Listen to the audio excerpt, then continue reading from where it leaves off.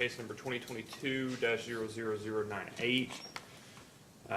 Electronic 2022 Integrated Resource Plan of East Kentucky Power Cooperative, Inc. My name is Kent Chandler. I'm chairman of the Kentucky Public Service Commission and will be presiding over the hearing today. Joining me is Commissioner Mary Pat Regan.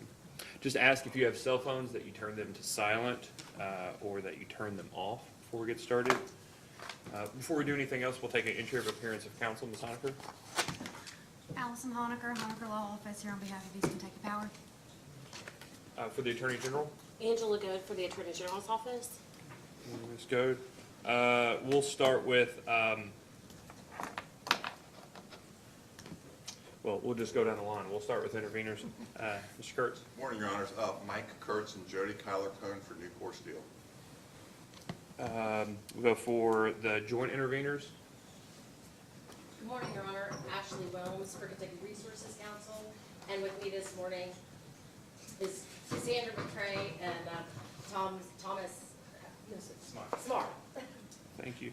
And we've entered the order on Pro Hoc BJ, is that correct? Yes. All right, thank you.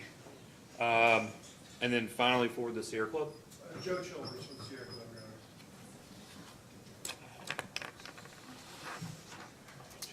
Honor. And commission staff. Jason Collier and Ben Bellamy for commission staff. Thank you.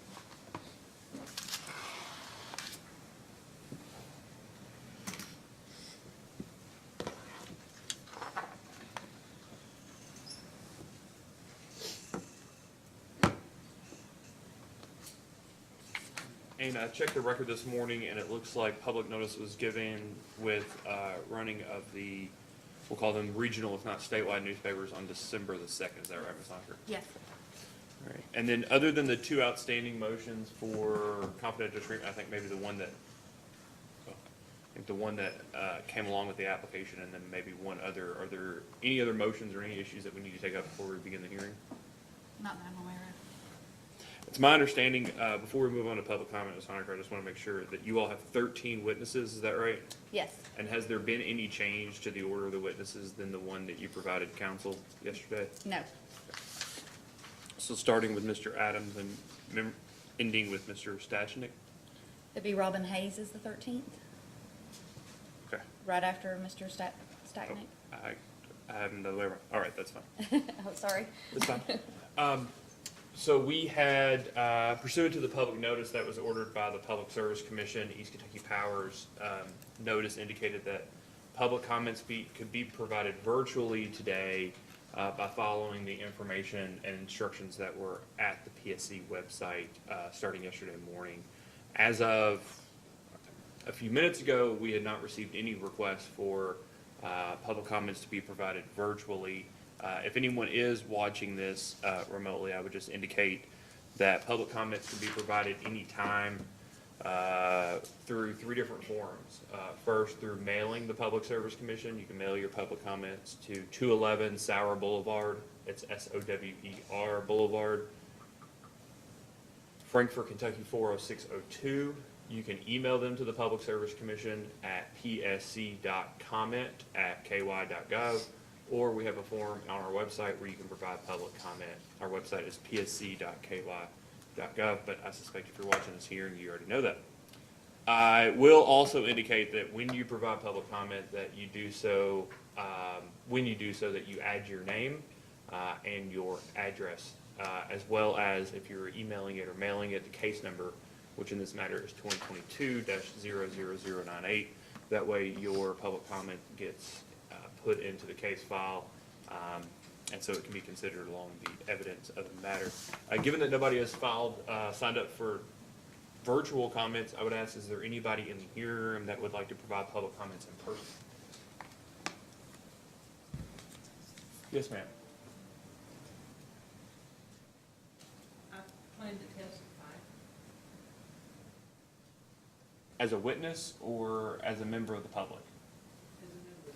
Okay, so the opportunity to provide information as a member of the public is this morning at the outset of the hearing, and you'll have, if you would like to, you can come to the microphone and you'll have 8 minutes in order to provide your public comments for the commission and commission staff's consideration. So would you like to to come forward and provide your comments this morning? I wasn't planning to come this quickly. Sorry about that. So I would just ask, I'll do a short timer, but or a timer for 8 minutes, but you're the only person here, so if you go a little over, that's okay. But if you start getting close to timeout, I may wave my hand. The microphone should be on, and you'll have 8 minutes. Just introduce yourself by name, provide your address, and then you can provide your public comment for our consideration. Well, I timed it at 3 minutes, so we should be okay. You can do it 2.5 times. My name is Elizabeth Gale Chandler.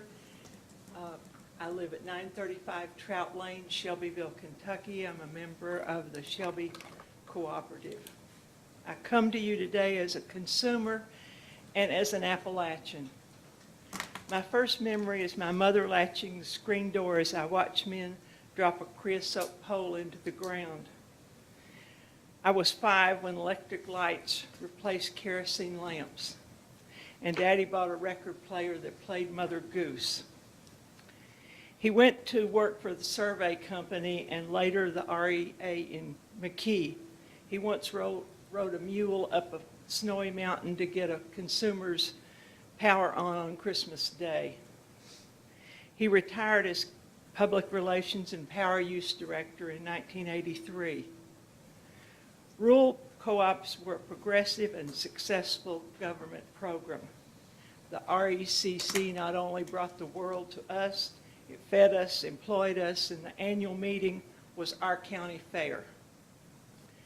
All this goes to show how great has been the impact of Kentucky's rural cooperatives and why I am testifying about EKPC's IRP.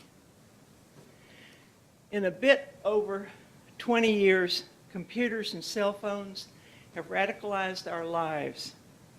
15 years in the future will probably find us on Mars. Here on Earth, a majority of us will be driving electric cars. Weekly, we read innovations that promise to improve renewables and energy storage, while the IRP is still depending on a 50-year-old coal plant in a world approaching climate disaster. EKPC needs to be in the front of the line for the Inflation Reduction Funds so they can retire debts, lower costs, and innovate. And while we are on the climate, the temperature keeps going up. Instead of modeling projections over historical weather patterns, they need to be based on the last 5 years. Every Eastern Kentuckian that I know is acquainted with someone who's living in a trailer or a badly insulated home and who must choose each winter food, medicine, the electric bill, or borrowing to pay that electric bill. Does this plan really do enough to provide the lowest cost electricity to those folks? Energy efficiency programs reduce the peak load, help struggling people, and reduce pollution. EKPC needs to improve participation in this program. And I look at McKee's Rural Telephone Cooperative, and I see that they brought in the internet, and they were even written up in the New Yorker. And I was so proud because Jackson County always gets pointed to as a place of poverty, and they were that ahead. The IRP is disappointing. I would like EKPC to step ahead in their planning and lead us to mid-century as they led us to a new world in the 1940s. Thank you. Thank you.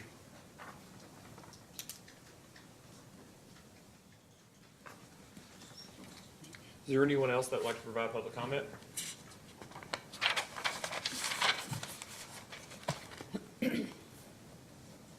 All right, seeing none, we will move on to the evidence. Ms. Honaker, would you like to introduce your first witness? EKPC calls Darren Adams.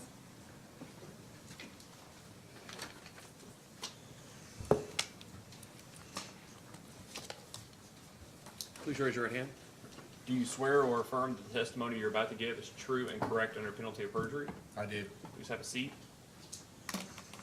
State your name and address for the record. Darren Adams. My business address is 4775 Lexington Road, Winchester, Kentucky. Ms. Honaker.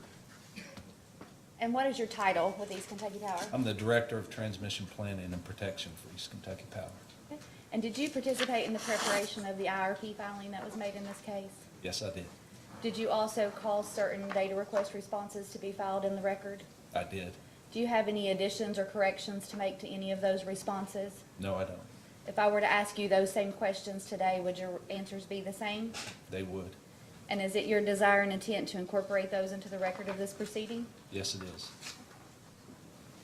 Since there's no one virtual, do you need me to ask what materials he brought? Or, okay. No, I just, I mean, did he take materials to the stand with him? With just his testimony and, yeah, I mean, yes, ask. the answer would be yes. Do you have any materials with you today? I do. Can you tell us what those are?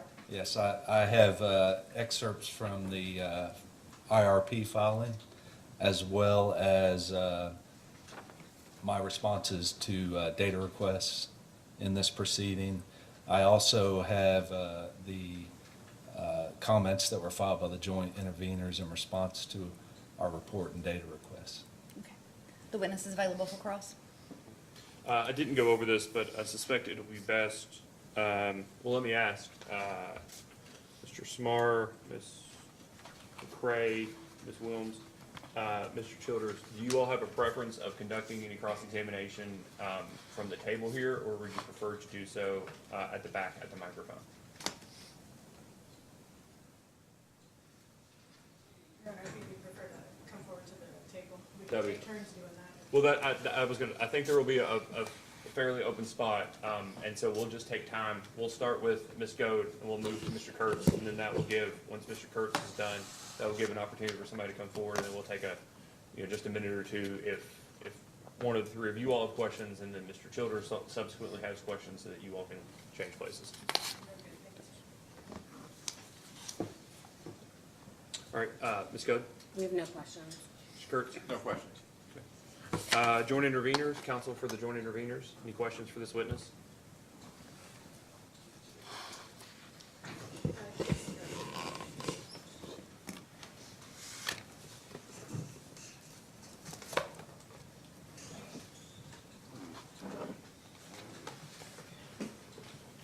Good morning, Mr. Adams. Good morning. My name is Cassandra McCray, and I'm here this morning representing Mountain Association, Kentuckians for the Commonwealth, and Kentucky Solar Energy Society as the joint interveners. How are you today? Great, thank you. So did I hear correctly that you're the Director of Transmission Planning for EKPC? That's correct. Could you describe a bit for me, Mr. Adams, your role in the development of this IRP? Sure. So, obviously, myself and my staff are responsible for developing the transmission and distribution portion of the integrated resource plan. So, it's a summary of the background on our system, as well as the process that we follow in developing our transmission plans and the results of those plans. We summarize the projects that we implemented over the prior 3 or 4 year period, as well as what we see coming up in the next 15 years of our planning horizon. Were you involved, Mr. Adams, in previous IRPs? Yes, I was. Could you list the IRPs that you were involved in previously?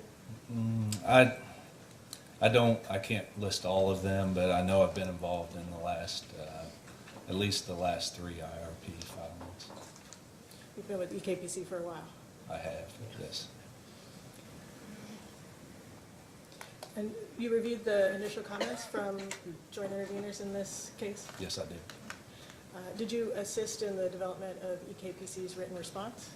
I did. Could you ID the portions of EKPC's written response that you assisted with? Yes, ma'am.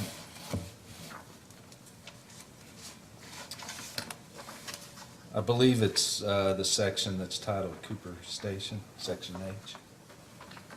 Thank you. And you do have the discovery responses you sponsored with you. Yes, I do.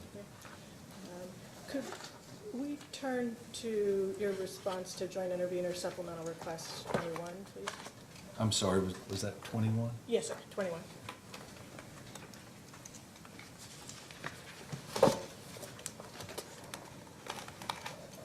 Okay, I have it.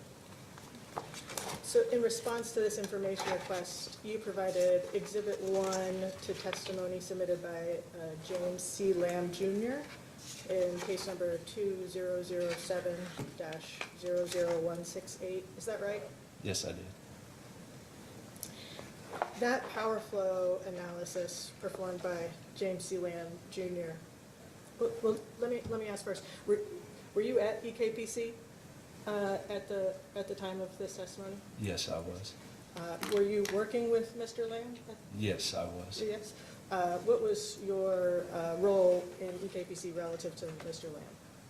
Lamb? I reported to him. I was the manager of transmission planning at the time. So would you have had a hand in helping to develop Mr. Lamb's testimony? Yes, I did. Were you directly familiar with this power flow analysis? I am.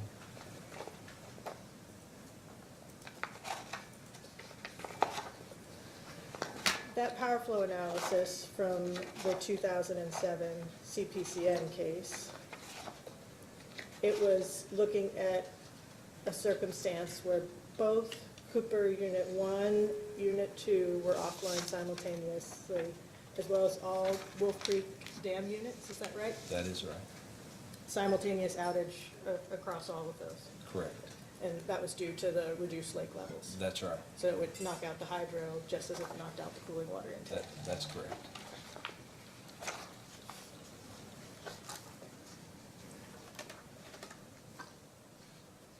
If you could flip ahead to page 6 of 11 in response to question 21. Okay, So I'm there. it's still an excerpt here of Mr. Lamb's power flow analysis.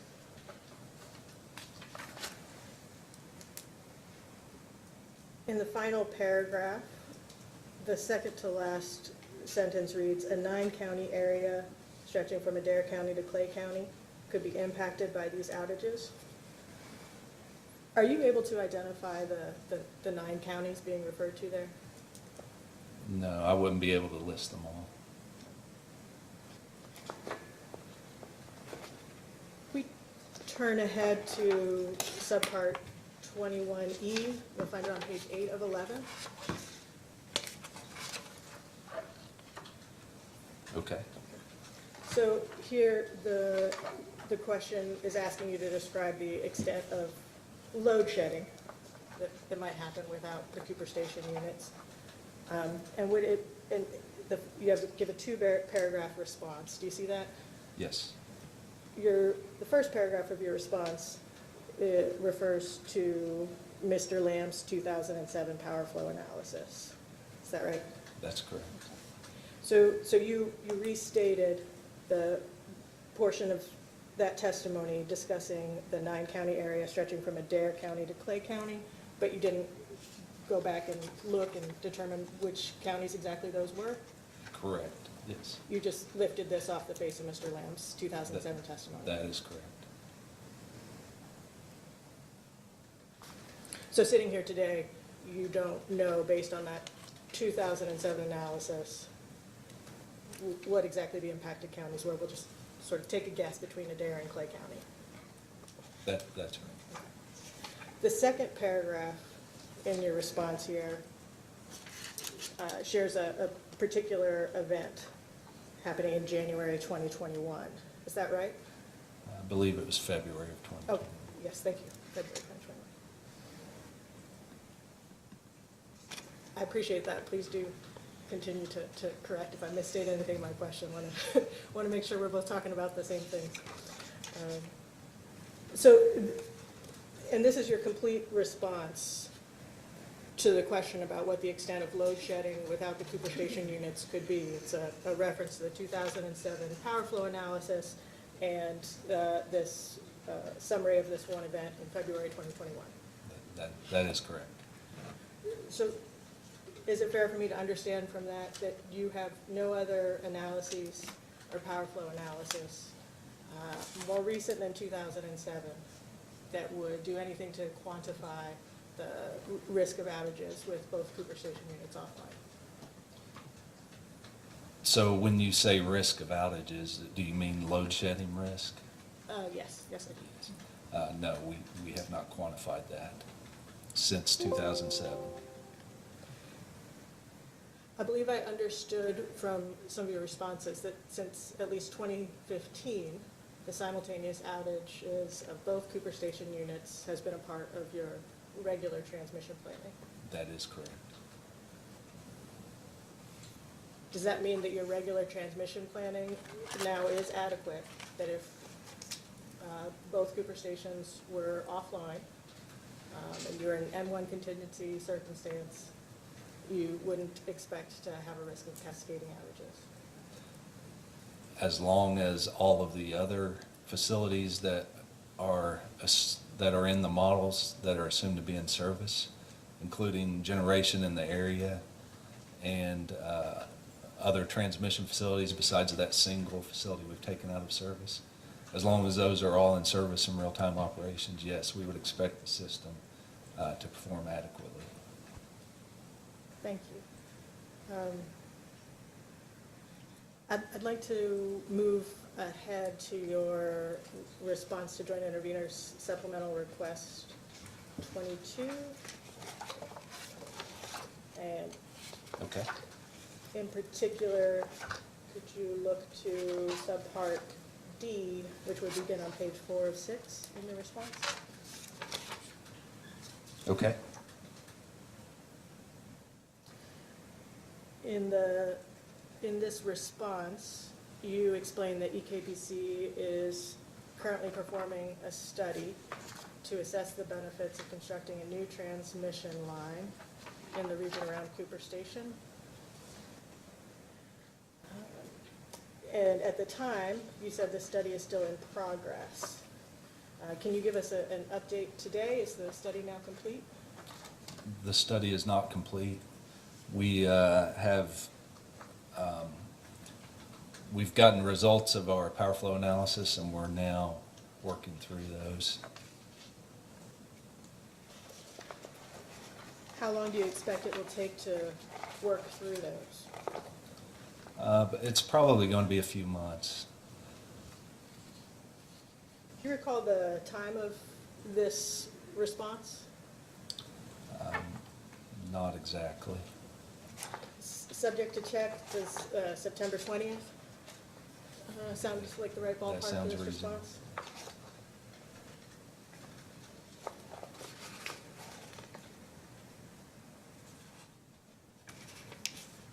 If you could look ahead to your response to supplemental request number 24 on page 3 of 3.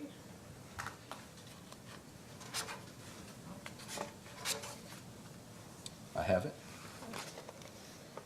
The top of that page, it says power flow analysis results are still in the process of being reviewed by EKPC staff. Is that the same power flow analysis that we were speaking about? That it is. Okay. So the power flow analysis results were completed and under review as of September 20th. Correct. Yes. And as we sit here today, that review, you say, is still ongoing. That's correct. Is that a normal period of time to review the results of analysis before sharing it? So it depends on the complexity of the study.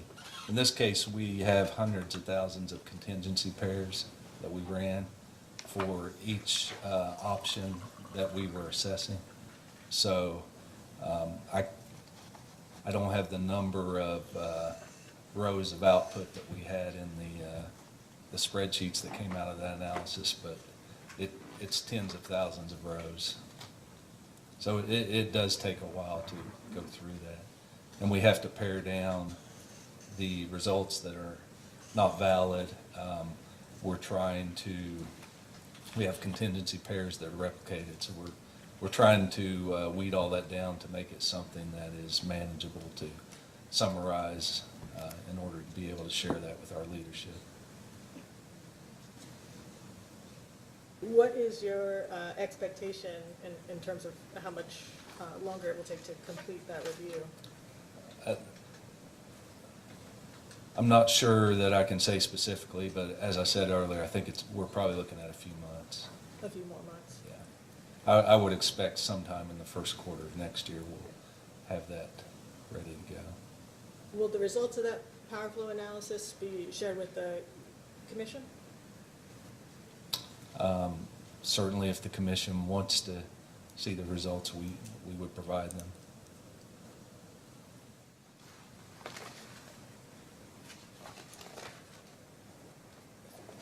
I could trouble you, Mr. Adams, to turn back to your response to Joint Intervenor Supplemental Request 22, Subpart E.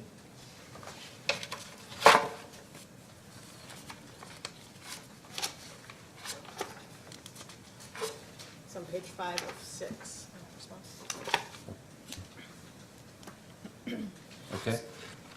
So, just one question on this option that you're looking at for an SVC. Can you provide a cost estimate for that option? I really can't, because this is a technology that we currently do not have installed on our system anywhere. It's somewhat unique, so we've not developed cost estimates. The first pass is just to see if this type of equipment would provide benefits, and then we would pursue developing costs if we see enough benefit. So, unlike the transmission line options where you have a planning level cost estimate already, and those were provided in response to 22C, you don't have a planning level cost estimate even for the SVC. That's correct. Is the SVC being looked at as part of the same study as the transmission lines It that you is. outlined in 22C? Yes, it is. It's just behind? Meaning it's just not keeping pace with your investigation of No, the it's- transmission lines? It's on the same pace as all the other options.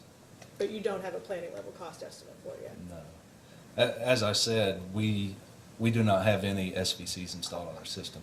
We have transmission lines, we have transformers, substations, so, we have good cost estimating numbers for those because we've seen historical costs. We don't have any historical costs for SVC installations because we've never installed one on our system. So it would take an additional level of effort to develop those cost estimates. Will you be undertaking that effort and developing cost estimate before concluding this study? I'm sorry, I missed part of the question. Oh, my apologies. Will you be undertaking that effort to determine a cost estimate for this SVC option as part of the study? So the study we're doing now is really a screening to see how well the different alternatives address the issues we see without Cooper generation in the area. So we would screen out options that did not appear to be viable or perform well.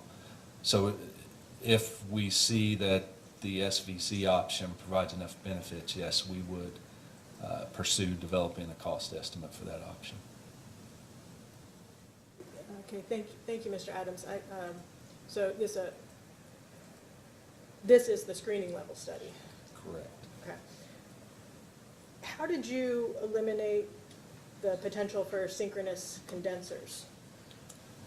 We did not eliminate that option.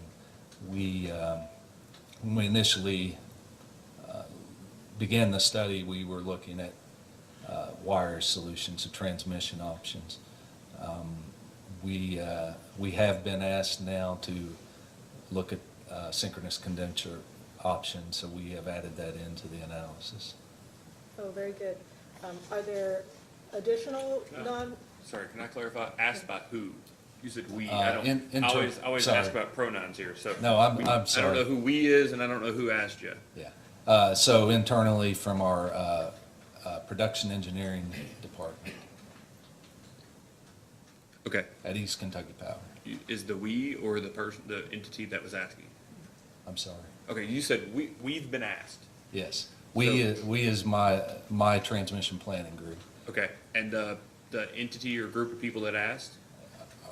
East Kentucky Power Production Engineering. Okay, they asked you to look at that option. Yes. Okay, all right, thank you. Please continue. Did they ask you to look at any further non-wires?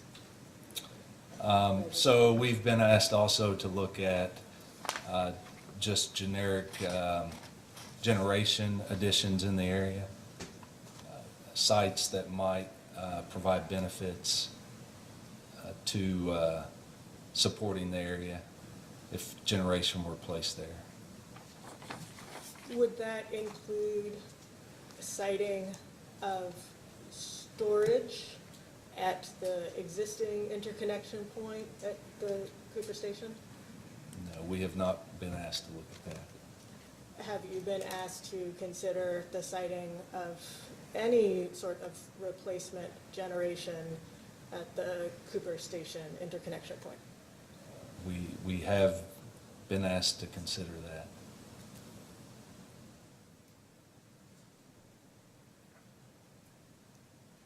Were you given any more specificity about the type of generation that you should consider as potentially being sited at the Cooper Station interconnection point? So from a modeling standpoint, we're just modeling a generic generator, something that would replicate Cooper as far as the reactive support it would provide into the area. So it could be essentially any type of technology as long as it provided that similar reactive support. Oh, excuse me 1 minute.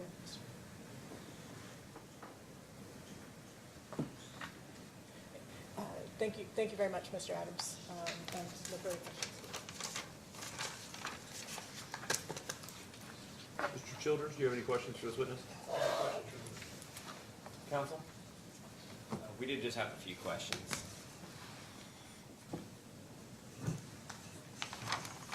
I was looking at page 32 of the IRP.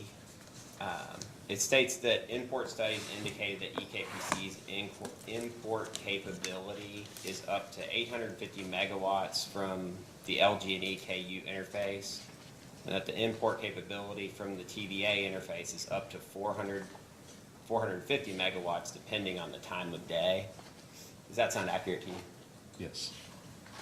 When you say depending on the time of day, is that referencing the fact that at certain times of day there's going to be congestion in the transmission system that will limit EKPC's ability to accept energy at the interfaces? I apologize. Can you? Yeah, it's Point me- page 32 of the IRP. I should have given you some time to get there. Okay. Could it be 132? Or 132, I'm sorry. Okay. Thank you. That helps. I apologize. So this is depending on the time period. That it doesn't mean time of day. It's really seasonal. Okay. So it could be during certain times of the year, like summer or winter peak periods, that we could not import up to 450 megawatts. But then during shoulder months like spring and fall, we could import more. Well, what is limiting the ability, or what's causing the ability to import to fluctuate? So it's typically based on interconnections between the two companies. you reach a point when you have transfers between the two systems where those interconnections begin to reach their thermal rating limit. So I don't know the specifics of this, but that would be my guess, is that we've reached a limit on one of the interconnections between EKPC and TVA.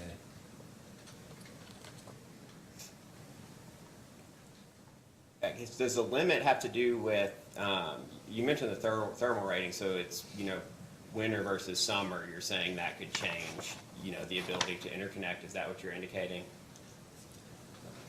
Not just winter versus summer, but also as you increase these import levels, the flows on those interconnections increase. So you eventually are going to reach a thermal limit on one of those interfaces. That's what I was wondering, like the adjacent lines or the other lines, you have like the interface, but then you would obviously have other portions of the transmission system are being used to transport the energy. Correct.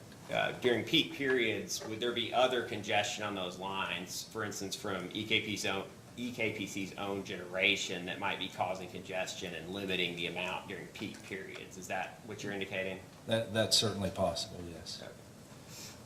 Do you have any idea what, during peak periods, what the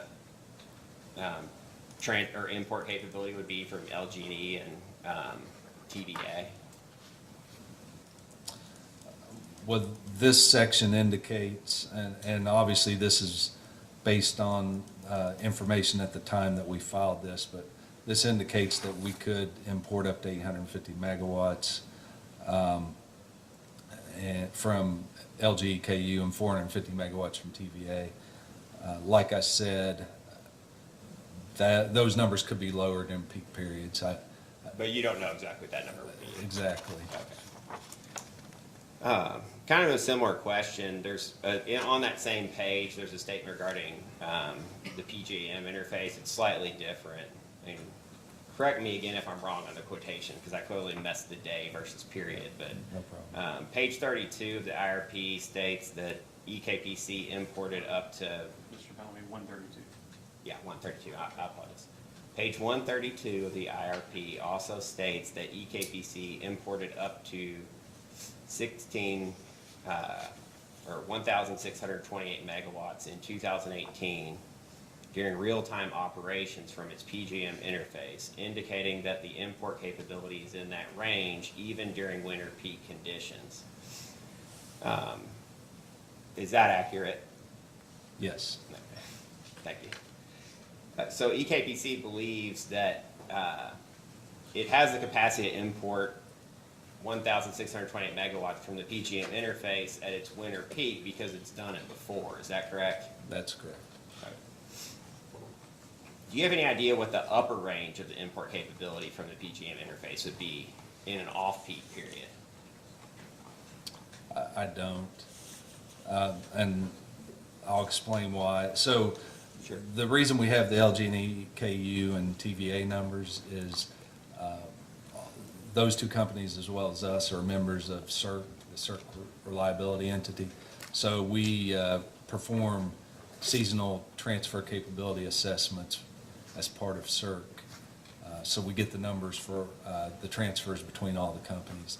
PJM is not, they're not a CERC member as far as the entire market. So there are no studies of import or export capability between CERC companies and PJM.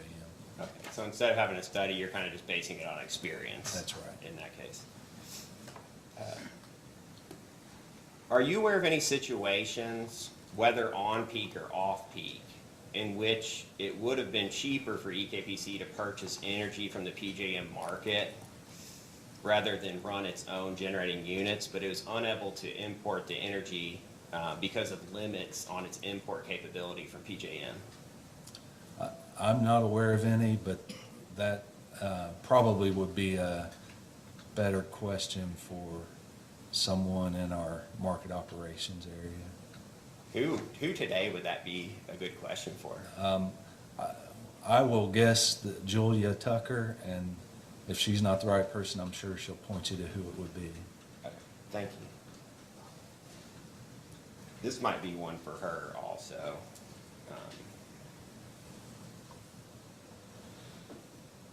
Sorry. Well, I'll skip that.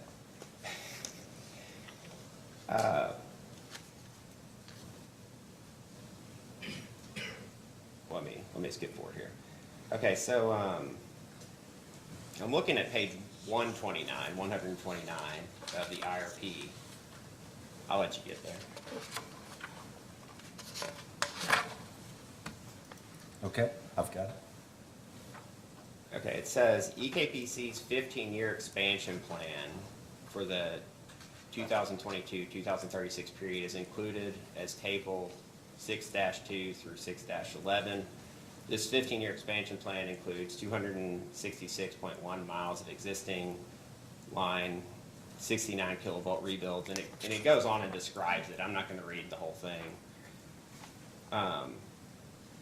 Are you familiar with how that 15-year expansion plan was developed? Yes, I am. How was the 15-year expansion plan developed? So it's a combination of projects that were identified through our power delivery group for non-planning criteria related projects such as aging infrastructure that needs to be replaced or refurbished, reliability projects to help with customer service issues, and then the other category is projects that are identified to address our planning criteria violations that we identify through our normal planning study process. So the three things are look at projects that have been identified for planning criteria, age, obviously, and then reliability. And could you just, what do you mean by planning criteria? So we have specified criteria that our transmission system must adhere to. For example, for a single contingency transmission line transformer out of service. And as I mentioned before, we also look at a generation unit outage. In combination with that, we have to maintain a certain voltage level on our transmission system. We have to ensure that all of our facilities are within their thermal ratings. We also get into stability studies as well, but the bulk of our projects are identified either through the thermal rating exception overloads or our voltage, minimum voltage level criterion. What's the difference between planning criteria and reliability? Are those kind of one and the same? It depends on the form you're talking about. Reliability criteria are typically different. They're things like trying to limit customer outages to a certain number or customer minutes out to a certain level. You can limit number of customers on a circuit between circuit breakers. So those I would consider more to be reliability criteria instead of planning criteria. Planning criteria is more like loss of load because of the voltage or generation issue, whereas reliability might be having as few people out as possible, like if one line goes down for some reason. Correct, yes. Like a snowstorm or something. That's right. Is there any economic planning of the transmission system? We certainly consider economics. When we develop alternatives to address a problem, we develop costs. A lot of times we do a present value analysis because we might be spending dollars in different years for different alternatives. So we're definitely doing a comparison of the costs of alternatives. We also look at things such as we may have an alternative that shifts load that we have connected to another transmission provider on to our system, which reduces the transmission wheeling charges that we pay. So we factor all those things into our planning. And is that, you're identifying, a need due to age, planning criteria, or reliability, and then you're assessing the different options based on economics? Or is there any kind of economic planning that looks more broadly, I guess, at, along with generation, what are we gonna do to, best serve our load in the cheapest way possible, looking at both transmission additions with changes in generation? I can't say that we have done that, at least not recently. I don't recall any type of holistic economic look at generation and transmission. Is there any way to do that together? I mean, I know you use, like, for instance, the RT sim to compare capacity expansion for generation. You might not be familiar with that program, but is there any way to incorporate transmission into that, or is there a separate process where you can, combine the two? Yeah, I'm not familiar with that program, but the way I would look at it is I would see the transmission aspect to be more of an input that we would provide to a power supply group to incorporate into an overall analysis. Thank you.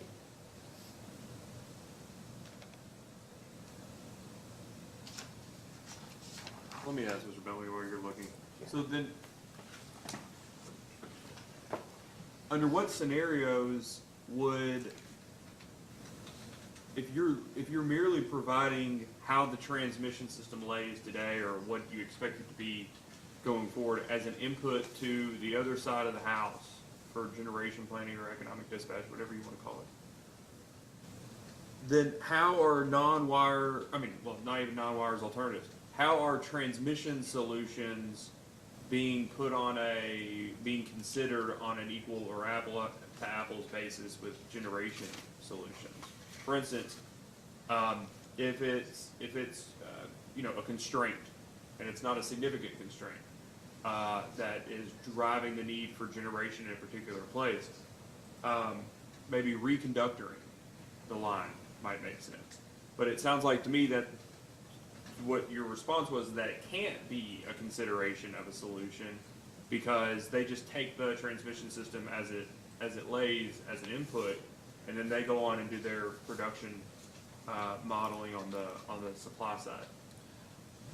Yeah, I probably oversimplified and maybe didn't state well what I was meaning. So my thoughts we would be given scenarios to say, we want to look at potential retirement of units, potential addition of generation in certain areas, and we would look at the transmission requirements for all of those.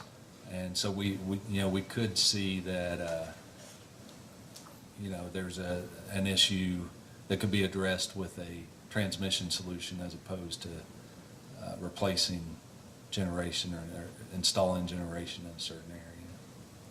Okay, and then taking separately, that's a scenario planning, assuming retirements. Mr. Bellamy's questions were about economic planning. So if there are like economic constraints on the system, how are those? Well, it sounded like your answer that those just aren't happening at all from your perspective. So, yeah, I don't think that's true. I think part of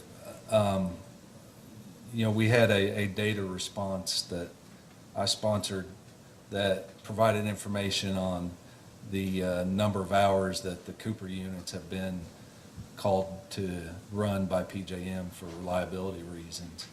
And those, it's a significant number of hours. So that was part of what has spurred us to look at, are there some transmission projects that we could build to avoid having to run Cooper for transmission reliability support. So I think that's an example of what you're talking about, where we are using the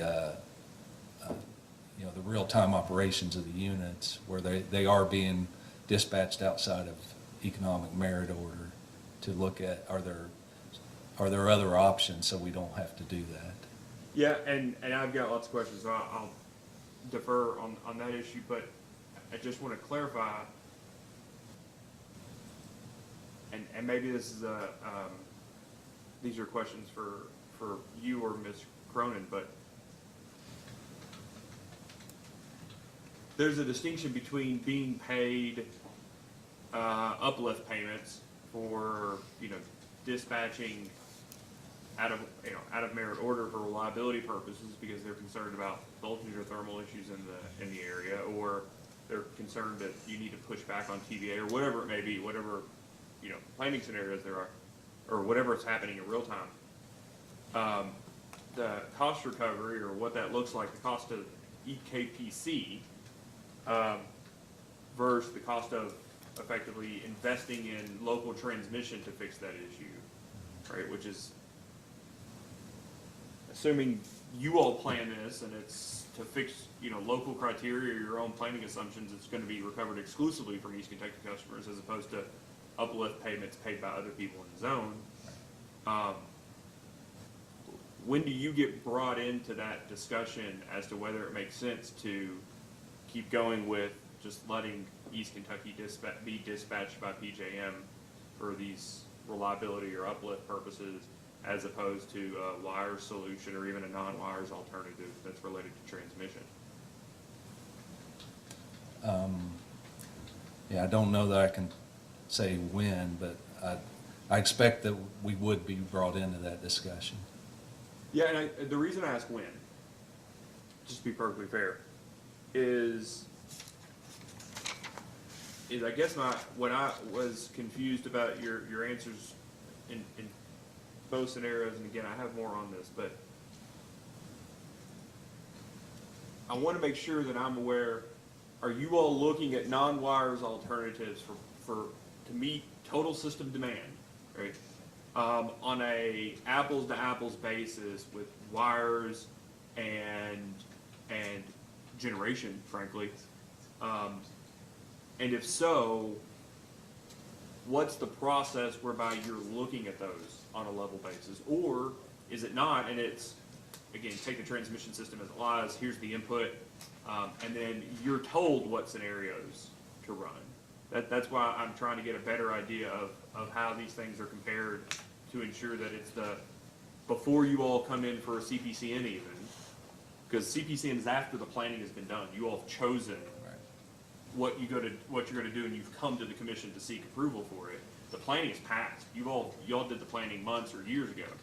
But in the planning scenario, where are all the options for transmission, non-wires alternatives, and generation?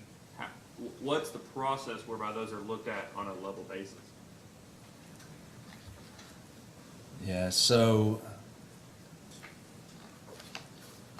it's, it is a collaborative process.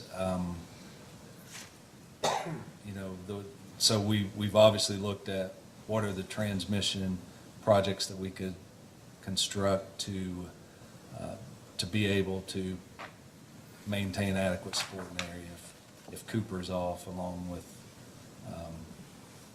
another generation unit in the area. As I mentioned earlier, we've been asked to look at could we install generation somewhere in the area to provide that support that's needed? Could we look at potentially installing a synchronous condenser to provide that support? So we are getting those scenario requests to look at.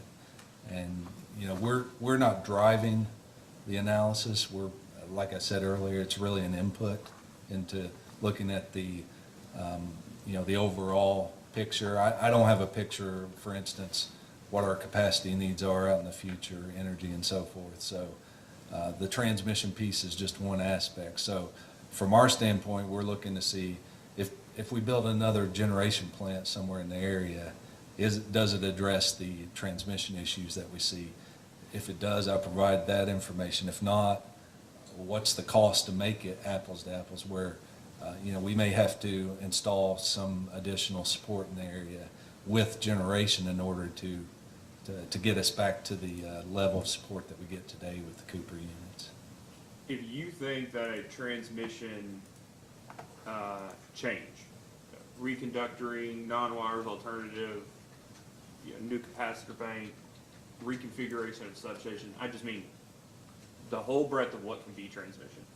If you think transmission can fix an issue, and you're not asked to run particular scenarios, you're not asked to provide solutions, that, in the way you were talking about earlier, from the power, maybe the power supply planning group, is there still a place in the planning process where even if you're not asked to run these scenarios, you have an opportunity to provide input to indicate to the decision makers that there are better alternatives on the transmission side than on the supply side? Yes, I certainly think so. I mean, that's just a normal course of business for us. We're always looking at, is there something that can be done to make the system more efficient? And we provide that input if there is. I'll continue on this, Mr. Bellman. Yeah, I was looking at page 8 of EKPC's response comments, and this is the section on Cooper Station, which I think you indicate you were involved with. And I'm basically looking at that sentence that's bolded at the end, just to draw your eye to it. But so it says, EKPC has taken steps to design its transmission system to withstand a single transmission element outage in the area, such as a major transmission line or transformer, along with both Cooper units offline, based on assumed system conditions available in the power flow models. What does that mean, based on assumed system conditions available in the power flow models? So the power flow models are really a snapshot of assumed conditions. So those models contain a set generation dispatch, a set topology or connectivity of all the transmission elements, the load forecast that's assumed in the models. So, those models are really I'll call it a best guess at what we expect to see during peak conditions. But obviously, we often see conditions that are different than those. Generators may be offline. There may be facilities out of service for either maintenance or forced off. So we may have a different set of conditions in real time than what we've assumed in those models. And that's obviously going to impact how the system operates. That was I was sort of wondering why it was bolded like that. Why, was that to kind of be a warning to say, there might actually not be enough Sure. generation available Yeah. under other conditions? Yeah, well, it's meant to say, the studies we do say, and identifying the projects that we need coming out of those studies, if we build those, the system should operate adequately. So, for example, if we're doing studies with Cooper 1 and 2 off, and we take facilities out of service, and we don't see any issues, from a planning standpoint, we say the system is adequate. However, in real-time operations, there could be other generators in the area that are offline. There could be lines that are out of service that result in real-time operational issues if the Cooper units are off. So when you say based on assumed system conditions, you're kind of indicating there actually are some scenarios that the power flow model might run in which there wouldn't be sufficient generation or voltage to maintain the system in that area, but the ones you all assume would be the conditions there would be. Is that? That's correct. Okay. And I guess one of the scenarios which I think is talked about in here is if LG&E's Brown Unit 3 is offline along with both Cooper Station units, then that would present an issue. Is that correct? That's right. With Cooper off, for that southern Kentucky region, the Brown number 3 unit becomes the worst generation contingency.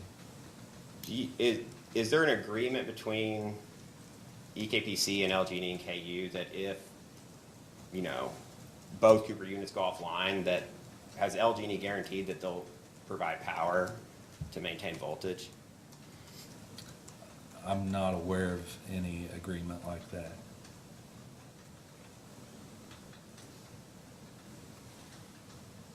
I guess how would you, if that condition arose, how would you make sure that LG&E, was operating Brown Unit 3 at that time? So, I don't know that we really have any recourse to definitely force them to run it or even ask them. I think, our East Kentucky Power's operations, transmission operations area coordinates with the LGEKU transmission operators. And in these areas where we have a lot of interconnections and there's load served by both companies, we do, when there's issues like this, we try to coordinate actions like bringing on reactive resources such as capacitor banks. So that would be the first step, is we would ask them, and also on our side, try to bring on any capacitor banks in the area to try to help support that voltage. And then, as happened in February 2021 during the ice storm, those actions were taken, and there were still issues on the system that had to be addressed. So both companies prepared to shed load, and LG&E did shed load. East Kentucky Power was preparing to shed load, but then the Cooper units were able to be brought back online, and that mitigated the issue. So we didn't have to actually drop the load, but we were in the process of doing that. So to your knowledge, if, obviously you've indicated that you all would potentially have to shed load if both Cooper units are offline and Brown Unit 3 is offline. If Brown Unit 3 is offline and both Cooper units offline, would LG&E potentially have to shed load in that same area? Yes.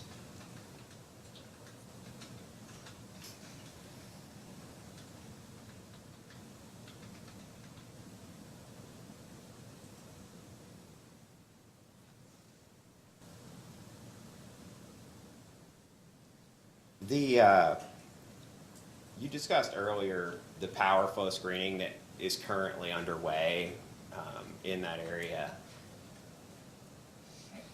And I think you mentioned 100,000 contingencies for each option. And you kind of talked a little bit about the option. There's wired options, I guess additional generic generation, SBC. How many different options are being looked at in that study? If you give me a second, I'm trying to recall the number of options we looked at. I believe, subject to check, there were 6 transmission line options. And as I mentioned, we're also looking at an SVC and potentially installing a synchronous condenser, as well as looking at generation at 3 to 5 sites, I think, in the area. So there's 6 line options, the SVC, the condenser, and then generic generation at 6 to 5 areas. Are those, I guess you call it, are those options, are they combined, like this, the 6 line options, would the lines themselves solve the issue, or is it lines in conjunction with one of the generation options? So right now, we've looked at each option in isolation, so we haven't gotten to the point of combining options, but that would be a next step to see, are there some combinations of the options we looked at that could address more of the issues. And you mentioned earlier too, that this portion of the study that you're doing is more looking at feasibility and what's actually going to address the issue, I guess from an engineering standpoint, correct? Correct. Once you finish that, well, I guess any option that, would address the issue, would you then move on, move all of those options on and look at the economics of them to see which one would be the cheapest way to address the issue? Cost would definitely be a consideration. Also, performance and, you know, other factors like relative benefits to the system, how much it improves reliability. You know, we would need to factor in the engineering aspects of it. So I think all those factors would come into play as to which ones move forward for further consideration. So you look at the ones that work and then look at potentially like the ancillary benefits of the things that can solve the issue, and then look at the economics of it and do kind of a combined analysis of that. Is that what you're thinking? Correct, yes.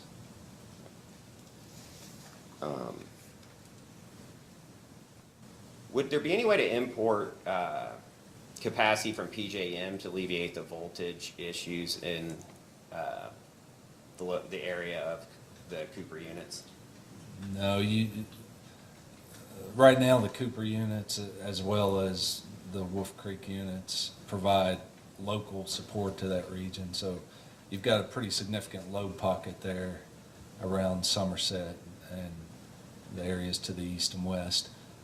So you have to have some kind of local support, whether it be generation, an EHV transmission line that brings support into the area from areas where there is generation, which there's an LG&E line, a 345 kV line that runs through that area now, but it's the only EHV transmission source. So obviously it's going to be one of the worst contingencies that we consider. So without that local generation, we would need another transmission source that's strong into the area to provide that local support for the load there. Thank you very much. I didn't have any other questions. I do not. Do you know what LG&E and KU's plans are for Brown 3? I do not. I know we develop joint planning models with them on an annual basis because of the numerous interconnections we have between the two systems. And in those models, they have included Brown 3 dispatched through 2032 is our latest model we have right now. Okay, so it would come as a surprise to you that in the LG&E and KU's 2020 rate cases, they changed the retirement date of Brown 3 to 2028, That does come as a surprise to me. and that they reiterated that retirement date in IRP. That would surprise you? It does. From a modeling perspective, like I said, they're dispatching it in 2032. Okay. What do we do, Mr. Adams? We've got, well, let me ask it this way. I just is what it is, but all this talk about Brown 3, I thought maybe I'm going crazy. Maybe there's an extra unit of Brown that I'm unaware of, in addition to the CTs and the solar and the hydro. There's not. Brown 3 is the last one, 412 megawatts.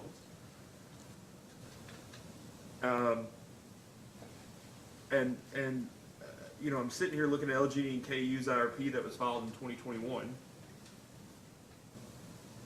that says that the retirement year, the assumed retirement years of Brown 3 at 412 megawatts of summer net capacity is year 2028. Handy little comment on the page before says that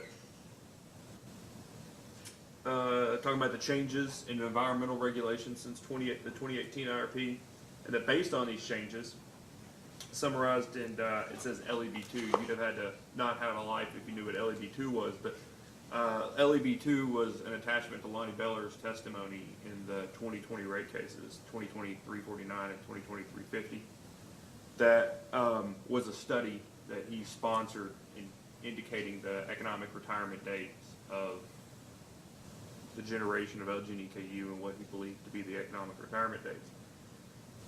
And the sentence goes on, and consistent with that, the 2021 IRP assumes Mill Creek 2 and Brown 3 will be retired in 2028. So you have the models that underpin this IRP assume Brown 3 is not just in service, but in service and being actively dispatched through the end of the calendar year 2032. That is correct. And in your, well, let's take a step back. I assume in your response to Mr. Bellamy that in the comments that were filed, I think it was on page 9, you said the part that you provided input to talks about the sentence that starts out, therefore EKPC has taken steps to design its transmission system to withstand a single transmission element outage in the area, such as a major transmission line or transformer, along with both Cooper units offline.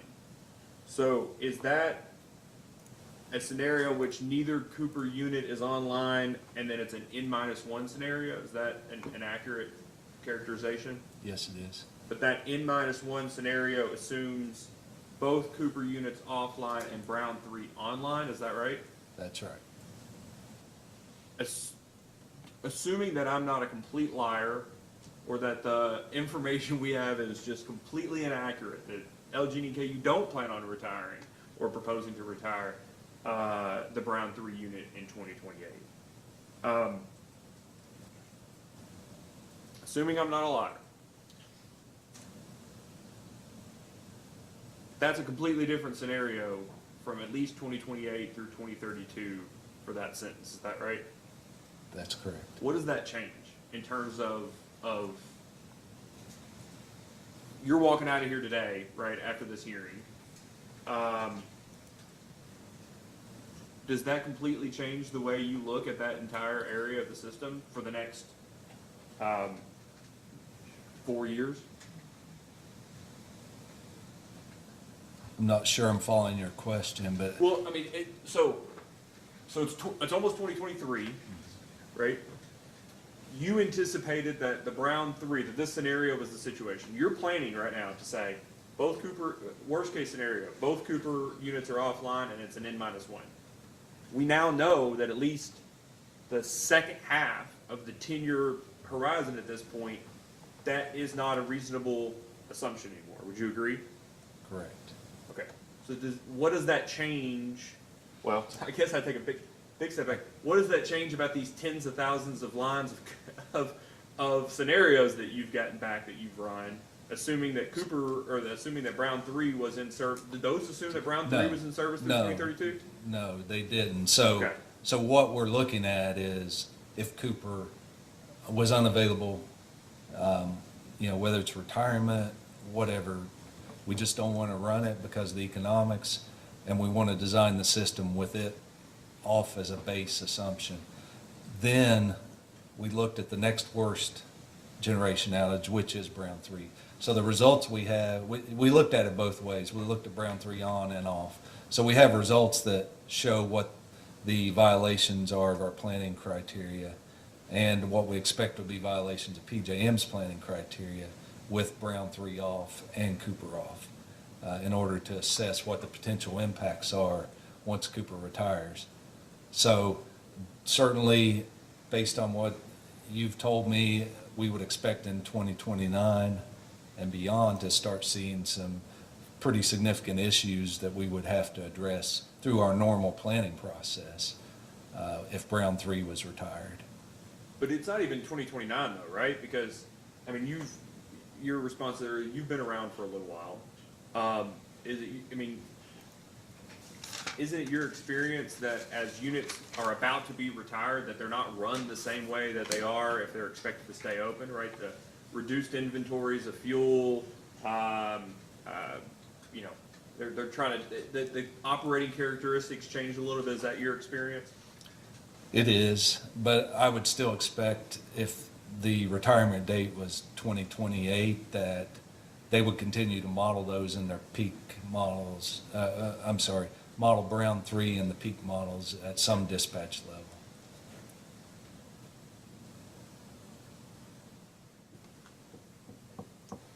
So there's a line in this, and I only ask because you said you contributed to the Cooper portion of this. The very final part of the entire section of the comments talking about Cooper Station. And line 12, or on page 12. The last paragraph says, the assertion that East Kentucky Power is losing millions of dollars at its Cooper Station each year assumes that East Kentucky has fully appreciated the asset. Prematurely retiring an asset with remaining book value leaves a financial burden on ratepayers to continue payment on an asset from which it receives no value.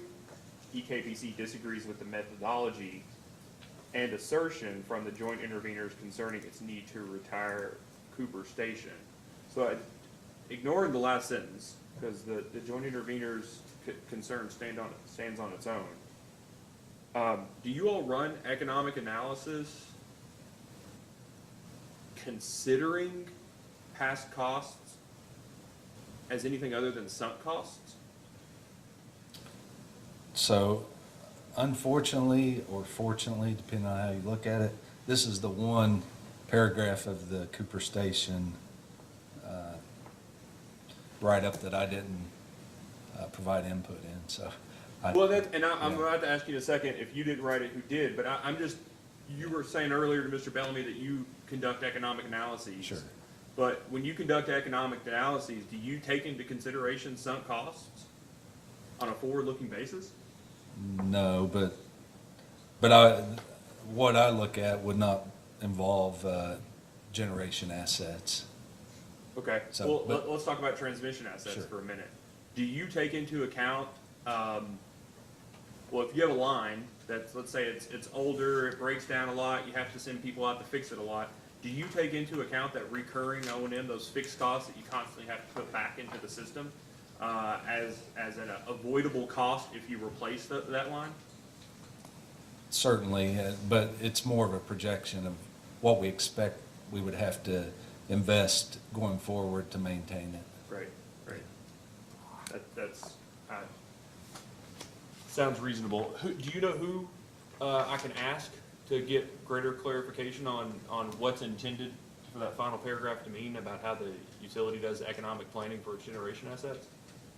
I would start with Ms. Tucker. Okay, Ms. Tucker. Okay, and then I'm going to go back real quick to 22. Your responses to those 22, A, B, C, D, E, F. I think it maybe ends at G. Yes, Let me know when you're there. I am there. Well, you're faster than me. 22 F is the one, okay, no, 22E was the question about static volt ampere reactive compensators, known as SVCs. Thank God there's an acronym. Your response to E was that you are considering that. You haven't run the scenarios for it yet, but you are considering it. Is that correct? Is that your answer? One correction, we have run the scenarios, For SVC, you run the Yes. scenario, but We- you don't have a cost. cost estimate, Okay, that makes more sense. yes. So you are running that, but you don't know what it costs to compare. F was asked about synchronous condensers. That answer is different. And I don't know that I understand the second sentence of the response. So it says EKPC's focus to this point has been primarily on transmission infrastructure additions that could bolster support in the area. So when you say EKPC's focus to this point has been primarily on transmission infrastructure additions, is that because that's what was requested of you? No, I think that's just, that's our traditional approach is look at, things we're familiar with, wire solutions. So, and I maybe miscategorized it, but I've considered a synchronous condenser to be really more of a generation type solution, even though it's not providing any real power support. But, so just considering it to be a non-traditional solution, and our focus was on our typical, is there a line we can build, a substation, a capacitor bank, SVC, something that is more of what we consider a traditional transmission solution. Great. So when in the process do you all look at alternatives? You mean alternatives to those traditional solutions? That's right. I think as we consider other things that might work, or like in this case, we got a request department to look at the possibility, to look at what the benefits would be of converting to a synchronous condenser. Yeah, and that's what I guess, if you can't hear my voice, my concern is that you only study alternatives if requested to study alternatives. You all weren't asked to just do the traditional, you were asked to study the scenarios, right? And then you were asked, in addition to studying scenarios, please do SVCs as well. But it's not your all's default to include non-wires alternatives when you're doing those studies. Is that correct? I would say that's correct, yes. Yes. It's just an answer. So then 22G was deploying utility scale battery behind, and answer the question on this a little bit, but installing a battery as a, I guess it drains and it discharges, right? But the same response applies as the previous question, right? With synchronous condensers is the focus to this point. But let me ask you this way. I asked the question earlier. If you're not asked to do something, when in the process do you get an alternative? Do you get an option to say, hey, hold on a second. We didn't study this. I'd like to study it before you all move forward. This may be a good alternative. You're aware that battery can be a transmission asset, correct? I am, yes. Are you going to have to wait until that time in the process where you jump in and stop and say, hold on a second, there are things we didn't study that could fix this, that could address the underlying need, right? Are you going to have to wait to that point to bring up synchronous condensers and behind the meter, I guess effectively behind the meter batteries?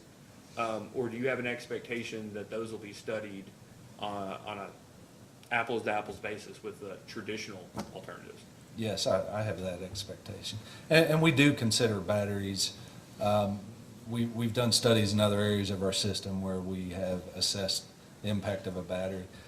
And one of the reasons here that we didn't pursue it is, again, the information we provided regarding dispatch of Cooper called on by PJM. There was data that showed that the units were required to be on for over 100 hours continuously during one period, and that snapshot of 16 or 17 months that we looked at. So, battery technology is very limited in discharge duration. There aren't any large-scale technologies right now that would give you that kind of continuous output. Yeah, and I guess my question to you, and if you don't know it, Ms. Foster, but why aren't these conversations happening along with PJM? Because this is a PJM issue, right? You guys are out money. Even if you get paid uplift for running Cooper at those times, there are still, even if not actual costs you're incurring, there are, I'll call them politely, theoretical costs that you're incurring, right? Because whether it's you're using the limited amount of time you have to run under your environmental permits or whatever it may be, there are additional costs that you may not necessarily recover through that uplift payment. So why, especially since you're studying this, assuming Cooper doesn't exist, that it's retired, and that PJM wouldn't, in its own manual, study this until they get a generation deactivation notice for reliability, for thermal voltage issues. Why aren't you all studying this in tandem with PJM so that they can determine to see if this is an economic project for them to have to reduce the uplift payments of running Cooper 100 hours at a time any particular time? Yeah, I'm not sure if that's been discussed. I haven't been involved in those conversations to date.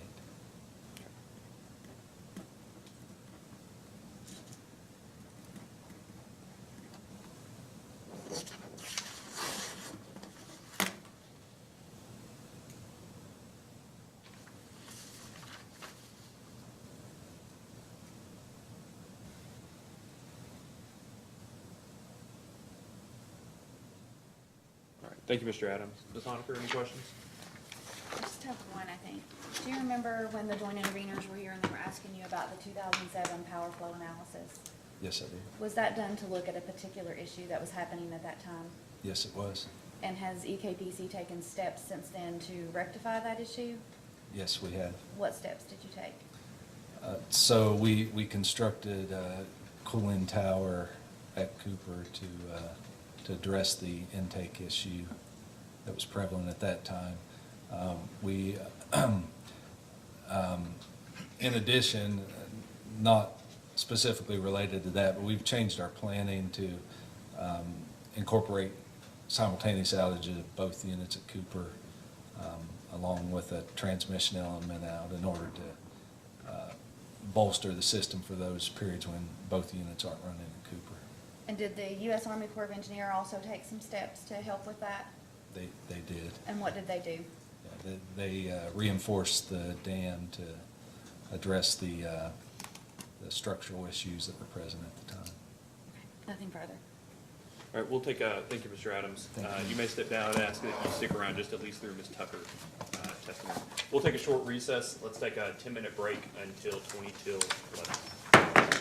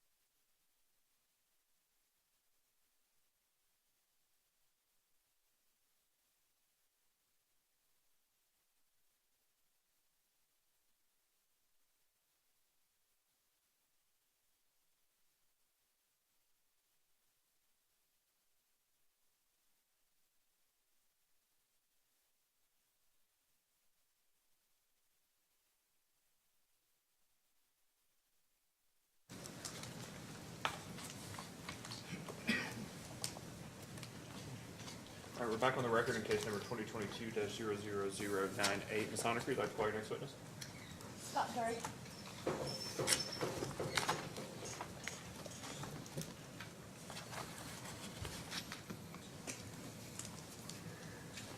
Please raise your right hand. Do you swear or affirm the testimony you're about to give is true and correct under penalty of perjury? I do. Have a seat. Please state your name and address for the record. Scott Drake, work address 4775 Lexington Road, Winchester, Kentucky. Ms. Honaker? And what is your title with East Kentucky Power? Director of Business and Technical Services. And did you participate in the preparing of the IRP filing in this case? I did. Did you also cause responses to data requests to be filed into the record? I did. If I were to ask you those same questions today, would your responses be the same? They would. Do you have any additions or corrections to make to any of those? I do not. Is it your desire and intent to incorporate those into the record of this proceeding? Yes. And what materials did you bring to the stand with you today? I have my responses to data requests, initial and supplemental data requests. Witnesses available for cross. Good. No questions. Mr. Kurtz? No questions, Your Honor. For the joint interveners, any questions?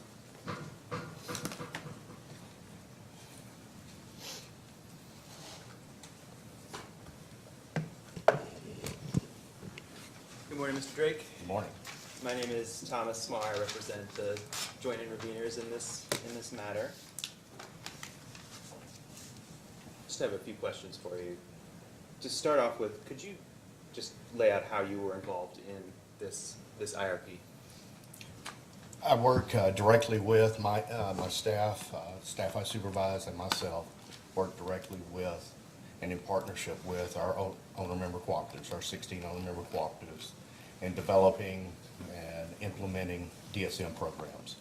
And DSM obviously is a significant portion of the IRP process, so I'm involved in creating those programs with our co-ops. And you also responded to information requests in this proceeding concerning cryptocurrency operations, is that correct? I did, yes. How do you, in your role, how do you have knowledge of cryptocurrency operations in EKPC territory? My expanded role in moving into a director's position includes negotiating some of the contracts, working with industrial members who are needing an industrial contract, particularly the interruptible contracts, which are a three-party contract requiring commission approval. And the cryptos that of any size typically want to have an interruptible portion or option in their contract because of economics. So therefore, I'm engaged with those cryptos because of the contractual situation. Were you involved in any aspects of EKPC's written response to comments in this proceeding? I was not. Do you have in front of you the responses you were involved with for joint interveners' first set of discovery in this proceeding? I do. Turn to number 16, 1-16. I am there. And refer you to paragraph B of that response, 16E. Okay. And there's a reference to 4 facilities there. Do you see that? Mm-hmm. Yes. Do you recall the names and locations of those facilities? Your Honor, that would probably be confidential information due to customers if we give the names of those cryptocurrency that are participating. I mean, are they, He asked for the names and the locations of that may give customer information if they have signed the contracts. yeah, so Don't know are where they he's going publicly with that. available contracts? I believe they are because they're filed and approved by the commission. Okay. That's my understanding. All right. If they're special contracts or EDR contracts, the counterparty to the contract is not. I don't think the commission has ever granted. Let me say it this way. I'm unaware of any of the names of the counterparties to the special contracts being redacted when filed with the commission or approved by the Okay, commission. I just wanted to make sure they were publicly filed before we went down that road, so. Yeah, so, but the question you're asking, Mr. Smar, is for contracts, well, let me clarify what universe that you're asking about. Are you asking about potential? You're asking about being negotiated with or, you know, having a back and forth with, or ones that are actually already customers? This particular question, Your Honor, relates to discovery response where the witness stated there were 4 currently operating loads, cryptocurrency loads. Ms. Honaker, Yes. you're fine with that? You're, Yes. good move, you're, okay. Of the 4 that's mentioned here, off the top of my head, I can quickly name at least 3 locations. The names of the company, I know Exponential Digital has 2 crypto installations down in the Cumberland Valley area, Cumberland Valley Electric area, down around Corbin in that area. There's another one that's up in Grayson's service territory. And the 4th, I think maybe is on Jackson Energy. So it's more around the McKee area of Kentucky. Since this discovery response was provided, have there been any additional cryptocurrency operations that have begun taking service from EKPC? Yes, there's been a couple more. I'm not sure the exact number here in front of me, but a couple more, I think, in the Jackson area, Jackson Energy area. The company's name is Umine, and we are still discussing more crypto with Umine. Do you recall the total megawatts of the ones that are already in operation? I think that was, these 4 was listed. And response 16A, 25.5 megawatts. That's the total of the 4. The other ones that we assigned since then are a little smaller, so they're in the 5 to 8 megawatts apiece. And I think you said there were two of those? Is that Yeah, I right? think there's a couple more, and frankly, we're still in discussions with a couple more cryptos beyond that. Are the ones that you are in discussion with now, are they also roughly that same size? Yes. Roughly 5 megawatts? 5 to 10, one is going to be 13, I believe, assuming that comes to fruition and the agreements are signed.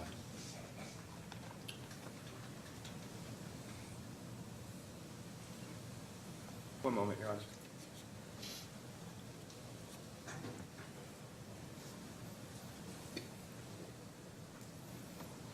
We don't have any further questions, Your Honor. Mr. Childers?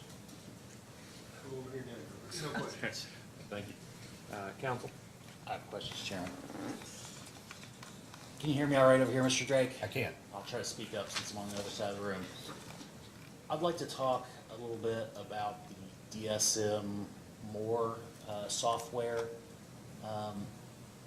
It appears from looking at the technical appendix that that program was run on all the existing DSM programs. Is that right? That's correct. Was it run on any potential DSM programs that were being considered? It was on a couple when we did the, the potential carbon cases, the impact of maybe a carbon legislation or carbon tax. We did run some additional scenarios of additional programs that possibly could be cost effective were we to be under the scenario of some type of carbon constraint and the finances from that. Which programs? I believe it was a commercial lighting program and some Energy Star appliances program that we ran some more cost effectiveness on through the DSM More product.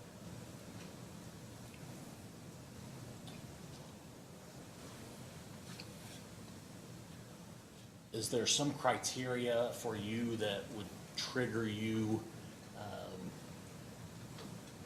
putting a new program through the DSM More program? Yeah, the criteria is really, it is our conversations with our owner-member cooperatives and their staff, and the staff that I supervise, that are in homes and businesses every day, assisting them with their energy needs. And those conversations kind of lead us to determine what additional programs may be of interest that may be helpful for the rural Kentuckians we serve. And so when we look at cost effectiveness results of the market potential study that was done, that's an input to determine whether or not we may want to develop a new program along with the needs that are provided, conversations that we're having with those staff. And the combination of those, we begin to look at potential new programs. I want to direct your attention, and I don't know if you've got a copy of the technical appendix with you. If not, and if Ms. Honaker doesn't have a copy of it, I can just explain to you what I'm looking at here. On PDF page 102 of that appendix, there's a chart, the demand response cumulative annual RAP savings table. Are you in volume 1 or volume 2? This is volume 2. This is the DSM technical Okay. appendix. Sonaker, if you've got a copy of that, I can. And what page, I'm sorry? 102 of the PDF is appendix C9 of DSM technical appendix.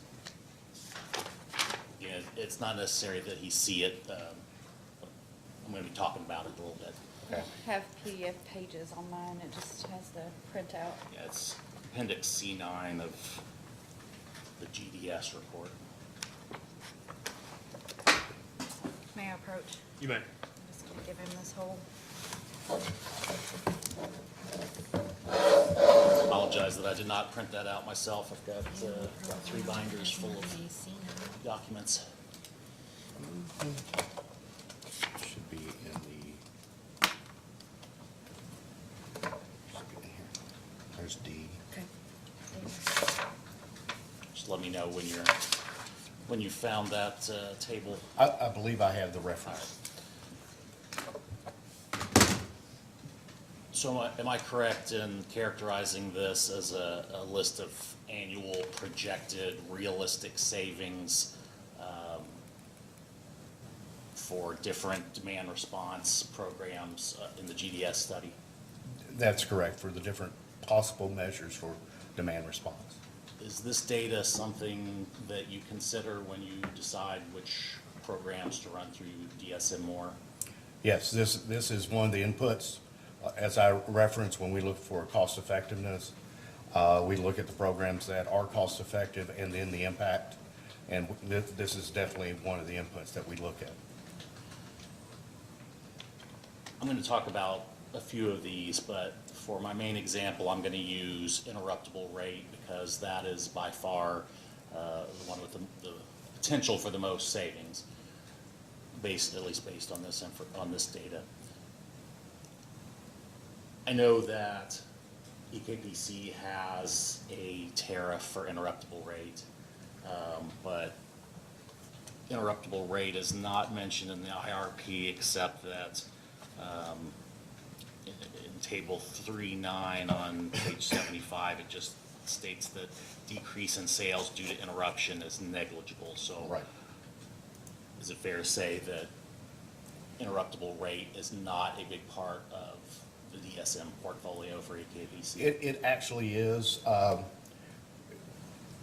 interruptible program is highly used. We're probably now in about the 400 megawatts of interruptible. We have had a significant expansion at Nucor that is interruptible. We just mentioned the cryptocurrencies. And those megawatts are included, even though we didn't specifically talk about them in the IRP. They are definitely included in the planning process. So yes, it is totally included in this IRP. So tables to do with load forecast are all already taking interruptible rate or the interruptible load into. We kind of evaluate interruptible separately. And you know, potentially in the future, we can infuse it. But the tables that are on here are outside interruptible. So the amount of interruptible goes into the planning, but the amount of DSM that we're claiming is potential in our DSM more runs is on direct load control types of DSM that is separate from interruptible. So can I clarify on this for you? Do you treat the interruptible tariffs as a demand side or a supply side option for your IRP? We treat it more as a demand side. It's compensated equally to a supply side. So it's kind of a blend, if you will, or a mix with that. But it's treated as a demand side resource. So It comes off of our, You just reduce peak usage. yes, Well, let me ask it this way. You reduce peak usage, or you reduce the demand in every single hour? peak usage. Okay. Because it's So it's just interruptible. used for determining the installed reserve margin then?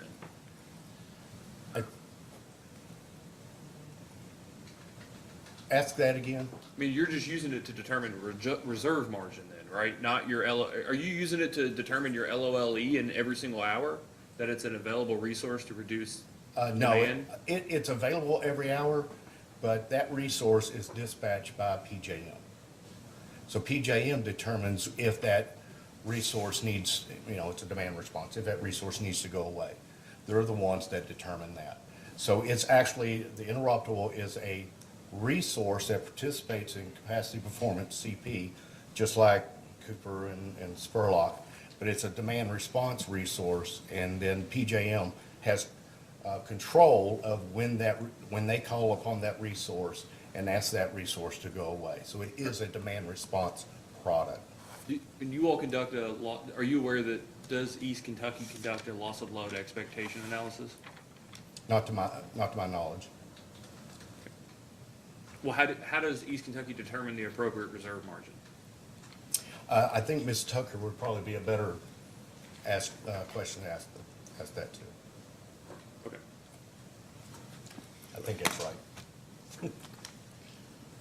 So again, I just want to make sure I understand this in the context of planning over the next 15 years for peak load. The IRP shows that under the preferred plan that there's going to be peaking capacity added in 2032.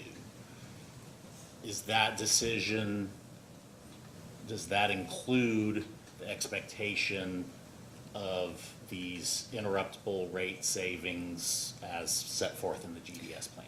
I believe absolutely it does, so it's subject to check with Ms. Tucker, and she's given me an affirmative, so yes, that does include the interruptible portion.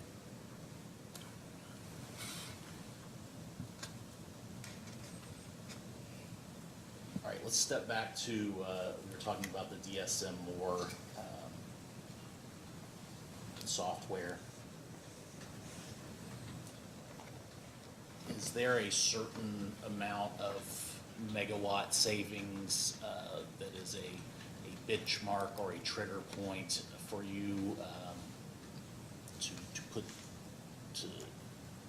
put it into the DSM more model?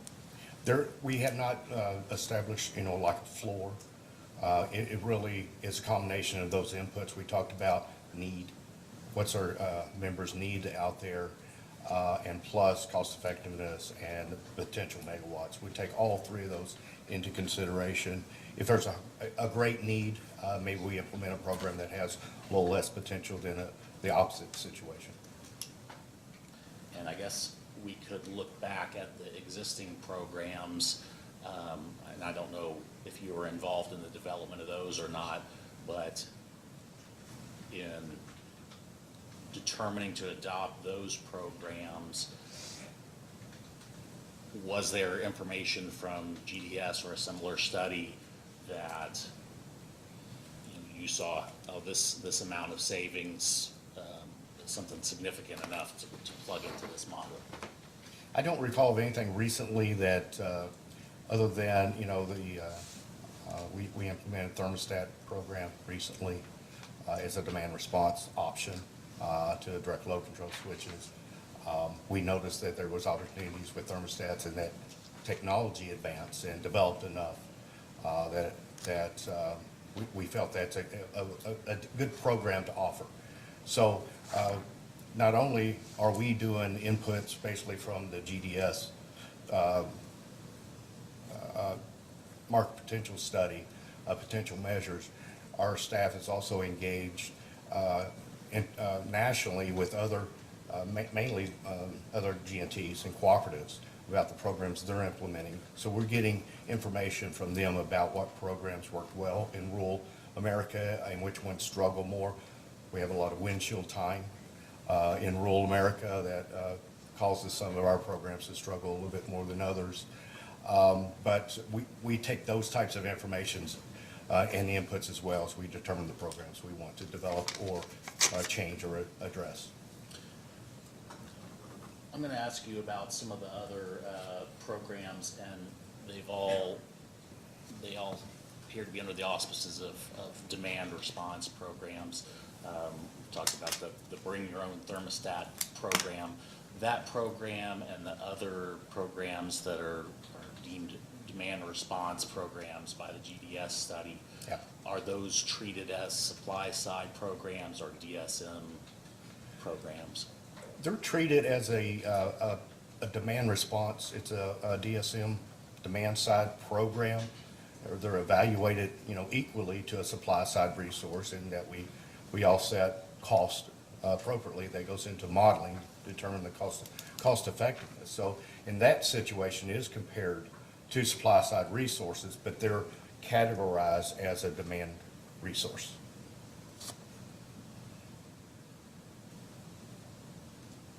Now, I know I may have to ask somebody else about this, but how familiar are you with the RT-SIM resource optimizer? I am not familiar with that. Okay, and so who would be the person to ask about I believe the Ms. DSM involvement in that? Ms. Tucker or Mr. Williams?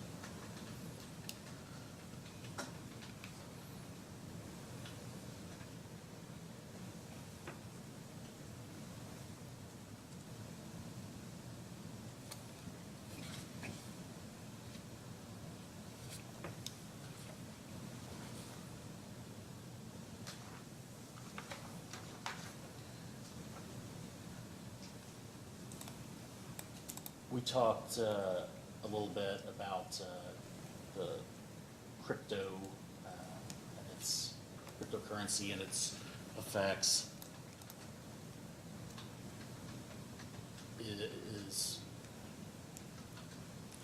Just tell me a little bit about how the cryptocurrency facilities are using the interruptible rate, or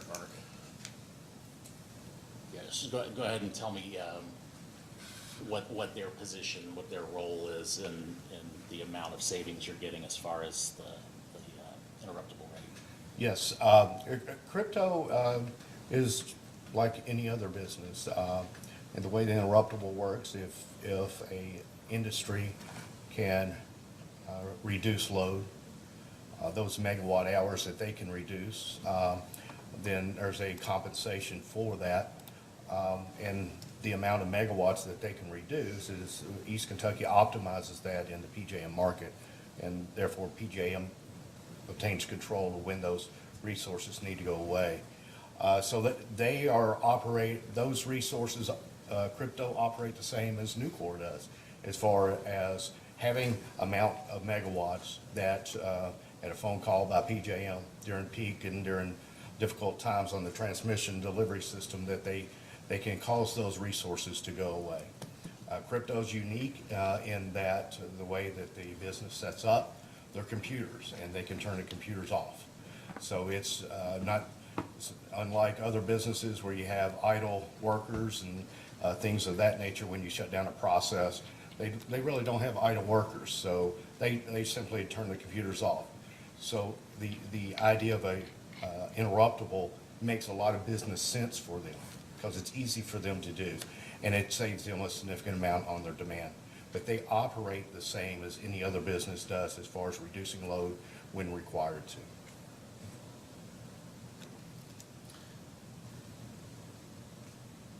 Does the co-op owner-member system present any challenges logistically or technologically as far as the interruptible load goes? I don't think they implement or cause any challenges. The members, like the cryptos, Nucor, they are members of the owner members. They're not necessarily our direct members. So we always work with the staff at the distribution co-ops and their key accounts representatives in discussions with potential interruptible participants and existing interruptible participants, keeping them educated on the program. So I don't know of any challenges, but it is a partnership and we work with them.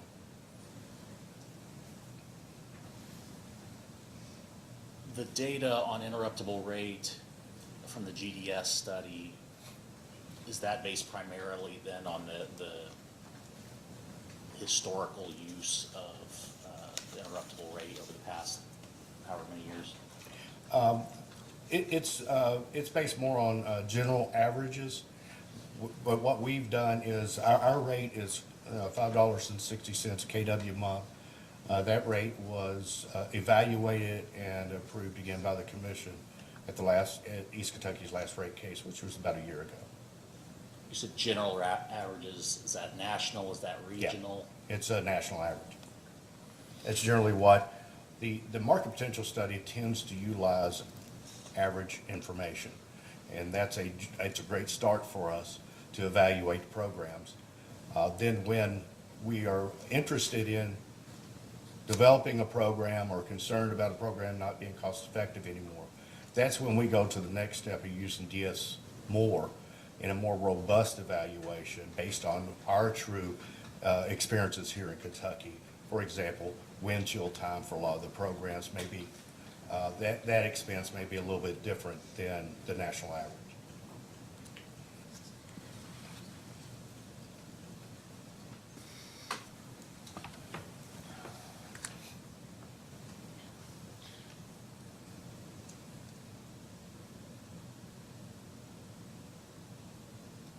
So since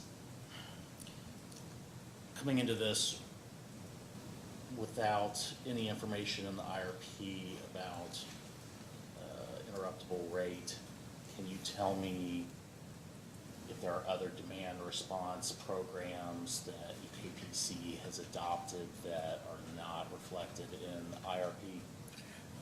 The only other demand response program that we would, see potentially in our future, and we've mentioned it in some of the data requests, is we are evaluating an EV home pilot program. We are looking at our board of directors to approve that today. Hopefully we get thumbs up on that, and we'll be filing that with the commission maybe this week.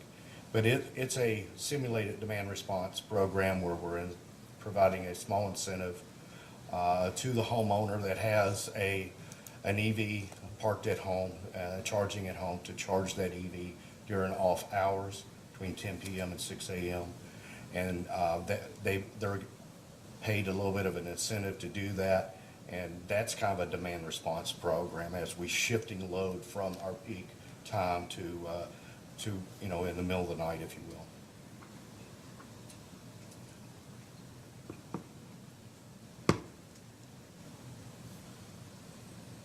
So since you brought up that program, looking at the GDS table on that for RAP savings, from now to 2036, it looks like it goes from 0 to 5 megawatts saved per year.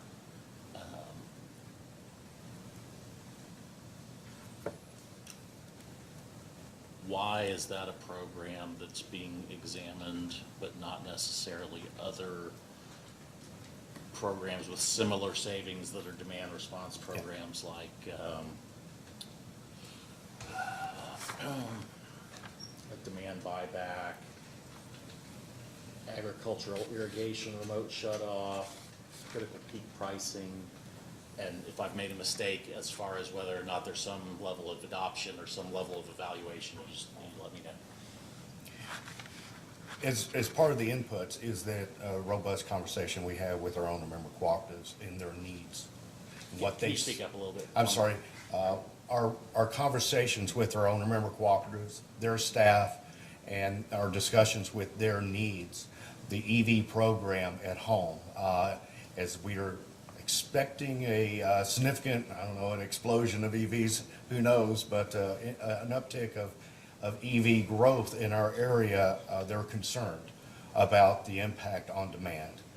So they brought that to us as something to consider from a demand response. Actually, we started talking about it from a time of use standpoint, and then we decided to kind of adjust that to more of a demand response incentive program that we're probably going to, propose. And it's a bubble up from our owner members of what the needs they see in their territory. That's how we come with this one. So as between potential programs with about the same potential savings, you're going to prioritize something that has more customer demand, is what Yes. you're saying? Yeah.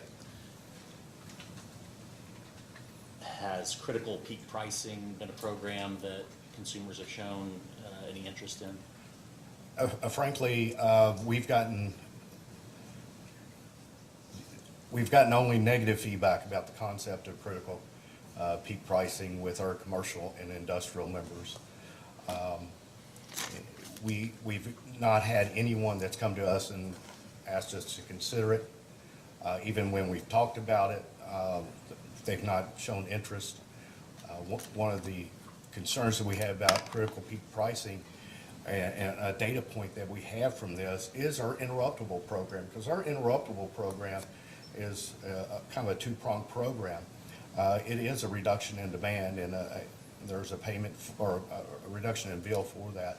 But we also can call upon those interruptibles during peak pricing times, and they can reduce their demand. There's a limit to that, 400 hours a year. They can reduce their demand based on their contract, or what we call buy-through. And then when they buy through, they are paying our incremental costs in the PJM market for energy. And this last year has been a bit painful for many of our interruptible participants, as we've asked them to buy through, and the price of energy has been a little north than we'd all like for it to be.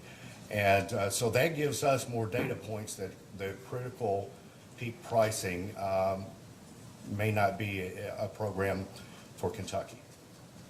So do you think that the data provided in the GDS report on the potential savings for that program might be a little high compared to what your customers are interested in? Yes. Or adopting? Yeah, in our customers' interest, I agree. What about agricultural irrigation remote shutoff? Has there been interest in that? Yeah, we have very little agricultural irrigation. Down around E-Town, we have a little bit, but eastern Kentucky, the area that we serve in Kentucky, we have very little agriculture. What you're talking about is your ag pumping, watering systems that we all see mainly out in the west, and we can put load control switches on that and shut off irrigation during peak times, and a lot of our industry, or utilities west of us have that program. It's very successful. We just don't have a lot of agriculture irrigation load. There were two programs that were listed in the GDS study, but I don't think that any data was supplied as far as actual megawatts that would be saved per year.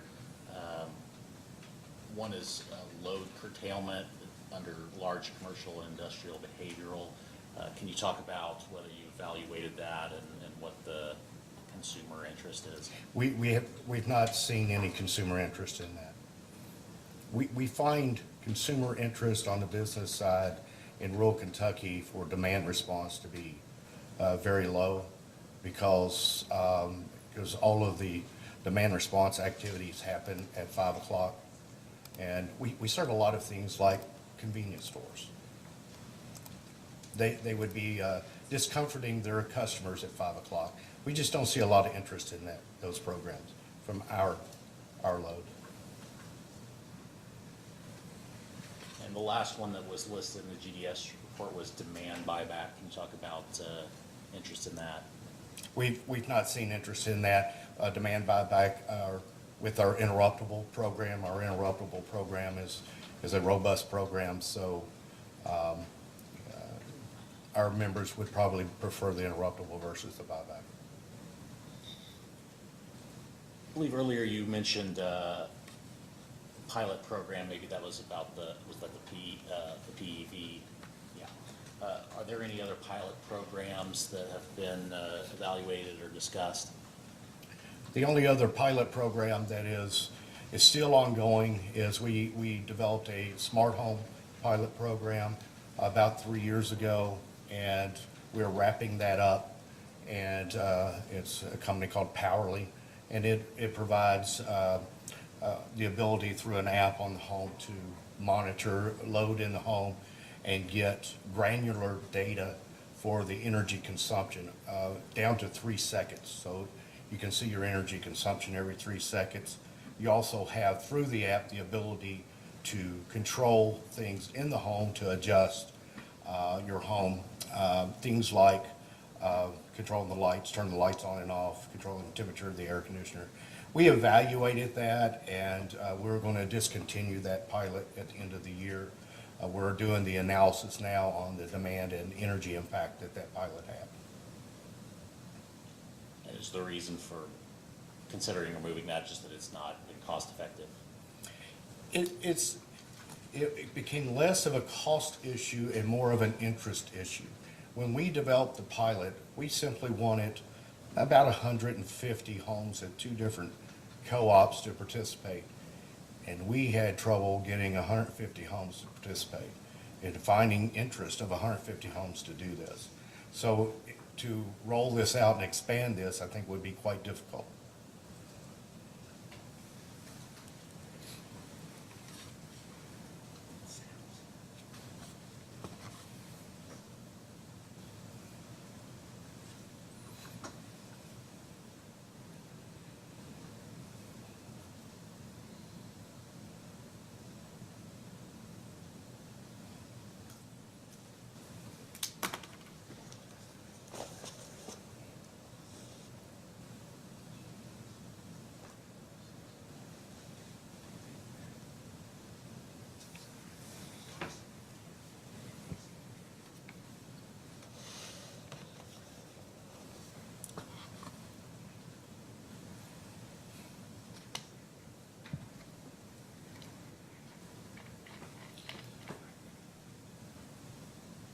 Looking back at the GDS table that I've been referring to several times, it sounds like your decision-making is maybe more driven by customer demand.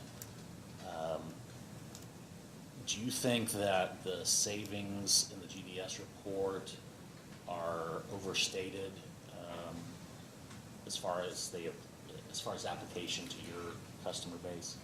It could be slightly overstated, but again, we use this as a starting point to where, the amount of load reduction, energy reduction from our programs is not based, that's in the IRP, is not based on the GDS report. It's based on our analysis of our programs growing over a 15-year period.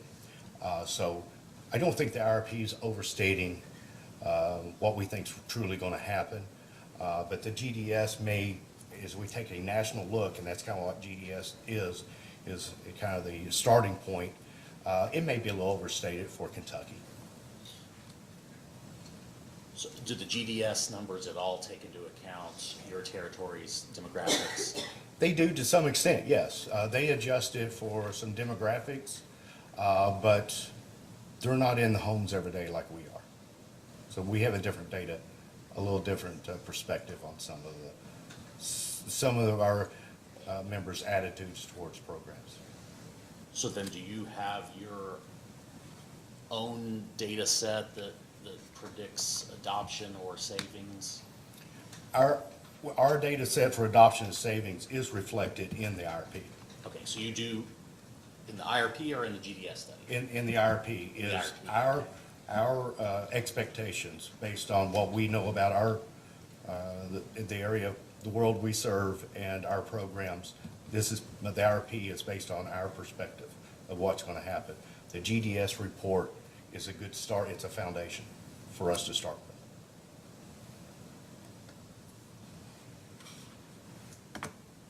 Do you have a copy of the IRP? I do, with you? yes. Can you just direct me to a page number for what you're referring to? Well, I think our, May I approach? This is just the RFP. oh, sorry. It's probably easier for you to find than in this one. Take your time.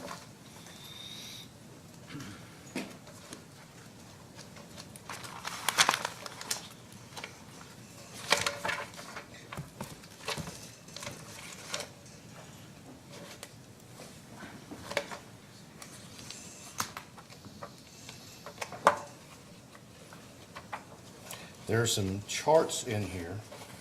That's the accumulation of, I can get to it.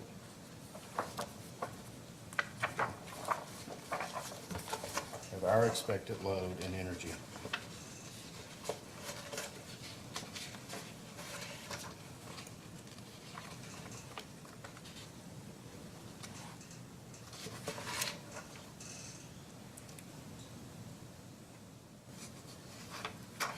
If you start looking at page 115, it's in section 5 DSM, you start seeing load impacts for our programs that we anticipate.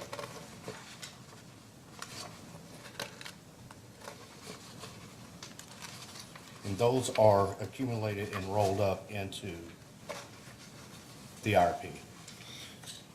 Those accumulation of savings in kilowatt hours, energy and demand, results in a reduction of the needs that's run through RTCM. That's run through what? RTCM, the resource program.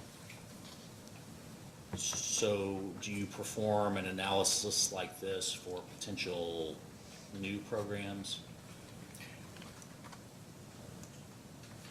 The thing we look for in new programs is cost-effective need and the amount of megawatts and megawatt hours we can save. Do we run a 15-year analysis? Probably not. We don't, but once we determine a program is something we want, we're going to pull that into the IRP that does run a 15-year analysis. So generally, when you're evaluating new programs, do you start with, you've got customers that are demanding this or interested in this program, or does it start with, oh, we've got this GDS data that says, oh, we could save, 20 megawatts a year? Which does it start with usually? We actually start with the study, list everything that's cost effective, and we share that with our owner member cooperatives, staff that's in the homes and businesses. And this year we even shared it with the Cooperative. We showed every measure that the GDS report has, whether it's cost effective or not. And we had 3 meetings with the Cooperative and their experts and had discussions with them as far as what they see are needs in the community. And quite frankly, we changed 2 programs because of recommendations from the Cooperative, 2 existing programs. So, I think that process worked well for us in this situation. But we start with the raw data, and then we discuss that with the experts in the field and go what makes sense for us. So you see the GDS study, potential megawatt savings there, then you move on to, if that's high enough, you move on to assessing it, the cost effectiveness of it. Yes. By putting it through the DSM or, Well, the GDS study does a preliminary cost effectiveness of every measure. It runs a TRC for every measure, and there's 400, 500 measures, something like that, that it evaluated. So that gives us a foundational kind of a snapshot of, hey, these may be cost effective, and all these other things are not. And then that's when we sit down with our owner member cooperatives and go, here's the numbers. What makes sense to us? so for the purposes of this IRP, since no new projects or no new programs were implemented, did any of them, other than the one you mentioned, I think you mentioned something about commercial lighting when we first started talking. Did any of them get past that first phase of there's enough savings here to figure out whether this is cost effective? Yeah, that was one of the changes that we had in the button-up program, actually brought to us by the collaborative, said, here's one measure. Because a button-up program, it's a program, it has several measures. So, a weatherization program could be new insulation in the attic, new insulation in the floor, new windows, duct sealing. It could be many measures that's in one program. And when we create a program, we do it as a suite of measures, especially for weatherization. And there was a measure there that was not in our program that they highlighted, and we went, yeah, you're right, we ought to have it. And we put it in the program. Now, was that the duct sealing? That was duct sealing, yes. I know I saw that as part of something that was provided in relation to a sustainability conference. It also mentioned possibly implementing commercial and industrial LED bulb Yeah.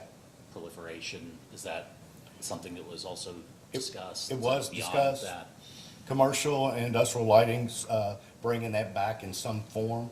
We discontinued that 3 years ago because we had a significant free ridership that was happening. And we know that by our owner members that were in the businesses providing the rebates for. We were getting data from them that was basically saying they were gonna change the bulbs out regardless if they got money from the utility, if you will.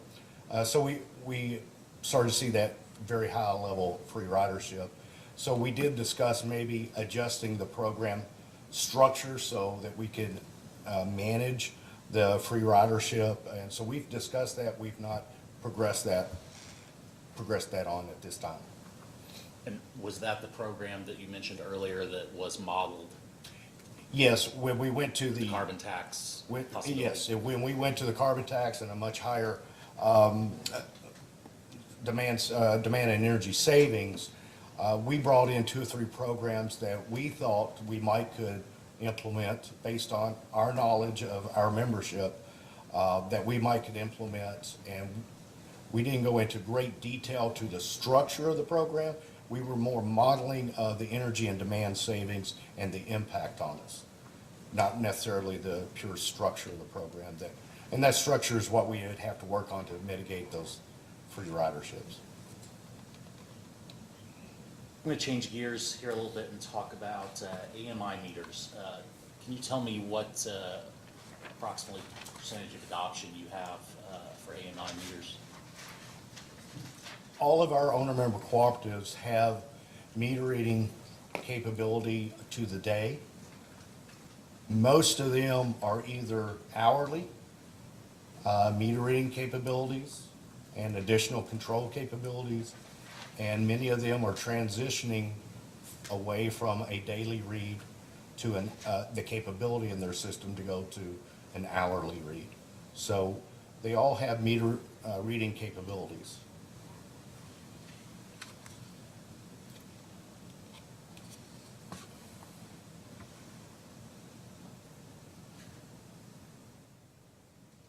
Can you explain to me how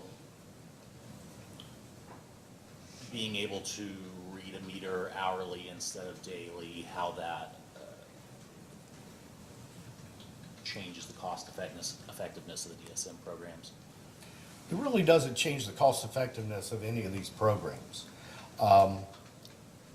The only The only program that it kind of affects is your energy audit program, the residential energy audit.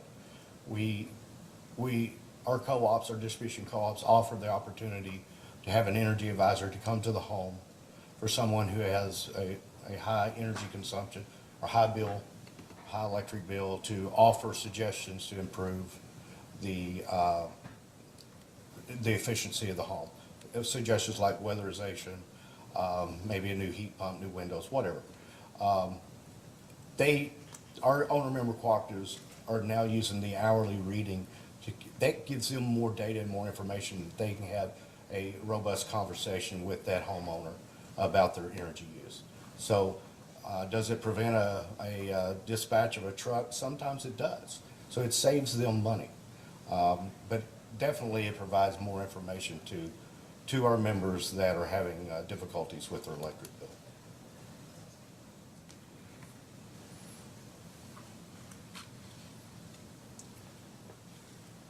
Let's talk just for a moment about the connection between implementing DSM programs and the sustainability goals that EKPC has. As the years go by, do you expect the criteria for DSM to change, for adopting new programs to change based on those sustainability goals?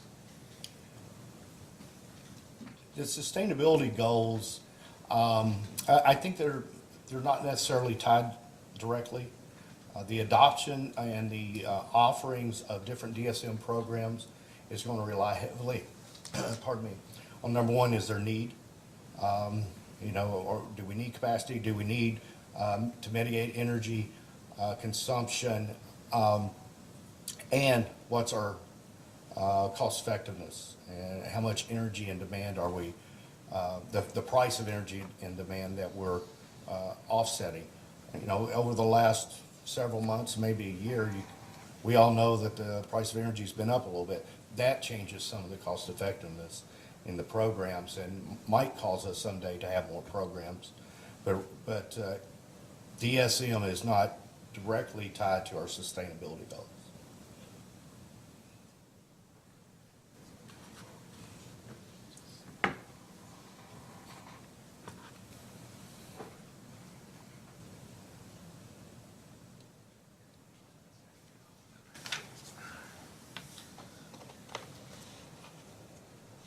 Do the owner members, do they share any of the costs of evaluating or implementing DSM programs? As far as an evaluation of the programs, East Kentucky bears most of that cost. We hire a third party that helps us run the DSM More product. We sponsor the market potential study that GDS did. So on the front end, the evaluation of the programs, we tend to cover most of that cost.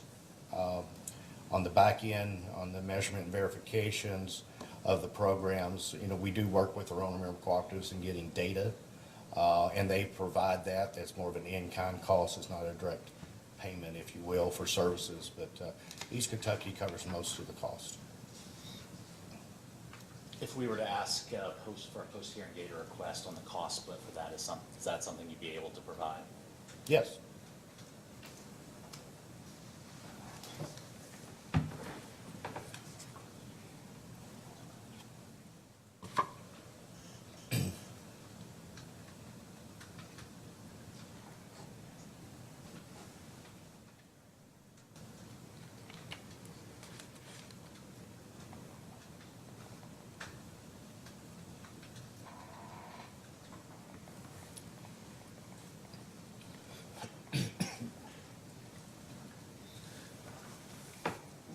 Mr. Drake, when we first started talking, you mentioned that you modeled the commercial lighting savings in terms of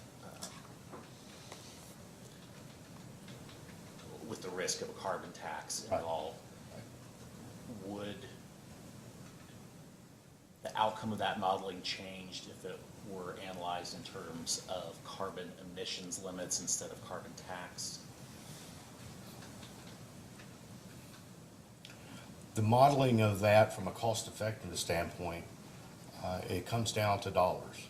And as long as the emissions, for some reason, some law, some regulation, is converted to dollars, then that's how we would model it.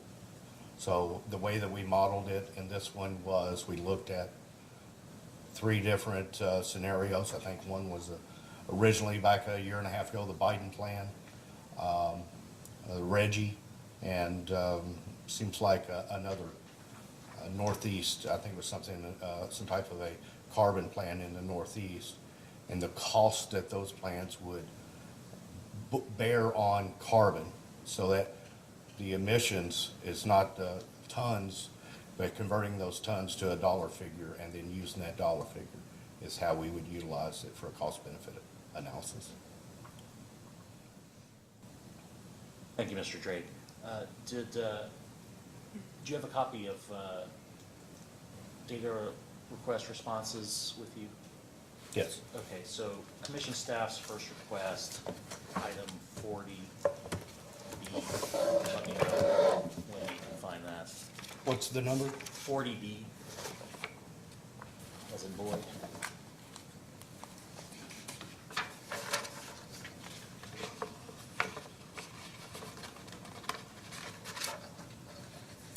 $40E? B, 40B. B as in boy. Yes, 40B, yes. Is there any sort of timetable for adoption of those potential programs? Those programs that are listed in 40B, parts A and B are our existing programs. The one at the bottom where we mentioned the EV, hopefully soon. That's all the questions I have. Commissioner Regan?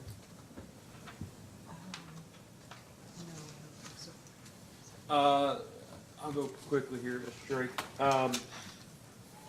I took your testimony earlier, and this is my characterization. Critical peak pricing is bad. I don't call it bad. I don't think it's what our members want. Well, I did that's you're a member-owned cooperative, aren't you? Yes. I don't know the two things aren't synonymous. So let me make sure I appreciate I have an understanding of what critical peak pricing is. Make sure it's the same thing you're describing. Compared to an interruptible tariff, critical peak pricing is a stick instead of a carrot. Yes. Is that fair? That set times of critical peak events are called, and if you reduce your usage, great, you avoided a cost, but if you have any demand during those hours, you're gonna be hit with a demand charge, is that right? That's correct. Okay. And as opposed to something like a peak time rebate program, which is again a carrot, where a peak event, maybe the same peak event is called, and you're given money for reducing your energy usage during that time. Well, they're the opposite of each other in the sense that a critical peak pricing, if you do nothing and you act like you were going to and you were otherwise going to use energy in those given times, thus demand, you're hit with it, as opposed to peak time rebate, where if you do nothing different, you don't save any money, but you don't get charged anymore. Is that right? Yeah, that's correct. Okay. And the critical peak pricing you all had, that was an opt-in. It wasn't a default program, right? Not everybody in the commercial class had to have a critical peak pricing. Is that That's right? correct. Okay. It's an opt-in. The interruptible. How often are the interruptible customers called to interrupt in a given year? Is it I got 5 times? Is it 500 times? Just in a magnitude Right. type response. As I alluded to earlier, there's 2 types of interruptions. There is what we call reliability interruption, that is PJM calling for that resource to go away. If that happens, the resource must, by contract, go away. They don't have the option of a buy-through. So they must reduce load. Since we've joined PJM in 2013, that has never happened. Now, wait, is that what PJM refers to as a pre-emergency demand response? I think it is, Okay. yes. I think they're all pre-emergencies. The other type of interruption is what we call an economic interruption. In the contract, it allows for East Kentucky to call an economic interruption up to 400 hours a year to offset some very high price power in the market. On average, we call about 10, 20 times a year, maybe 20, something like that. Do you know what 15. that converts to in hours of that 400? They usually run 4 or 5 hours at a time. So, we'd run 10 times, that's 40 hours, Okay. 40, 50 hours. This last year's a bit different for obvious reasons, with the price of power being higher in the PJM market. But they get an opportunity subject to economic constraints, or subject to physical constraints, to buy through and continue as long as it makes sense for them economically. They have the economic decision on buying through, keep running normal, or reduce load and save a little on that incremental energy cost. You were asked earlier a little bit about direct load control. Is that direct load control? Do you have a smart thermostat personally?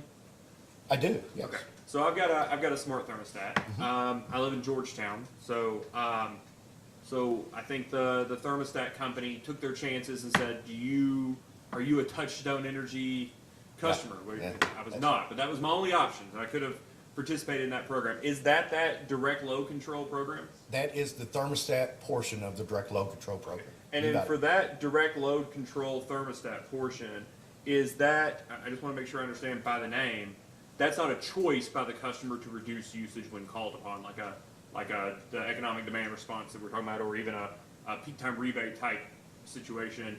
That is you all on behalf of the market signal or the operator signal actually manually reduce, maybe not manually, but electronically, but you all are in control of that reduction of demand. Is that right? That is correct. The utility controls all of the participants in that situation, and the way that works is for the thermostat program, and of course it's a hot day in the summer, we'll pre-cool the home 3 degrees an hour prior to the start of the event, and the program allows the thermostat to go up 3 degrees above the original set point. So there's a 6 degree potential swing in the home over the period, which usually runs about 3 hours for thermostats. Okay. So the reason you've got that program and it's a summer program is so that it can be applicable to PJM's planning purposes, right? We agree, yes. Yeah. So, but East Kentucky is a winter peaking utility historically. It Do is. you anticipate that to continue? Is that your understanding? My understanding will be a winter peaker for a while. So, would you agree that a significant amount of that winter peaking is driven by home heating usage in East Kentucky's territory? It is. Okay. And I'm sure that's a function of lots of things, right?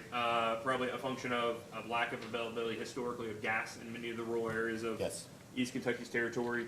But it also can be a function of the efficiency of heating in particular people's homes. Is that right? Yes. Okay. And I have a fairly inefficient heat pump at home, but when it gets so cold that the heat pump doesn't work, I have what people colloquially refer to as strip heating. Is that you're aware generally of strip Yes. heating? Yes. Wildly inefficient. It's my characterization. I'm not asking you to comment on it, but it's inefficient. Right? Yes. That's when you get those high bills, is when there are prolonged periods of extreme cold with electric heating customers that have strip heating. Has that been your experience? That's correct. Okay, and that drives that winter peak for East Kentucky, at least in part, Yes, right? it does. I appreciate the idea of all the programs that you all have and your answers today about home energy efficiency.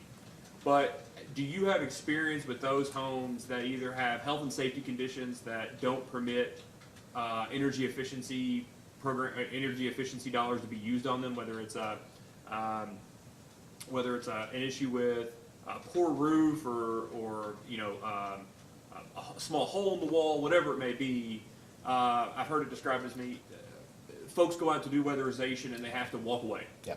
The walkway. There is at least one utility that came here a couple years ago in a case in front of the commission where I think it was more than half of the times that the Community Action Agency contractor went out to do a home weatherization, they had to walk away because of one of these health and safety conditions. Is that something that you're familiar with at all? Very much so. We find that very common. That you're describing a common situation. And I guess with strip heating, understanding the little I do about engineering and physics, the strip heating is not a linear increase in demand, but it's closer to maybe a more exponential increase in demand, right? Is it fair to say that those homes that are unable to be weatherized drive an outsized amount of demand in those winter peaks because of their most likely winter heat, electric heating, and their lack of energy efficiency? Yeah, homes that are inefficient, that, pardon the, leaks like a sieve, if you will, yeah, they're gonna drive, demand higher, because in order to keep the temperature in the home, that equipment has to run longer and harder, in order to keep the home comfortable. And I've read studies that talk about the changes in the mid 1970s to manufactured housing for Yes. code, that I think it's 1974, pre 1974 manufactured houses are just significantly less efficient, or at least that was the idea with the changes in the code, that they were trying to make them more Pre-76. efficient, right? Pre-76. 76, thank you. I just always hear it referred to as the act, right? There's like a billion acts, but everybody that deals with one, that's the act. So middle of the 1970s, energy efficiency standards for manufactured housing changed. I've always assumed that those older ones, pre-change of the code, are the ones driving it. I've seen studies recently indicate that there's maybe just as much in given homes deteriorating and being, people moving on and things being taken out, that there may be just as many inadequately efficient homes post 1970, or even 85 to 90, 90 to 95, that are just as inefficient as the current stock of pre-1976 homes. I say all that, and I think it sounds like you have a familiarity with it. Have any of these studies that you all have contracted with looked at that particular issue, given its risk of driving not only high customer bills for individual member owners, but ultimately higher system costs for all customers, as to whether or not there are programs that can lead to whether or not there are opportunities for cost-effective programs to reduce system costs in those particular items? I don't know that we've done a study specifically tailored in the manner that you've described it, but the manufacturing home issue and the drive of, number one, the energy and demand drive on us, but also the high bills that our members that live in those facilities or live in those homes, that they encounter, it's been a challenge for us for decades. And we've developed programs after programs. We have one now, an Energy Star manufactured home program that is part of this IRP, that we would love for higher participation in. It's a tough nut to crack. And we've worked and talked, and I've spent time sitting down with many other utilities, TVA, Duke, and it's a manufactured home. I can't remember the name of it. They have a research organization that we fund each year, and we have calls with them. We've talked with them. Actually, they're the ones that help us support the Energy Star manufactured home program. They're the ones that deem a manufactured home Energy Star or not. We have worked for decades to crack this nut, and I don't think anyone across the U.S. has done well.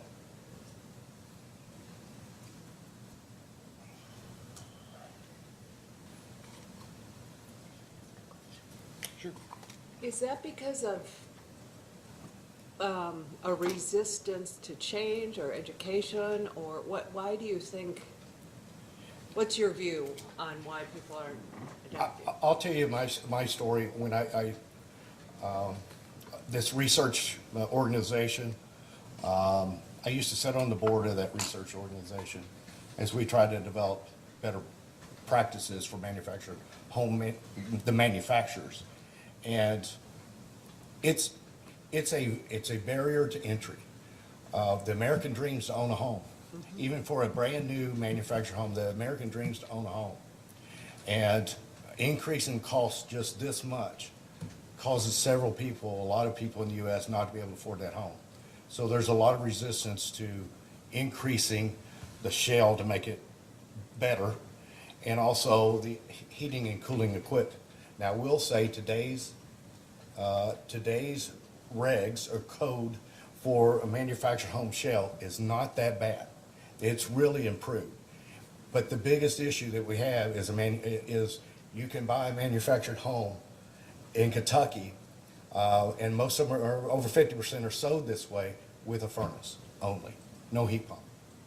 That's the way it comes from the dealer or from the manufacturer, the facility. It comes with a furnace.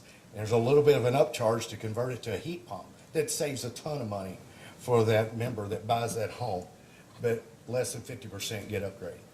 And if they're sited without a heat pump, they never get upgraded to heat pump. That's why we had that program that's called a heat pump retrofit. And it's just to get our members that have resistive heat up to the minimum standard of 14 SEER today, 15 SEER starting January 1, because we want to convert those homes and get heat pumps in there because they're really hit hard with electric bills. Let me ask Mr. Drake though, but a key part of that retrofit is that the home also has to be energy efficient enough for a heat pump to be effective, right? Because if the home isn't energy efficient itself, Yes, then the strip heating is still gonna run an inordinate amount of time. yes, it's very true.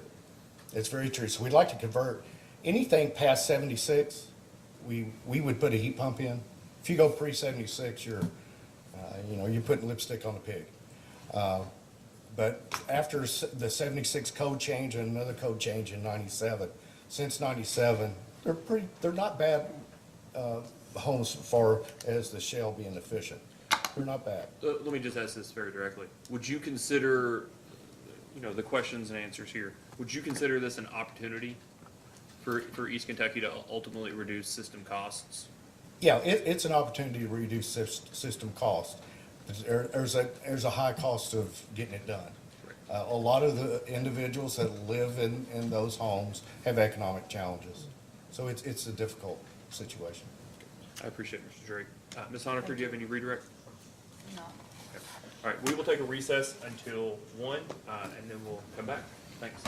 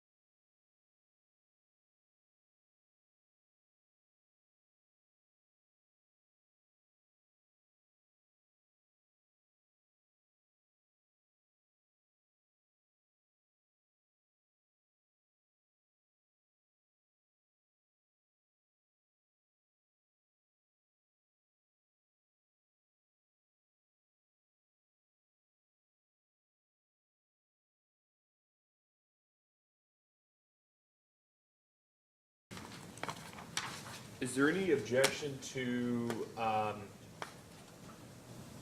allowing Mr. Drake to be excused for the remainder of the hearing? You didn't ask, but. Okay, we were gonna kinda ask after Ms. Tucker Well, could leave. Yeah, and Mr. Adams, again, if he can stick around until Yes. after Ms. Tucker, but Mr. Drake. I was just gonna kinda ask that question after we got through Ms. Tucker, but. You may call your next witness, Ms. Honker. Call Fernie Williams.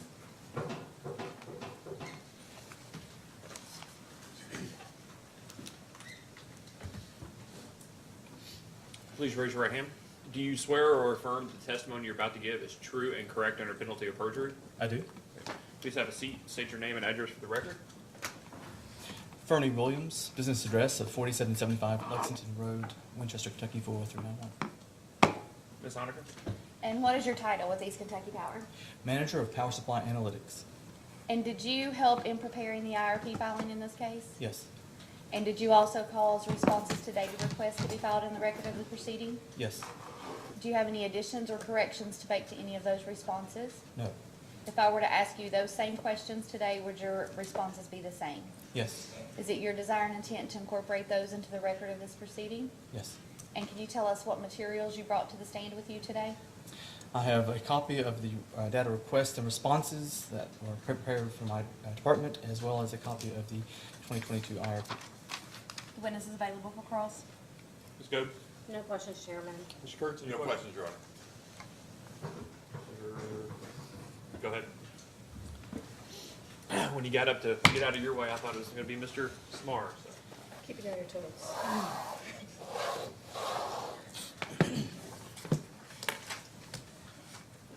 Good afternoon, Mr. Williams. Good afternoon.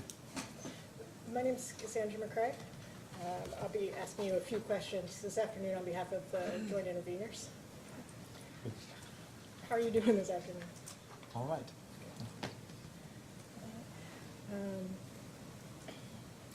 And I'm not sure if I... mind speaking up a little bit? We're having trouble hearing over here. Absolutely, thank you. And I was going to ask you first, Mr. Williams, could you repeat your title for me? Manager of Power Supply? Analytics? Power Supply Analytics. Yes. Thank you. And how long have you been in that role? This is a recently combined effort of 1 year in this particular time, but resource planning and load forecasting combined. So I've been in resource planning for 16 years. A good while. Yes. Yeah, right. Did you hold any positions at EKPC before that? Yes, I spent 15 years in the IT department. You were responsible for the RT-SIM modeling in this Yes, IRP? production cost and expansion planning with RT-SIM. Were you involved in previous EKPC IRPs? Yes. Do you know which ones? From 2009 to present. 2009 to present? Did each of those IRPs rely on RT-SIM modeling? Yes.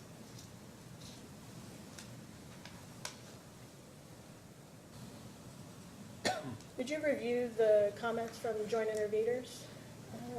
in I this have, IRP? I have reviewed them. Did you assist in the development of EKPC's written response? To, not to the comments. No. Okay. Just the responses to Data informational requests. requests? But you were not asked to support EKPC's written response to joint interveners' comments? No, I believe that was another individual. I'm sorry? That was someone else that performed that. Do you know who? Yeah, Julie Tucker. Julie Tucker. Okay, thank you. So if we could, I'd like to understand a little bit more about RT-SIM. So do you know when EKPC started to use RT-SIM? We began our relationship with Simtech, the vendor, in 2001, and so we've continued to use that product suite from that point forward.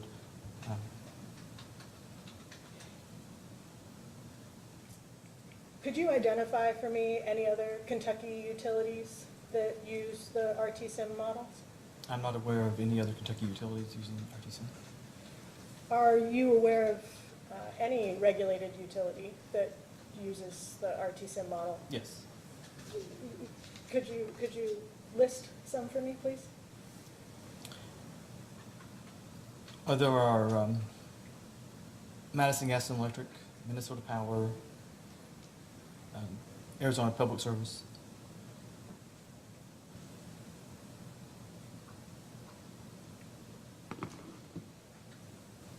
Any others? Those are ones I'm aware of.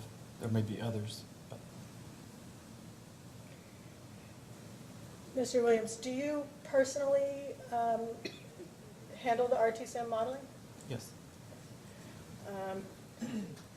Are there any additional individuals on a team with you to help with that, or it's solely you? I have a department of analysts that work with the system as well, but I'm primarily the resource planning person. So can you describe for me, or help me understand what the user interface looks like for RT-SIM? Is this a web-based model? It's a Windows-based environment that's has the typical window and an application like Word or Excel, similar type of interface. It does have batch interfaces, so you do not have to use it programmatically. I'm sorry, could you repeat that? It has batch interfaces, so you can use it in a programmatic method. So you don't have to use a GUI. You can do it in batch mode. So you can run multiple simulations at the same time. Thank you. Yeah, right, gotcha. So this is, it's software that is running on your local computer hardware? Yes. Okay. Does your local computer hardware limit the computational abilities of the model? No. No. It's- You have it's- sufficient hardware to take advantage Yes, of all modern the model's technology, it's capabilities? well within capabilities. And then for inputs to the model, could you describe the form and process for putting inputs into RT-SIM? Sure. For example, fuel. We receive internal contract delivery pricing as well as forwards from several external sources. Those come in a variety of formats. The model itself has its own import routine that you can import directly from specific types of CSVs or similar types of files, text files. I have written programs to take any source of data and put it into the correct format directly so that I can bring in a variety of pricing and combine them together over a horizon of time. So a short-term, mid-term, long-term. So it has its own type of import application, as well as you have the flexibility to develop your own routines. So you yourself have written scripts Yes. to take inputs, to move them into a file format, to upload them to RT-SIM. Yes. Is that something that you did in dialogue with people at SimTech? No, that's just something that helped me be able to use the types of inputs that I have. Their input process allows a variety of files, but ours was unique, and so I just used my own process. Okay. Is that something you drew on your IT background for? Yeah, Yeah. exactly. Yeah. Right. As a previous programmer analyst. Gotcha. So the data entry is not at all manual. You'll get everything into a file format that's uploadable. And Yes. this goes on my Correct. Is there a quality control process that you have to make sure that the file to be uploaded accurately reflects the data you meant it to? Yes. For example, the load forecast that I receive, I bring that through a separate import routine, and I get a summary report, so I can make sure that I have the correct inputs. And is there a user manual for RT-SIM? There's online help, which is very extensive, but there's no written documentation as such, just a help file that has, it's searchable and it has tutorial information.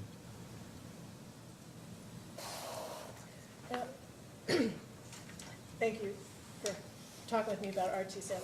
It's a new one for me. If you could look at the IRP next. There's a couple things I'd just like to clarify and make sure we all have a shared understanding of here in terms of how the model was used for the IRP. So if you could you please refer to page 162? You should find there section 8.4, supply side optimization and modeling.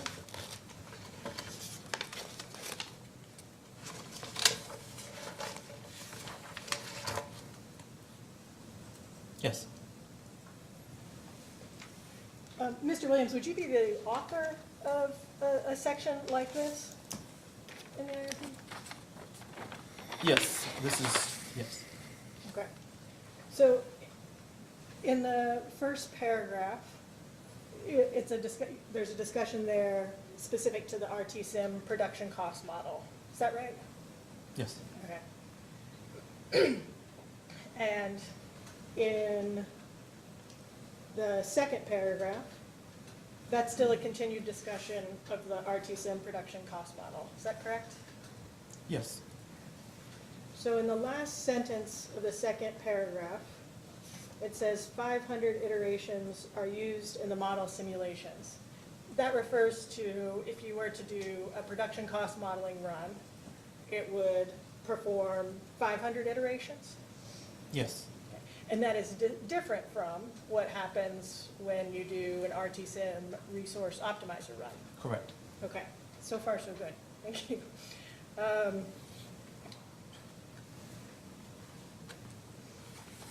So if we could start flipping now a few pages ahead as well to 167.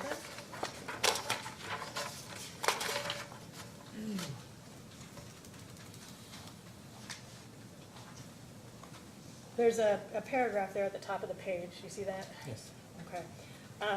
And it says that, let's see, about halfway down, there's a sentence that begins, in development of this IRP, the resource optimizer was set to try up to 2,500 unique expansion plans, which each of those simulated with 5 iterations. Do you see that? Yes. Okay, so that is referring not to the RTSIM production cost model, but the RTSIM resource optimizer process. Correct. Okay. Resource optimizer using the production cost, 5 iterations with the 2,500 tries. Okay, so it is using a production cost model, but it's Right. doing it in 5 iterations as opposed to 500. As part of the expansion planning process. Right on. Okay, great, thank you. So, and now back to 162. So this is that final paragraph on 162. Now you're explaining there that the resource optimizer sets up and runs the RTSIM production cost model. Right, okay. Right. And so I just want to make this clear. The production cost model, if it runs on a standalone basis, it's 500 iterations. But if it's being used as part of the resource optimizer, it's 5 iterations. Is that right? Correct. Okay. So you state here,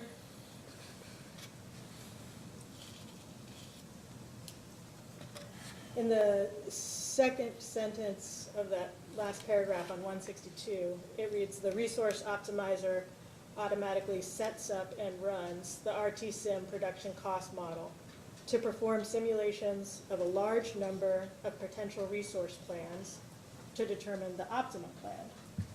Do you see that? Yes. Okay. So I want to understand, when you say a large number of potential resource plans, for this IRP, that large number, is that 2,500 unique expansion plans that we just read about on page 167? That's 2,500 unique target plans. So the process for the resource optimizer takes the load forecast that we anticipate, annual peaks, as a guide. So we have the load, the capacity requirements that we need to make for our reserve. Then we have a menu of options. So you see on page 163, the types of options that are given. And so it will try that's that 2,500, to fit what types of products at what price will fit within a certain time horizon. So it will look at this 15-year horizon and look at what's necessary, then using these products, peaking, intermediate purchases, to fit into that target range of our requirements, capacity requirements. Then, once it creates that plan, it runs the 5 tries to get a cost. Right, and do I understand correctly that the resource optimizer can compile up to 2,500 unique portfolios of resources that may include some among the resources listed in Table 8.2? Correct. And Resource Optimizer could determine that there is no need for a new resource, and choose none of the alternatives, is that right? Correct. Okay. Because it's using our existing capacity as well, so it knows what our fleet looks like, what we have available. So it's what it's adding to our portfolio to meet our needs. Okay.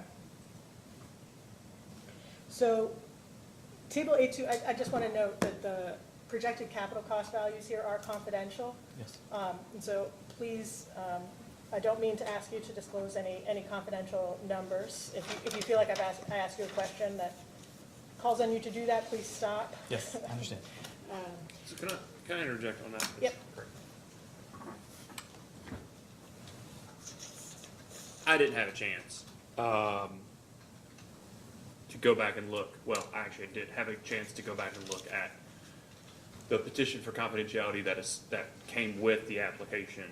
It was not specific to this. I mean, it mentioned this table that you're about to talk about, but it didn't necessarily provide much information and why this was confidential. Before Ms. McCray starts, can I just have a better appreciation for the genesis of the information that you used? It has an asterisk. I'm going from memory here.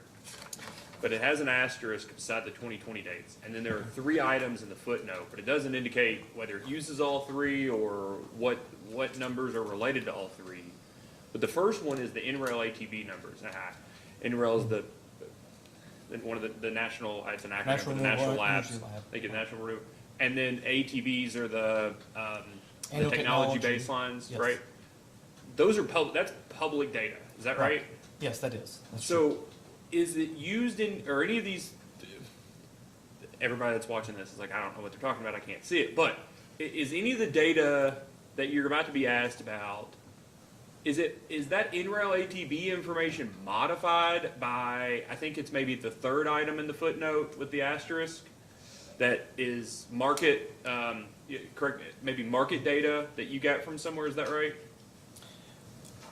Exactly. The technologies were from the NREL, as well as the Energy Information Administration's annual energy outlook. That's right, that's So the those two are EIA, the sources. second Those one. are public, but we were using RFP responses that were privileged information for the power purchase agreements. Okay, so not the whole thing that's what I want to clarify. Yes, that's right. Which of the rows are NREL ATB numbers and EIA numbers, and which of the rows are subject to RFP responses? Right, so the first 2 are EIA, and the first 3, and then the 4th is NREL, and then the last 2 are company information. Okay, so just let the first 4 are either EIA or NREL, is that right? Yes. And are those modified by RFP responses? Did you all like add a little more based off RFP responses? No. Or are those just, those are the public data that you can That is get from EIA or public. NREL? Right, that is public. Okay. So, given those responses, Ms. Honaker, if there are questions about those first 4 items, are you all willing to have that on the public record? I didn't know if I was gonna ask about them. But those items are frankly not, I know that they're under a current petition for confidentiality. They're all public information, whether they've been ruled on or not. The RFP responses are what they are. I'm just curious if you're willing to waive your request for the petition for confidentiality for those EIA and NREL responses. And I just want to make sure I'm clear of what he's referring to. Are you referring to the first 4 rows in the, I don't know if yours is highlighted, mine is highlighted yellow, Yes, under the projected capital costs? Yes. And you're talking about the LMS 100 CT, the information that pertains to that, and those first 4? And you're Correct. saying all of that is public information, and it's not been altered in any way?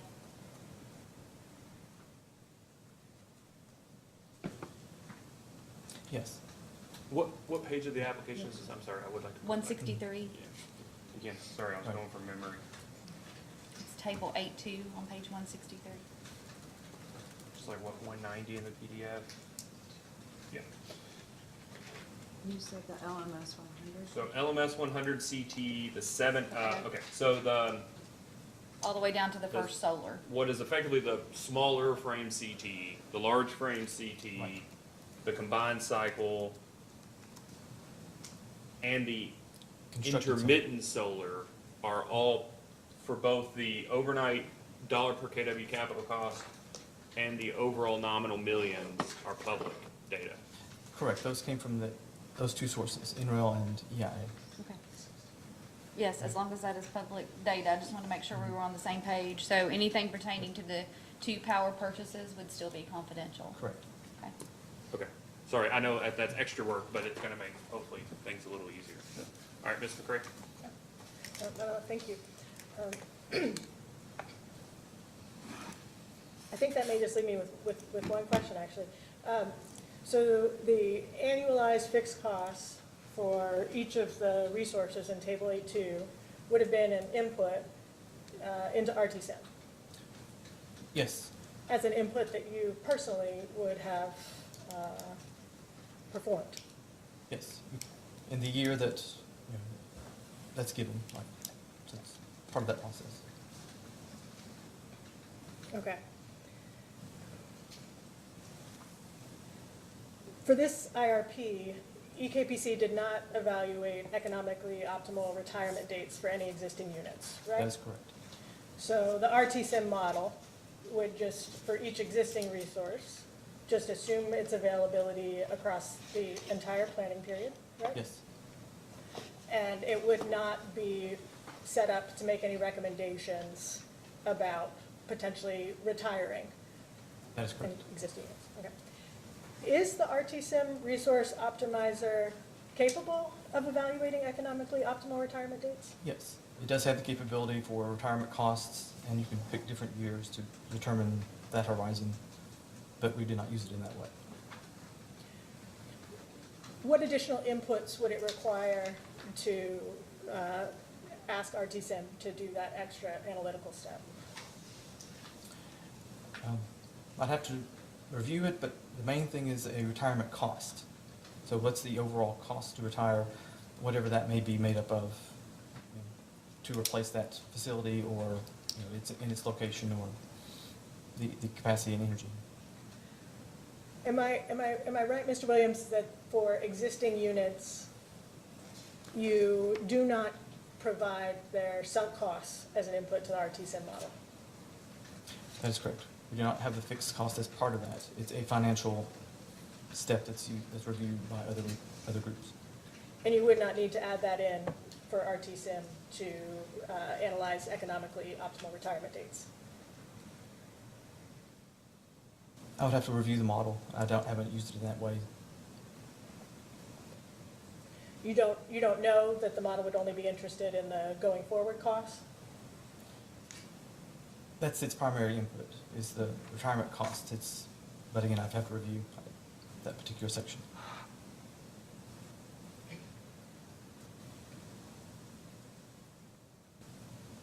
So, Mr. Williams, you were the sponsoring witness in response to Joint Intervenors' initial request 40 that sought the RTSIM input and output files used in the production of this IRP. Do you recall that response? Yes.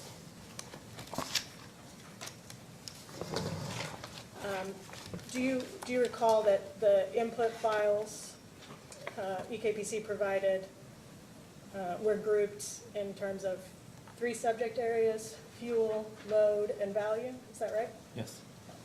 And in this context, value refers to market price. Correct. Okay, and we could take that a step further, and in particular, market price in this context refers to the hourly price for energy at EKPC generation and load points. Okay. Yes, all the P node locations, correct. Day ahead in real time. Okay. The capital costs for new resources were not included in the fuel, load, or value inputs, correct? They were in the IRP. They were here in table 8.2. Yes, You input the capital costs into RTSIM, correct. but you did not produce an input file showing those annualized fixed costs for the resources put into RTSIM. No, because it was part of the initial IRP table of data.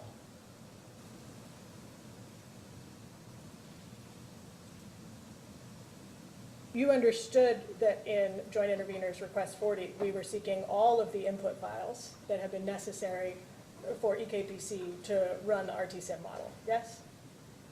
I understand you were seeking inputs. Did you yourself personally decide that the inputs related to the annualized fixed capital costs did not need to be produced? That's part of the resource optimizer, and the way I understood the question was inputs for the production cost modeling.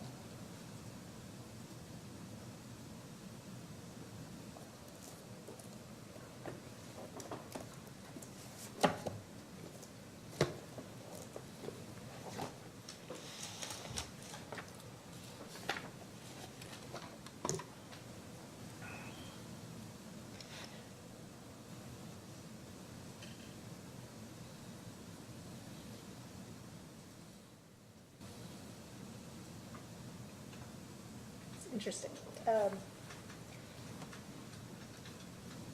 So should I understand, Mr. Williams, that any time you read the phrase RT-SIM, that you defaulted to thinking that was only concerned about the RT-SIM production cost model? That was my interpretation. And it was not concerned with the RT-SIM resource optimizer model? Not when it was just the word RTSIM. Even though Request 40 asked for the RT-SIM input and output files used in the production of this IRP. And that's the production costs section. The capital costs were listed in the IRP. That's what was already previously provided. The IRP is principally about determining the resources that EKPC will acquire to meet its customers' needs over a period of time, yes? Correct. And principally, that RT-SIM modeling was done through the resource optimizer, yes? The selection of the optimal plan. That was the core of the IRP modeling that you did. That's correct.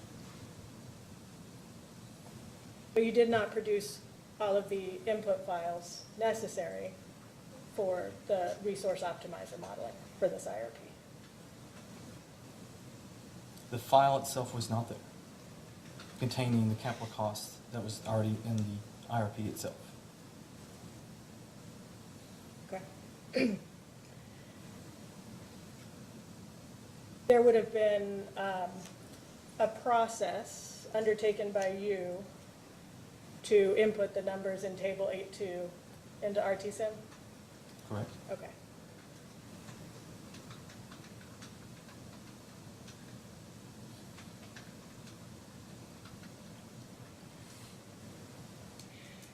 In order to model EKPC's existing generating units, you provided the RTSIM models. Let me pause there, actually. Can you and I agree for purposes of our continued discussion?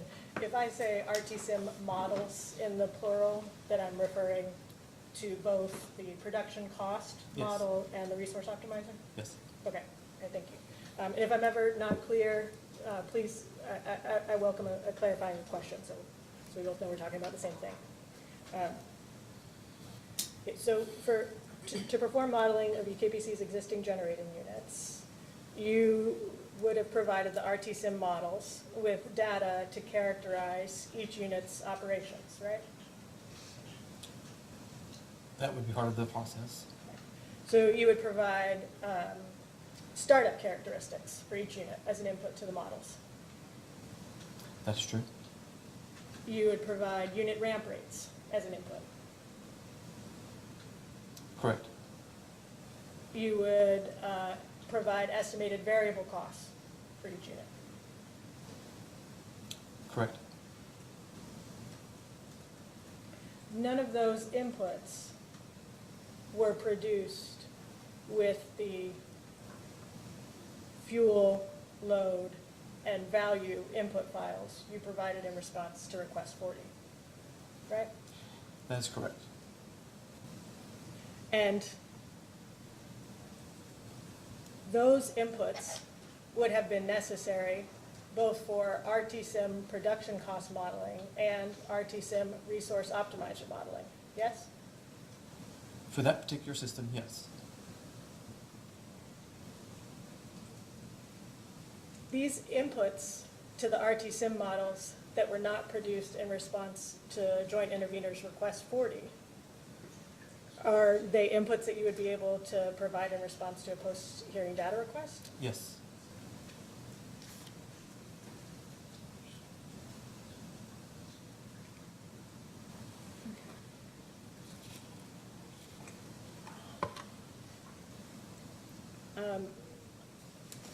Let's continue for just a minute, if you can stand it, with the files. The Request 40 from Joint Intervenors also sought the RT-SIM output files. Right? Yes. Okay. A single output file was produced in response to this request, correct? There was one large output file. There was also the output from the, I don't know the request, but we listed the optimizer output in several tables within the document, as well as, I believe, a data response. Might you be referring there to your response to, I think it was staff initial request 27?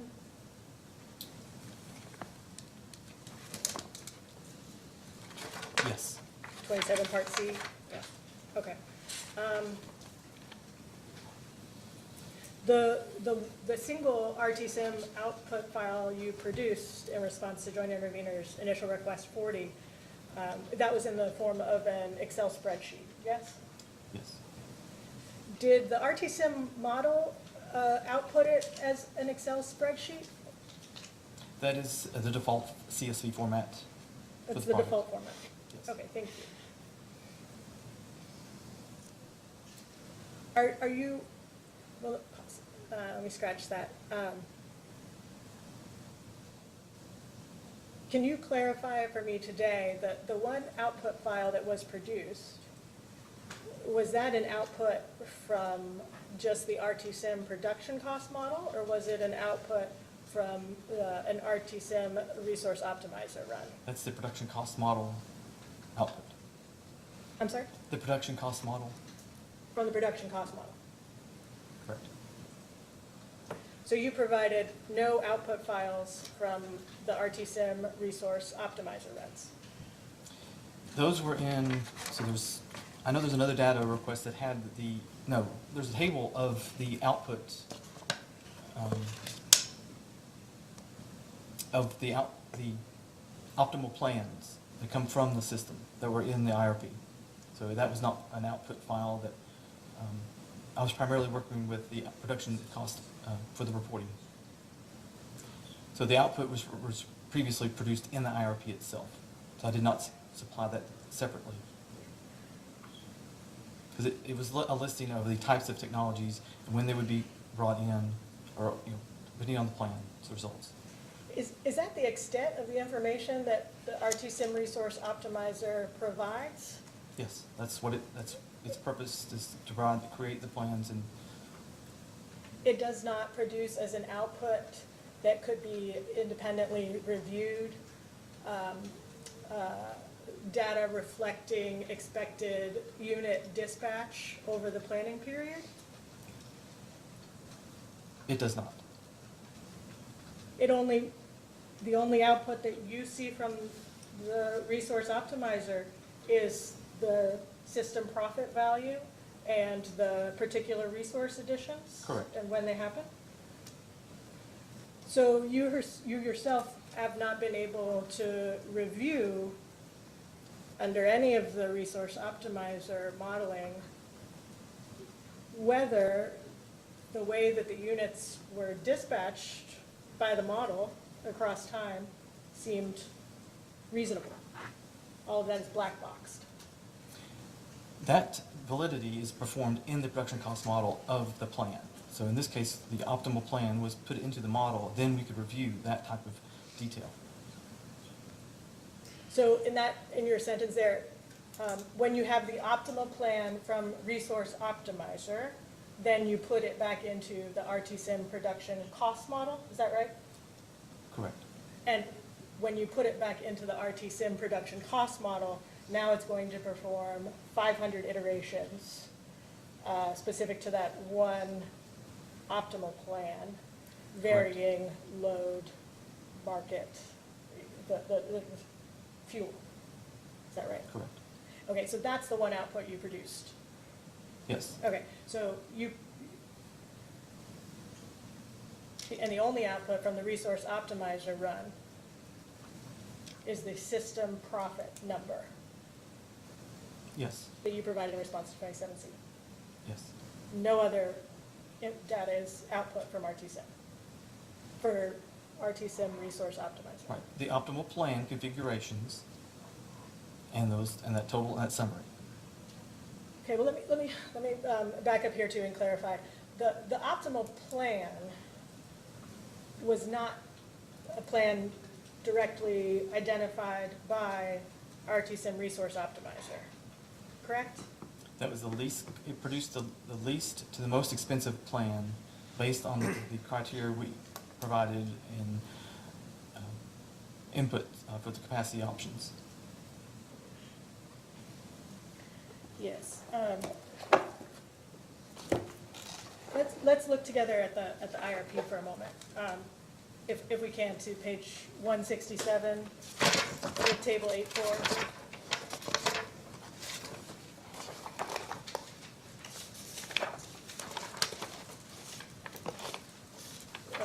So table 8.4 lists 5 cases.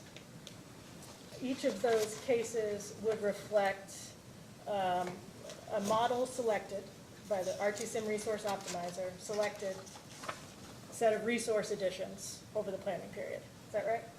Correct. Okay. And then on table 8.5 on the following page, there's a series of columns titled Plan 1, 2, 3, 4, and 5. I assume, but can you confirm that plans 1 through 5 on table 8.5 correspond to the cases 1 through 5 from table 8.4? Table 8.4 was a summarization of table 8.5's output as a guide. It was used as a guide to create 8.4. Okay. And so then the final plan in table 8.5 was not an output from RTSIM resource optimizer. That is not directly an output of the RTSIM resource optimizer. But this final plan is the one that you took and input into the RTSIM production cost model and provided an output file for. Is that correct? Correct. Okay. I think I understand a little now. Thank you.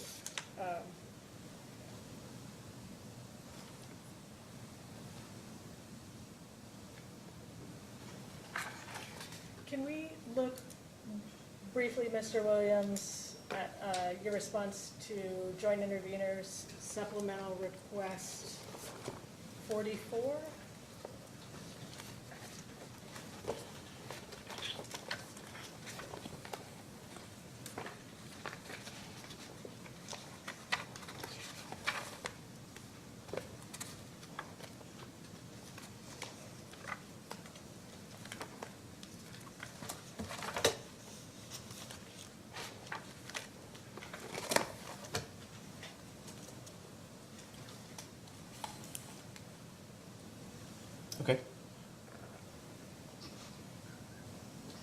So, if you could look with me in particular to subpart C, which is on page 2 of 2 of that response. And it asks how an external reviewer would be able to review the model constraints that were used, and gives 2 examples. Can we start with the first, the reserve margin requirement? You've not produced any input or output files that directly reflect the reserve margin requirement, right? Not additional files, no, just the IRP summary table. You've offered no documentation to confirm what the reserve margin constraint input to either of the RTSIM modeling processes was. Just the table in the IRP, which was that input. And you've provided no documentation of any constraints on the model's ability to select resources of any type in any year. Just the load forecast, which was that table of the reserve margin requirements. That was the driver.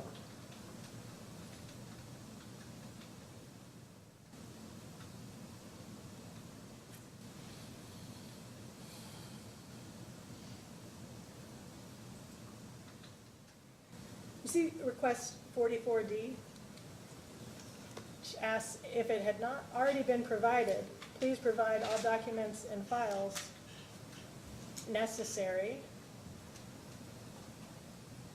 to do what's being asked in subpart C, to review the constraints used in the model. Are you able to produce input files that would reflect all of the constraints that the RTSIM resource optimizer model was solving around? Yes.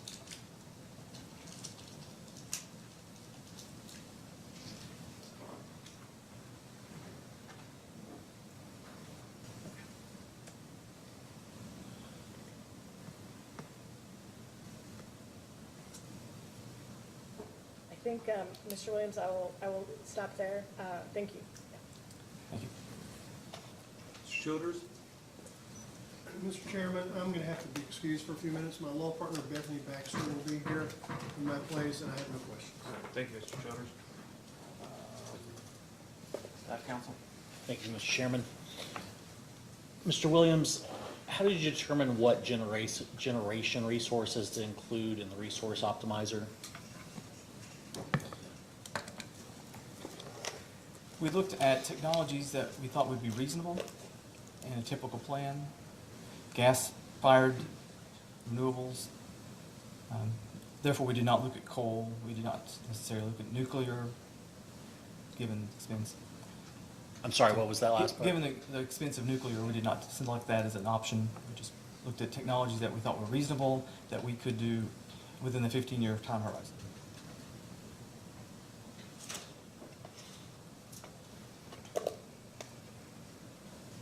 Were there any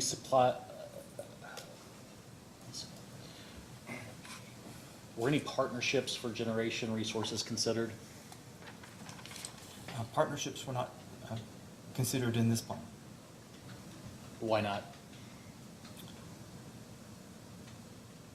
We just were only looking at self-supply options to meet our specific requirements for summer reserves in PJM. Is partnering for generation resources something that's ever been discussed as a possibility for modeling? I think it has been mentioned as something we would likely entertain, but we have not performed any partnerships studies.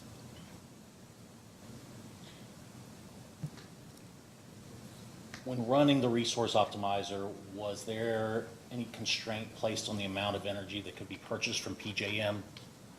No.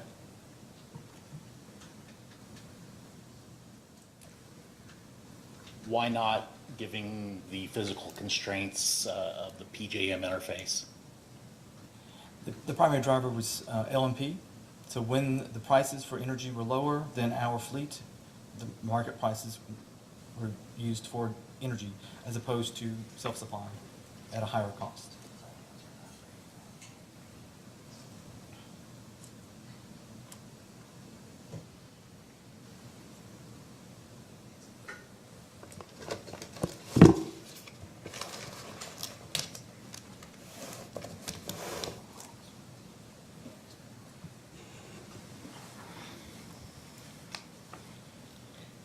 When I was asking about a constraint on PGM market purchases, I guess my question is, are there any sort of transmission restraints on the amount that can be purchased from PJM that would be used in the model? I do not directly model power flows with within PJM. Our expectation is that it would be more than sufficient.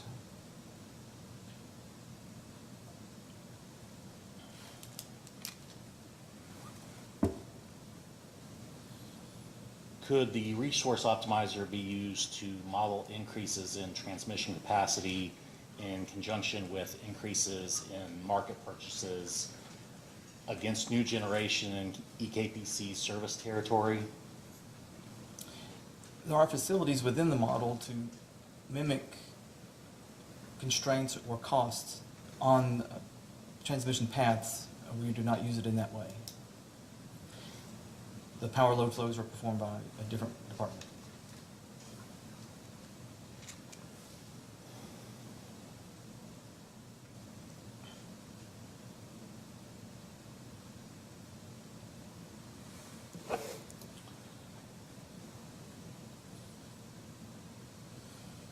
If you would look at section 8 of the IRP, page 163.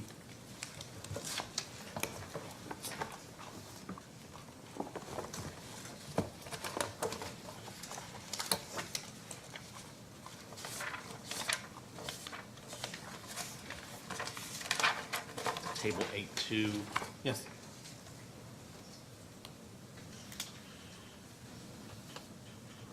Yes. Shows solar resources as intermittent and then solar purchase.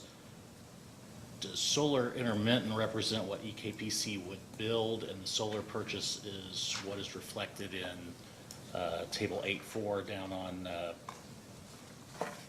page 167? Yes, that is correct. A build option as opposed to a market purchase or contractual. And then, again, referring to the table 8.4 on 167, the solar PPAs connected to EKPC's system,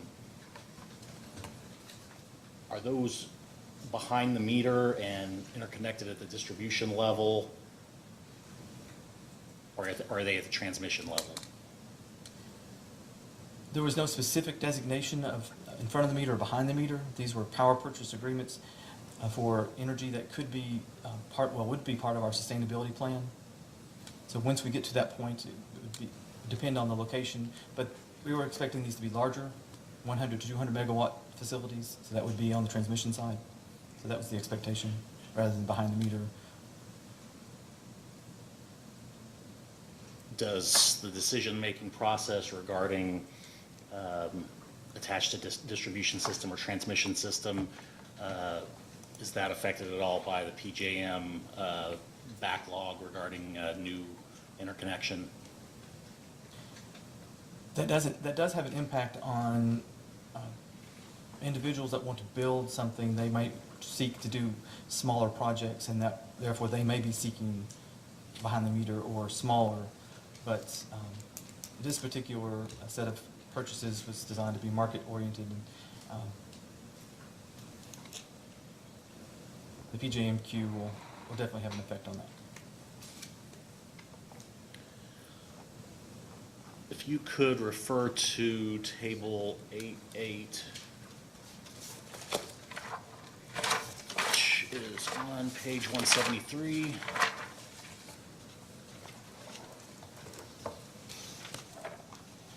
Yes.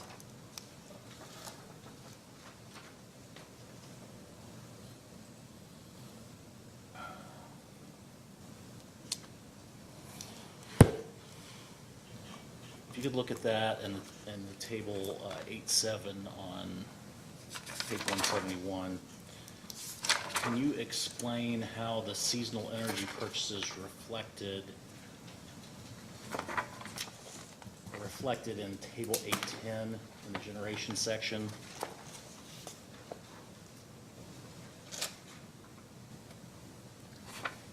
And are you referring to the table 810 that was in the IRP or the revised 810 that we filed after that?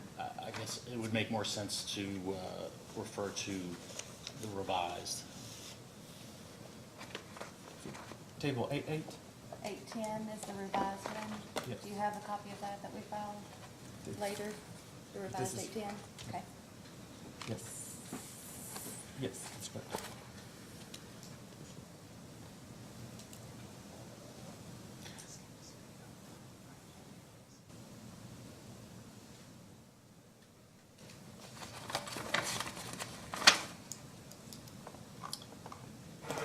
Well, table 8.8 on 173 does have that seasonal purchase as part of that, I believe. I'd have to review that. Can you speak up? We're having a little trouble hearing you over here. I'd have to review that table, 8.8, but 8.10 does not specifically have the seasonal market purchase that we have listed. I'd have to review that particular, make sure that we're using the, I'm sorry, I didn't catch any of that last part. I have to review that.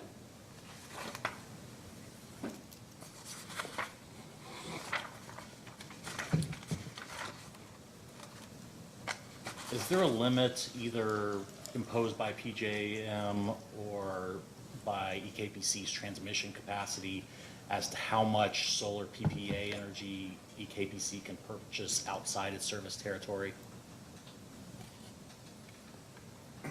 I'm not aware of PJM transmission constraints. That would have to be part of the PJM study with PJM, depending on the facility.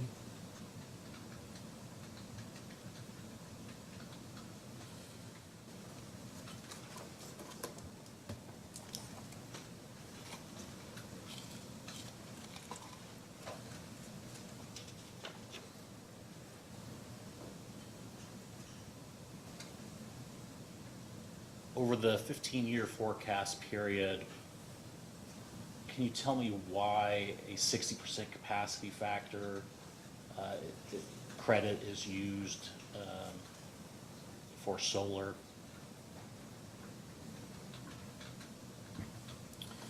The electrical load carrying capability, the ELCC, is typically what we refer to with PGM, and how solar is treated. It's not typically 100% of installed capacity, so therefore we treat it as a less than in looking at the overall capacity capability. So over the year. But the 60% credit the PJM assigns to that, that's subject to change, is it not? Correct. And you did not factor that possibility into any of the simulation? No. Why not? That's a variable. It would change from year to year, so we say with a specific expectation. Let me clarify.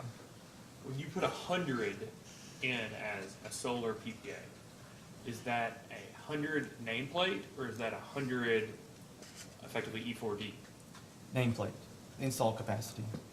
So that could be, depending on the year between now and the end of the planning period, that could be, you know, the equivalent of 20 megawatts or 10 megawatts, or it could be 70 megawatts, right? It would vary, yes. When would you actually ever get 100? The installed capacity would frequently be observed in a few hours in the summertime. But throughout the year, you would actually hit that nameplate rating a few times, but typically you're less than that. Well, you might hit the installed capacity, and it might create the equivalent of 100 megawatts over a 1 hour, or 100 megawatts over a 1 hour period, right? Yes. Or over an entire hour period. But your all's proposal is not specific to it even being connected to the EKPC system, right? So you might not even have, well, I guess I'll just wait, because you're just treating this as energy anyways.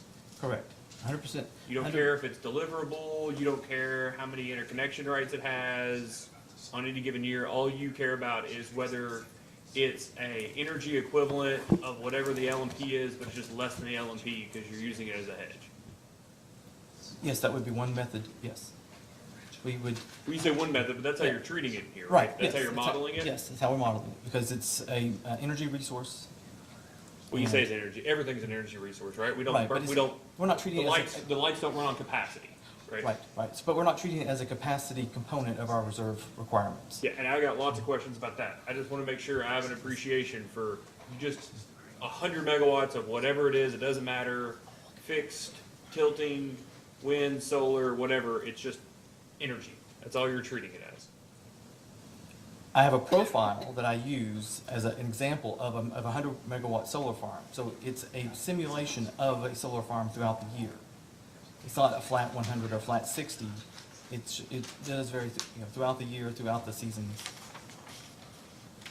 But the only benefit you have is for production cost modeling to use as economic energy in lieu of energy purchases for the market, right?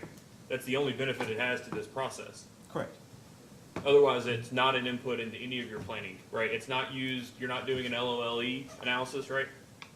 No, not for this purpose of meeting sustainability requirements. Well, I mean, it's not for the purpose of meeting your, I mean, you all aren't conducting a loss of load expectation to determine a reserve margin, No. right? You're just taking whatever the summer reserve margin is from PJM and say that's what we're planning to. We have that target. All right, go ahead, Mr. Collier. Mr. Williams, the 60% capacity credit we were talking about, is that expected to go down as PJM has more of an influx in solar?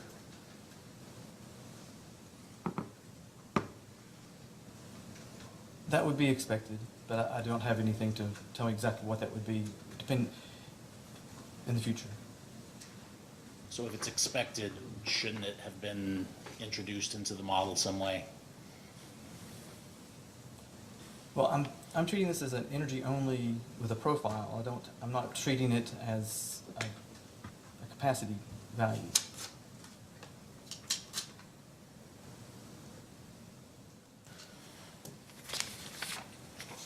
Let's look back at, we were talking about table 810, and I'm looking at 810 from the IRP, and I'm looking at 810 from the corrected tables that were filed in response to DRs.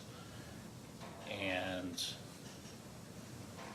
the solar generation is massively different from the original to the corrected. Can you explain why that is? That was an input error that was missed in the first submission and corrected. It was just an error in pasting in the information. I'm sorry, I caught very little of It was that. just an error in the copy paste process. It just the input process was an error in copying the data.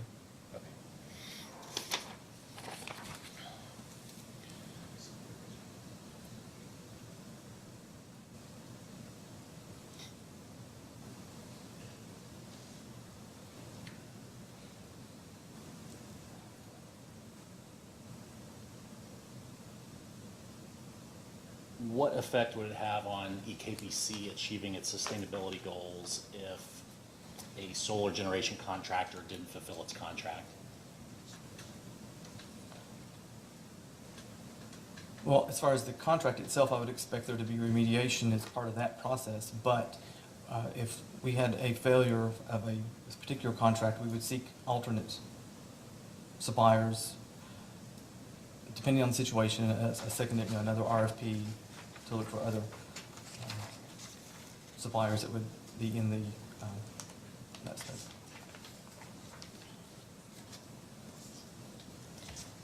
Do purchasing renewable energy credits count if it either ramps up fossil fuel generation or purchases any energy available at locational marginal pricing to cover loss of solar?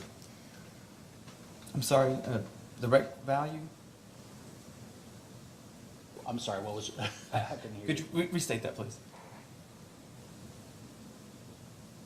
Do purchasing renewable energy credits count if it causes a ramp up in fossil fuel generation, or purchases any energy available at locational marginal pricing to cover the loss of any solar?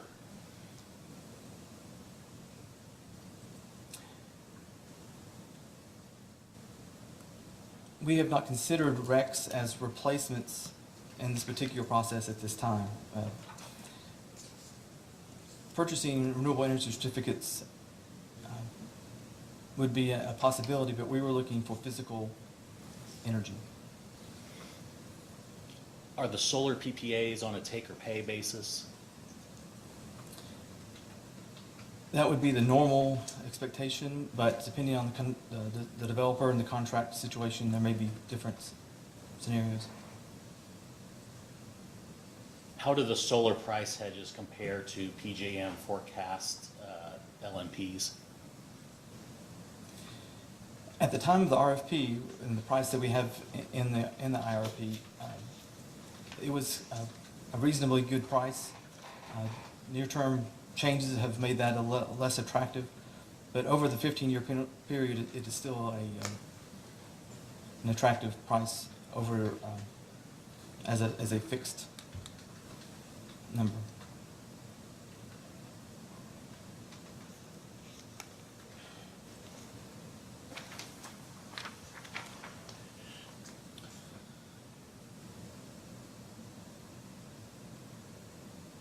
Is it possible to input the projected costs and effects of potential DSM programs and have the resource optimizer compare DSM programs against supply side options? RTSIM Resource Optimizer, as well as RTSIM Production Cost, does have a feature for DLC, DSM, so peak shaving, valley filling capabilities. However, we have the DSM programs evaluated external, and what I work with is a DSM affected load forecast. So we do not have those programs in the RTSM system, but we could.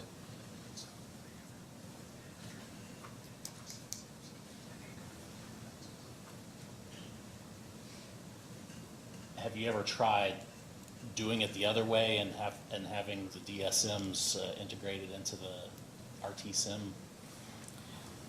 I've done a few test runs over the years, but because the menu of options for our DSM programs have changed year to year, period to period, I've not had a specific menu to try into our system. So, how do the results compare? Were they comparable? It was very similar to what was expected for the reduction or shifting of load.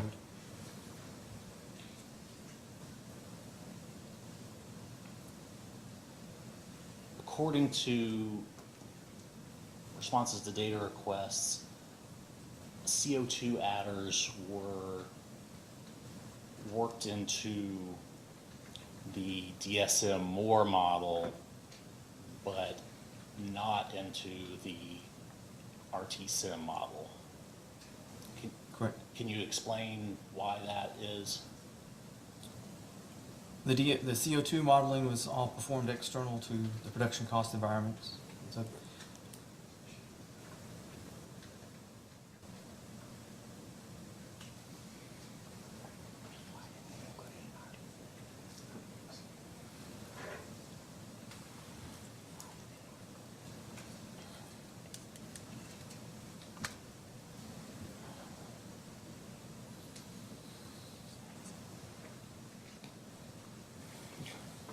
why didn't you include a CO2 adder in the RTSIM simulation?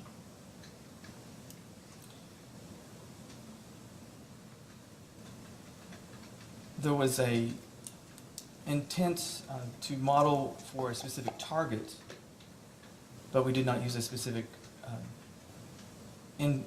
adder to be externally applied. So we ran the model with targets for CO2, which we produced. but we did not have the same guidehouse and DS Moore CO2 expectations because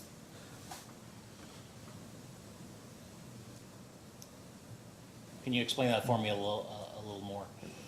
so in the model, I ran the model with an inherent CO2 expectation and optimization to meet a certain reduction.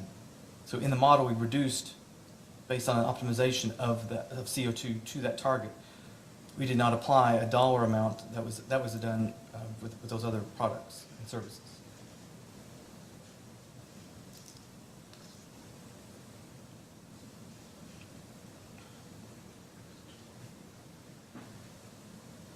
And how did that affect the cost of the top 5 plans that were produced?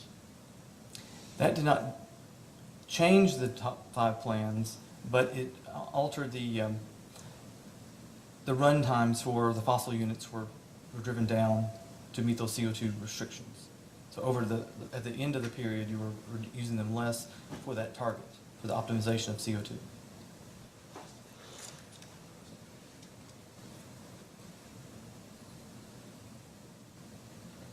Is the preferred plan actually the most cost-effective plan out of the 5 final plans?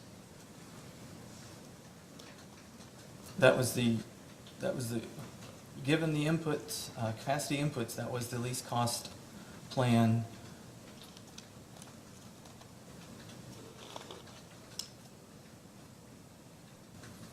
You answered a question in staff's data request to number 12A about the sustainability plan,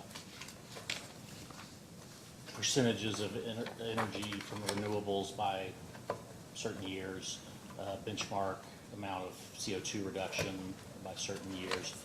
How are these goals determined? How did those numbers get chosen?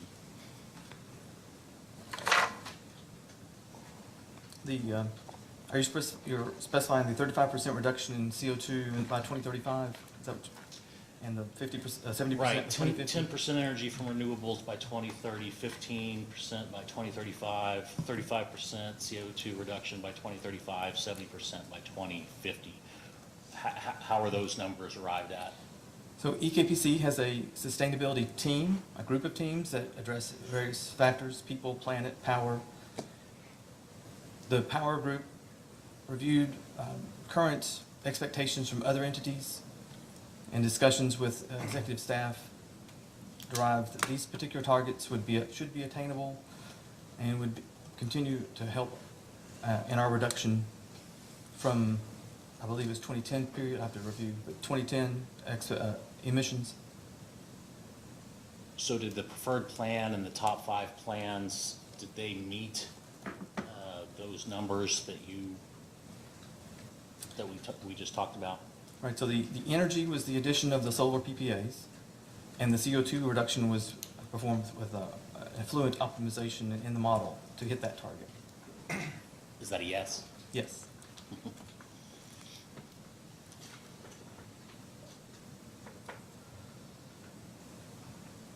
So the way that those goals were entered into the model, it did not spit out any iterations that did not meet those goals? Well, this was after the optimal plan was created. The sustainability goals were applied external to that top 5 plan process. Okay, Because we wanted to explicitly have these in our plan. So any results that did not have those were not included? Several of the plans had solar farms or PPAs in the future, and that was supportive of our additions to the PPAs to our top plan.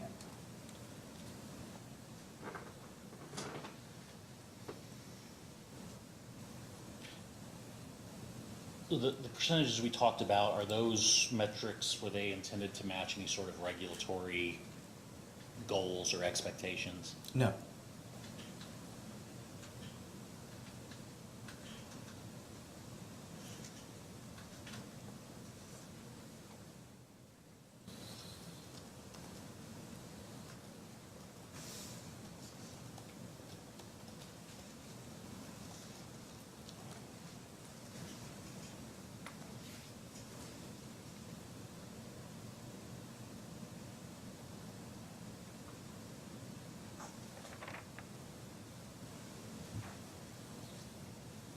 That's all I have, Chairman.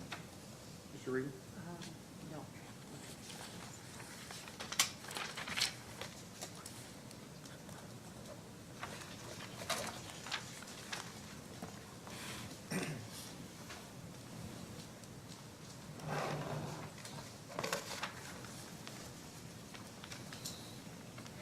When you model, earlier you were talking about, you have for I guess your production cost analysis, you have an input as to what a 100 megawatt solar facility would look like, the operating characteristics would look like, and what its production would be over 8,760 hours, right?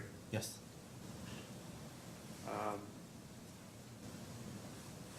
When you run that same analysis, you take into account unit availability, historic or expected unit availability of your thermal units? Or do you assume that they're available during all 8,760 hours? So our thermal units have a forced outage rate that we apply. So we don't expect them to be available all hours every year.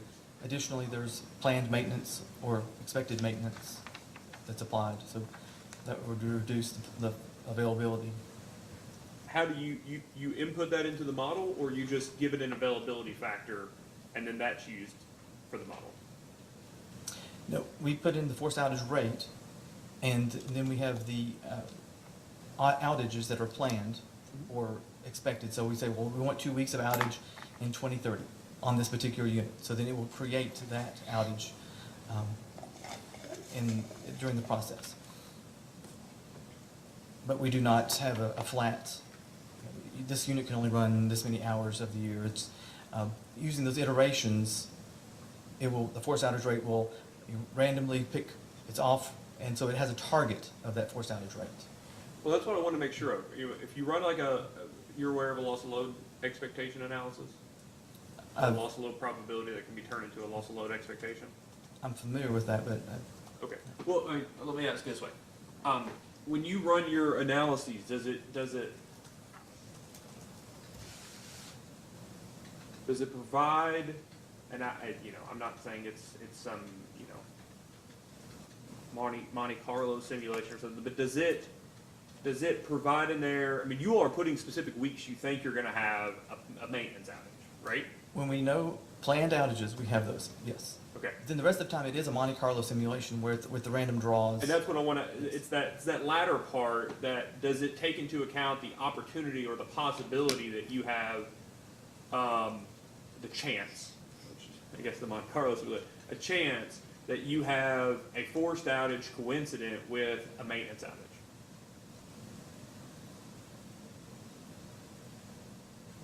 I believe the system is aware that the unit is out, and so it will not try to do a draw for a forced outage. So if the unit is out. Is on that maintenance- realistic of the chances that exist during operations? If the unit is out on maintenance, it's not going to try to do a forced outage. Yeah, I'm sorry, not the same unit. Oh, it's a separate unit. Coincident, yeah, so Spurlock 1 and 2 are out for maintenance. Is the analysis able to determine the likelihood or the possibility that Cooper has a coincident forced outage, or a forced outage coincident with Spurlock 1 and 2's planned outage, maintenance outage? That's a possibility. Okay. That's reality. That could happen. But you don't, it doesn't necessarily matter because you're not choosing, that's not giving you planning parameters in which to then choose the right resources, right? It's not like a loss of load expectations doing that analysis to determine what the appropriate reserve margin ought to be for a 1 in 10 loss of load expectation, right? Correct. It's not. All you're still doing is planning to peak reserve margin. Yes.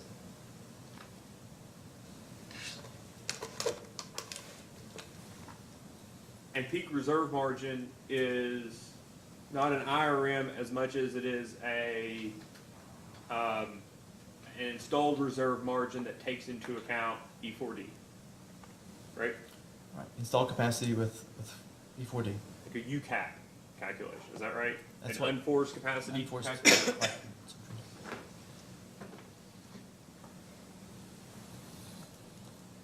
I guess my question, what am I?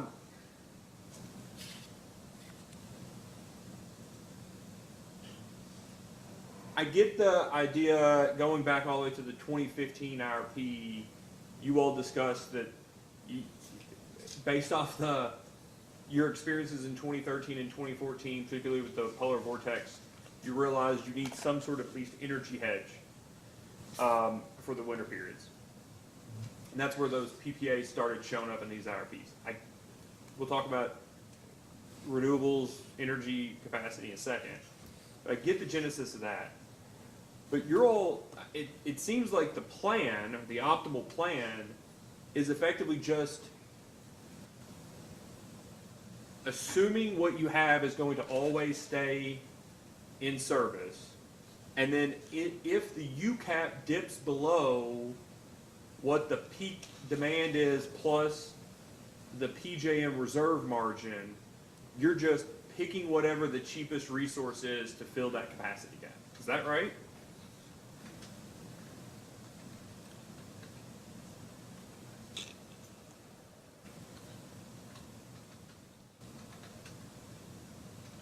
That's effectively what's happening, but it's not, we're still using an ICAP with a forced outage rate. Yeah, for the supply, Yes. right? And then and then you got a load forecast. I get that, that's not simple, econometric.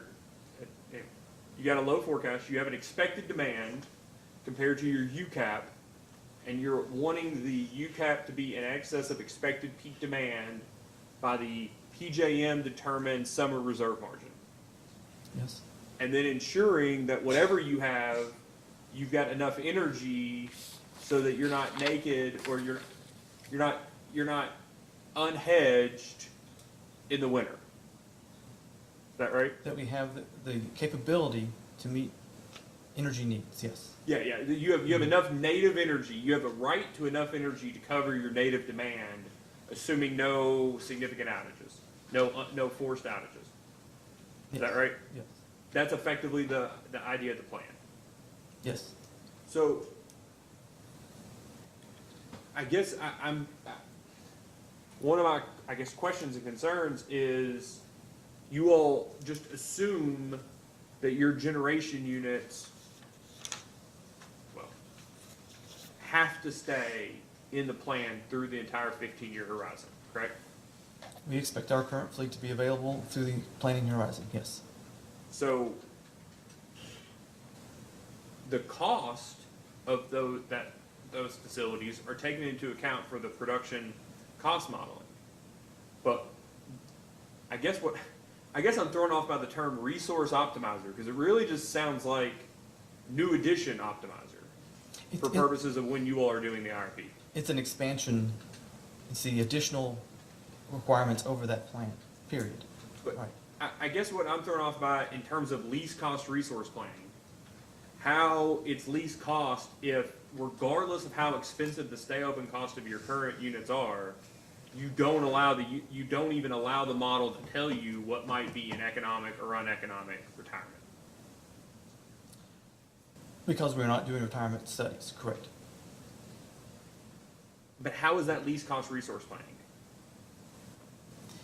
Our facilities are compliant, they are existing, we anticipate them to be there. We have fossil units that are coal and gas that will meet our needs. And at different levels of least to most expensive. So that's the least cost, is that those facilities are available, they're already in the mix. It's that additional unit of energy that's the question of what will we need to purchase to meet that in the future. I mean, theoretically, you could keep your units open forever, right? It just might get more and more expensive to keep them open, but you can always keep them open, right? I mean, I saw that either one of the Southern Company utilities, I think is Mississippi Power, has like a 100-year-old coal unit that's maybe 30 megawatts that they're just now retiring. But they were able to keep it open for 100 years. You just have to put a bunch of money into it, right? That's your experience. It's always gonna cost, but you can keep them open. We will continue to make them compliant. Now, if there's legislation that causes us to look at them in a different light, then that would be different. But right now, as they stand, yes, we would keep them in the mix. Even if they're 3 times more expensive to keep them going than to retire and replace it, your all's planning does not take that into account at all. It takes into effect the variable and fuel costs. So as fuel's available and the variable costs that do go up over time, but having those units on the ground is our hedge for our member owners. Right, but if it's 3 times more than a different hedge, it doesn't matter, right? That would be a different analysis, yes. Well, that's what the resource optimizer is supposed to analyze, right? It's fitting units into the future with existing fleet, yes. But because you put that constraint on it. Yes. Because That's something that's something that you had to manually do, is put that constraint on that resource optimizer. Let me ask you this way, is the resource optimizer calculation, is the default to not economically pick retirements or to economically pick retirements? Retirements have to be included, and those were not included. That calculation was not put into force. That was not part of the analysis. So let me ask you this way. When you say not included, you didn't provide it, you didn't tell it to retire economically, or let me ask you, if you hadn't done anything with retirement, just, you get the optimizer, you get it out of the box, I know it doesn't come in a box, but you get it out of the box, right, you plug it in, you turn on the resource optimizer. Does it come with default settings? Yes. Okay, and default settings to optimize resources, as a default, does it economically, when you put all your inputs in, the new overnight capacity cost, the variable cost of the current facilities, the stay open capital costs, which are part of this IRP that you all provided, marginal cost, right, all these different things.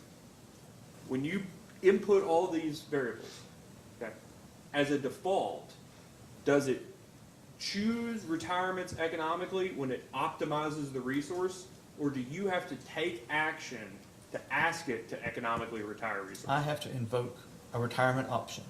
Okay. And I you all have to be explicit and ask it to do that. And you all just chose not to do that. We do not anticipate retirements at this But time. it doesn't matter if you anticipate retirements, because it's the model tells you whether it was economic to retire, right? If you If I gave it that option. What's that? If I gave it the option and the information. When you click cost that of- box, whatever it is, it tells you what is or is not economic based off the operating costs that you gave it, right? Correct.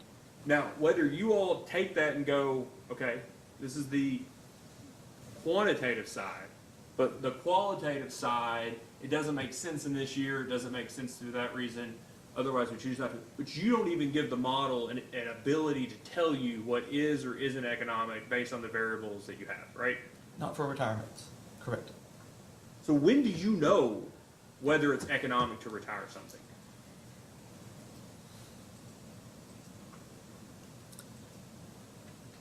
If it's on a variable cost, we would see the expense go up, and that would be a trigger for retirement studies, but I'm not sure if there's any specific trigger to do a retirement study at this point. When you say variable cost, do you mean the marginal cost of production of energy? Yes. Or the stay open O&M that you incur in a given year? No, the variable cost of production. If it stays out of the money, it's not, well, if there was some specific trigger, such as a legislation for an environmental compliance, that would open that door. Then that's when we would review the cost of keeping that facility going versus the remediation, whatever that may be. That's what would be the trigger at this point.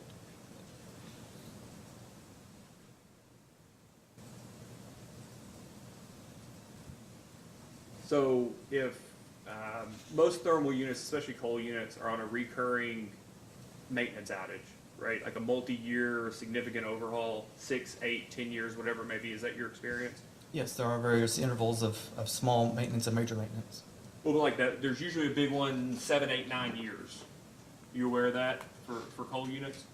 Right, a generator would need significant maintenance at different intervals, yes. And I just want to make sure I understand. Ahead of those, East Kentucky does not look at whether it makes sense to overhaul this facility to determine whether it makes sense to make this significant investment versus retiring or replacing with a different option.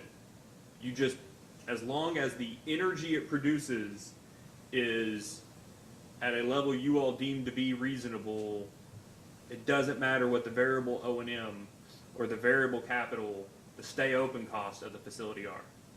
We have performed small studies to look at taking an outage at a particular time or moving it out into the future to help navigate the cost and the timing of major maintenance, but not a specific retirement study.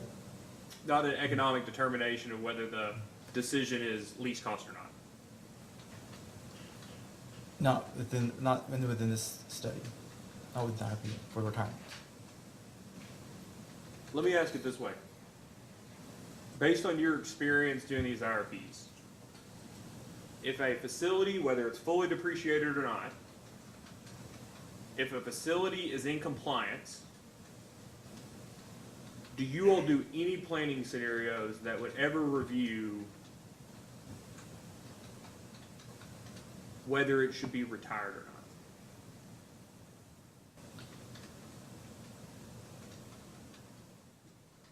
Until there's a trigger, such as an environmental legislation, we are only looking at what's available and making sure that we have the capability to cover our needs for our member owners at the end of the day. So it may be that this facility is expensive, but it's in compliance and it's part of the portfolio.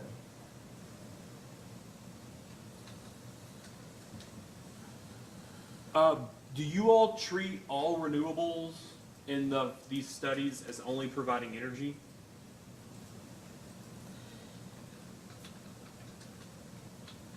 That is the primary intermittent quality. When we look at building a facility, then there's a expectation of some level of capacity, but typically, like right now, 38 to 40% would be the expected capacity of a solar facility, of capacity contribution. Well, when you say capacity contribution to what? To meeting our reserve plans, reserve requirements. So we couldn't count on a 100-megawatt solar farm to be there all the time. So it's given a portion of its capability in meeting that requirement. What's the distinction then when you have a solar PPA versus a self-build for purposes of meeting your reserve margin requirements? Well, let me take a step. Do you have reserve margin requirements? Within PJM, yes. Well, let's take a step back. Yep. I guess I'm confused. PJM has it as a reserve margin requirement, right? Yes. But do they, because you all participate in the reliability pricing model, do you all have to maintain a certain amount of East Kentucky, not your zone, but does East Kentucky have to maintain a certain reserve margin? Yes. That's summer reliability component.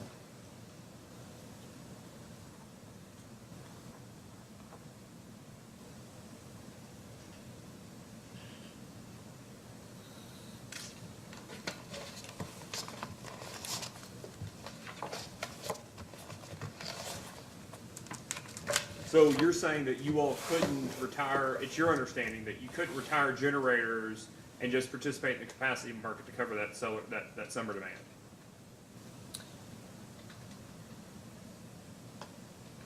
We do not go down that path. We have facilities on the ground to cover our native requirements. That's the. I get that. But that's just a fact.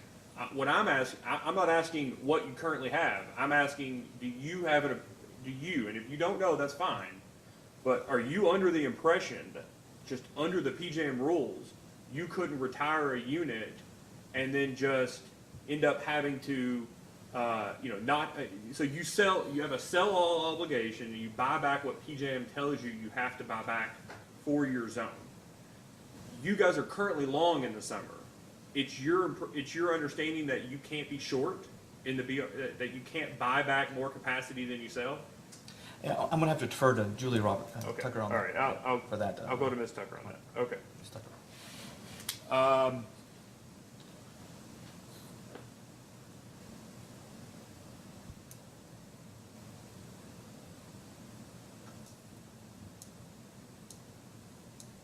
As a general matter, though, if you will have a PPA for all the energy from a solar facility versus if you own it, is there a difference in the operating characteristics in order to be able to use it, to meet your whatever your PJM obligations are? Ms. Tucker's going to tell us, but whatever your PJM obligations are, is there a reason why I guess what I'm asking for is, why are you modeling a solar PPA differently than a cell phone PPA for solar?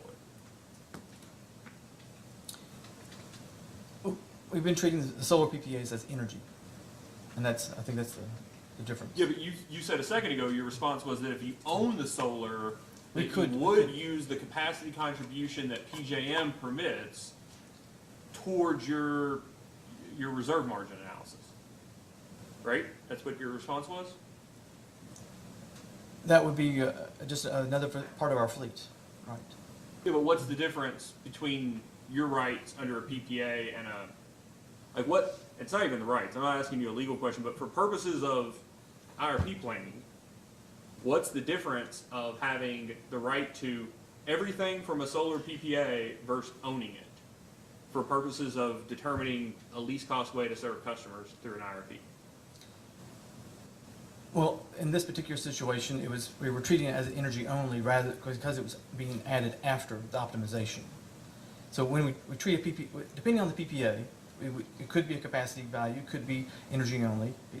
It would have to depend on that particular contract. So let me ask you this way. You modeled a solar PPA versus a owned solar facility differently. One you included in the resource optimizer, and the other one you completely ignore for purposes of meeting the reserve margin. Correct. Doesn't that inherently make the solar PPA less valuable to the utility?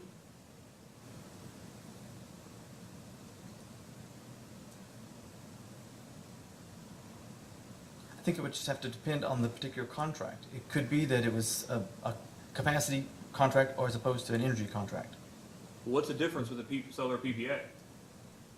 That just depends on the supplier. That's what I've seen, but again, I don't think I understand the difference.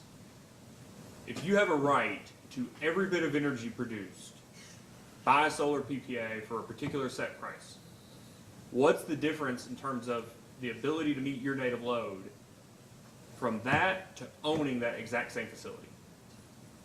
I think I'll have to defer to Ms. Tucker again to be specific about that. Would you agree that when you did the solar PPA after the resource optimization, by default, the plan can't take into account any capacity contribution of the solar PPA? Since it was an energy only, yes.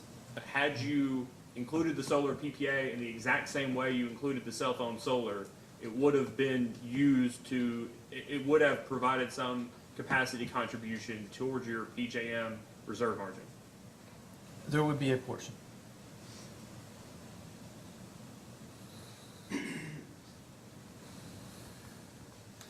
Lastly, I'm just curious, it's the same way you've treated it for the last few IRPs, but if you can go to the beginning of section 8 of the IRP.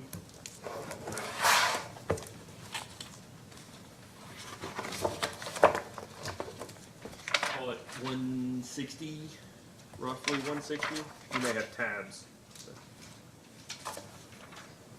Let's say 150. 157. And everything that's bolded here is just a recitation of the regulation, right? Correct. So there's the first one there, 807 KR 5058, section 5, sub 4, summary of the utilities planned resource acquisitions. You see that? Yes. The last bit is, it goes bulk power purchases and sales and interconnections with other utilities. You all did that, right?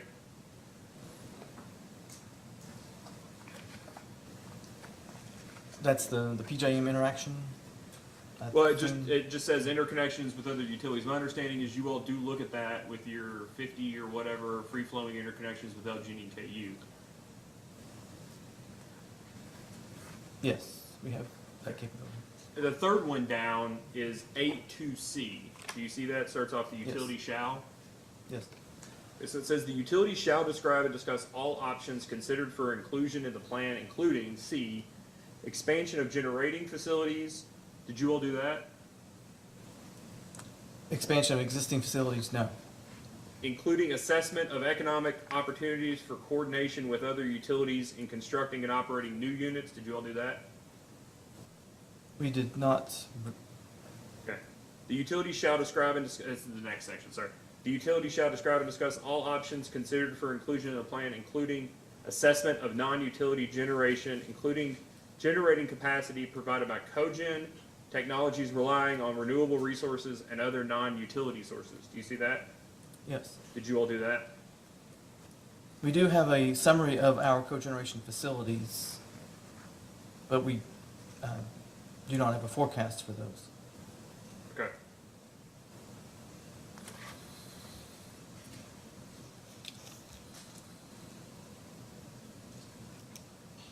As long as you've been working on IRPs at East Kentucky, do you have any experience with that provision of 82C that you all have coordinated with other utilities in constructing and operating new units? I have not. And to be fair, at least, I remember reading your 2015 IRP, you all were talking about being in, it was like during 2014, in negotiations on trying to find new capacity to be able to use during the winter months. I think you all found that new capacity in that time frame, right? I'd have to review. I'm not going. Well, you all have had some new CTs added to the system in the Yes. last 7 or 8 years, right? Yes. Okay. And yes, technically that could have been somewhat coordination with other utilities, but we asked this in the last hearing, staff did, with the other utilities we've had, and basically the answer from everybody in the state was no, we don't talk to other utilities, even though the regulation says that. That's not a question. That's unfair for me to say that to you, Mr. Williams. That's not a question, but just a statement.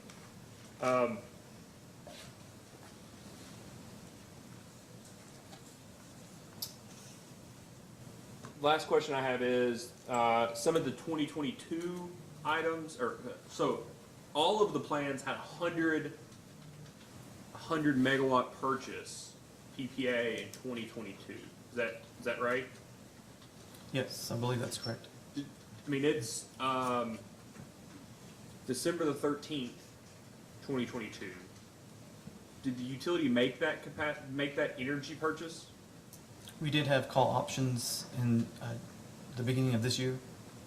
So is call options inherently different than what you added after the optimization? No, that was the option was to have a call option so that if there was a need, so it could have been based on, well, in reality, it could have been based on a CT, but in the model, it was an option to have 100 megawatts of capability at a strike price. And You just, whether it got exercised or not is a matter for operations. it was available to cover if we had a need. And that's something that you all have been doing annual or near annual basis since 15 or 16, is that right? Purchasing strips of energy has increased in Just in the different bilateral seasons. market instead of through LMP? We have done several purchases. All right, I'll save everything else for Ms. Tucker. I appreciate it. Ms. Honaker? I just have a couple. Let When the Joint Intervenors Council was asking you questions, you said that you have been using Simtech as a vendor since, I think you said 2001, is that correct? Yes, But the RT Sim model that you use today is not the same RT Sim model that you used in 2001, correct? that is correct. How many different versions have you gone through? Right, so we're up to version 28. Okay. And so that system is revised every year depending on the needs of the clients, specific needs of market or standalone or whatever the particular client needs. And so EKPC gets to have conversations, meetings with the vendor Simtech to let them know if there's anything different or needed that you need in the model. Is that correct? Yes, exactly. And then you were asked a lot of questions by the chairman on retirement decisions and when all of those are done. You just input the model, correct? Would those retirement decisions, discussions, plannings, those type things be questions that should be asked to maybe Ms. Tucker or Mr. Johnson? Yes, And you were asked a lot of questions on PJM. Should that also go to maybe Ms. Tucker, Mr. Johnson, or maybe Ms. Cronin? yes. All right, nothing further. Well, I would ask the witness to stick around, since I just tell you, the most frustrating part about being in a utility hearing with 13 witnesses is that everybody else knows the answer, and then we get to that person, they didn't know the answer. So I appreciate it, just asking you to stick around. Thank you. Ms. Honaker? Ms. Tucker, we called you Julia Tucker.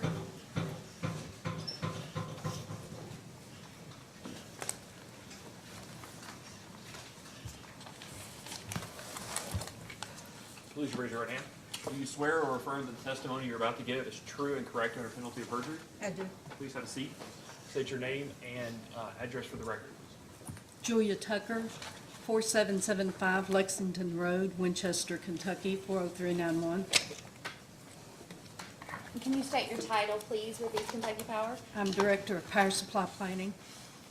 And did you participate in the preparation of the IRP that was filed in this case? I did. And did you also call certain responses to data requests to be filed in this proceeding? I did. Do you have any additions or corrections to make to any of those responses? No, ma'am. If I were to ask you those same questions today, would your responses be the same? Yes, ma'am. Is it your desire and intent to incorporate those into the record of this proceeding? Yes. And what materials did you bring to the stand with you today? I brought my responses to the interrogatory questions, the comments and our response to the comments, and my copy of the IRP. Okay. The witness is available for cross. Go. A few questions, Chairman. Good afternoon, Ms. Tucker. Good afternoon. Have you had a chance to review the Attorney General's comments in this case? Yes, ma'am. So you are aware that the Attorney General shares EKPC's concerns with future reliability and affordability of the electric grid? Yes, ma'am. So my first question to you will focus on the reliability aspect of the electric grid. In the pending case, EKPC states throughout the filing that it's very concerned about future reliability of the electric system and believes that conventional fossil fuel generation resources will continue to be required to facilitate any transition to renewable and no carbon emitting resources. Is that correct? Yes, ma'am.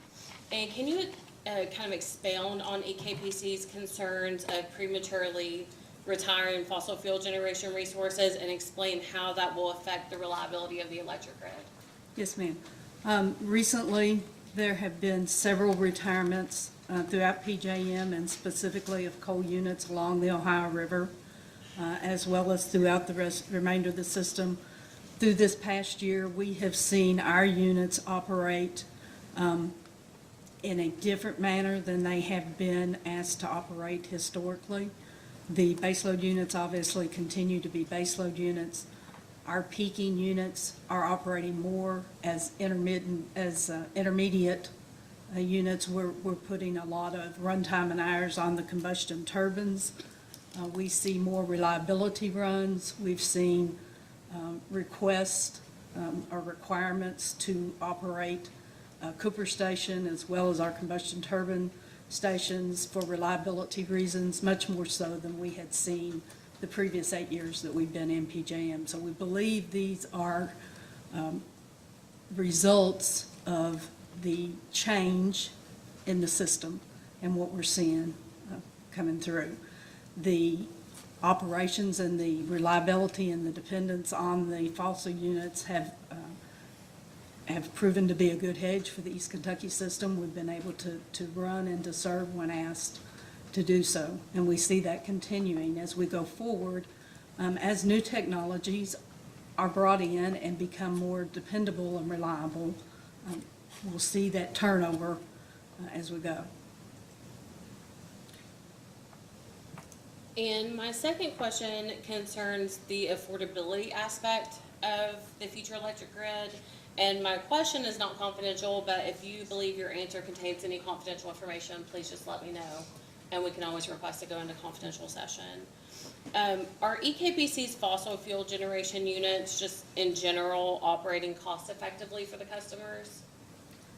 Yes, ma'am. And we do evaluate any upfront capital costs that go into those units to determine if it's economic to continue running them, if it's economic to maintain and operate them as opposed to an alternative. But our units have provided, if you look at our fuel adjustment clause hearings, you'll see that our fossil units have provided a secure resource and an affordable resource for our members as compared to purchases that we've had to make outside of that system. And I want to move on. I believe this has already been touched on a little bit. The EKBC filed a revised Table 810 into the record on May 17th, 2022. And since you said you reviewed the Attorney General's comments, you know we had some questions on that table. It appeared to indicate that even though EKPC was forecasting an increased energy requirement, it was simultaneously in the table forecasting a decreased energy supply. And I think I know the answer to this question from your discovery responses, but can you just kind of clarify for the record what exactly the information in revised Table 810, you know, what it means exactly? Yes, ma'am. In the revised Table 810, we don't specifically show economic purchases, which are purchases made from the market. And because we don't show those explicitly, then our total energy resource appears to be less than what our energy need is. And that's a change we'll take going forward, but given the requirements of the IRP and the way we've answered it historically, we've not picked up that needed to be added there. Because of the market LMP costs that were modeled compared to the resources that we have available and the fuel costs that we had modeled, the results show that we're a net purchaser more so than generator as we go out through the future. The purchases were increasing and the generation was decreasing. If those prices are not true, if those prices change and they become higher than the cost to generate, then that would reverse, like what we've seen this year. Over this past year, we would see more generation and less purchases. But the system is trying to develop the most economic supply. And with the assumptions that are in there, that says that we would make more purchases that are not shown explicitly on this table. Okay, and when you say market purchases, you're referring to purchases from PJM, correct? Correct. Okay. But whether or not EKBC produces its own energy or purchases from PJM, it is your testimony today that EKBC's customers will receive the lowest cost energy between the two, correct? Yes, ma'am. By maintaining the resources to be able to supply that energy, we've capped the price that our customers would pay at our price of production. And if we can buy it less than we produce it, then we would do so. And then basically by keeping your own generation open, I believe it said in the IRP, you can basically hedge that so that you're not overly reliant on PJM prices if they go pretty high like they have been. That's correct. Okay. And my final question is whether EKPC has discovered, we touched on this in our comments, has EKPC had time to discover any federal funding programs? I know that The Inflation Reduction Act was just passed, I think, during the pendency of this case. And then the Infrastructure Investment and Jobs Act. Has ABC had time to see if there's any federal funding programs that would be beneficial to your customers? I'm not personally aware of exactly what's been determined yet. I do know on the part where we're looking at solar opportunities, that we work with the NRCO, which is National Renewables Cooperative Group we're a member of, and they have developed within their model what they believe the IRA Act, how the benefit of that financing would flow back through to us. And we're hoping then within the next few months that we'll be able to review pricing on that basis going forward. But they're just now completing the input into that models. I don't know specifically how it will impact us yet. Okay, and there's no other witness here that would know more specifics? It's just too early to give a good answer, is that what you're saying? I'm not aware of anybody knowing exactly what it is yet. Okay. Thank you, Ms. Tucker. Chairman, I have no further questions. I do, Chairman. Good afternoon, Ms. Tucker. Good afternoon. Picking up from what Ms. Goad was asking you, your fuel adjustment has remained affordable in your opinion because of using your baseload units as a hedge against market? Yes, sir. What kind of capacity? Spurlock is your biggest baseload unit, correct? Yes, sir. 4 units? Yes, And the last 2 are circulating fluidized bed? they are. Okay. What capacity factor has Spurlock operated at over the last couple of years? Subject to check, but it would be in the 75 to 80% range, I believe. No. Okay. When PJM calls on your baseload coal units to run more than your native load because they're in the money, what happens to the profits from off-system sales? Do you know? Yes, sir. The net margin from off-system sales goes back to East Kentucky's bottom line to offset other costs. And so this earnings sharing mechanism that was established in the last rate case, to the extent you get over that threshold, those profits would contribute to ratepayer refunds, would it not? Yes, sir. So operating your baseload coal units at the maximum capacity factor that they're in the money definitely helps consumers? Yes, sir. Okay. Coal availability. Have you had any problems getting coal contracts for Spurlock? I'm probably not the best person to ask that. Mark Horn is here and is a witness and could do a better job. Okay. Let me turn to table 8.2 in the IRP.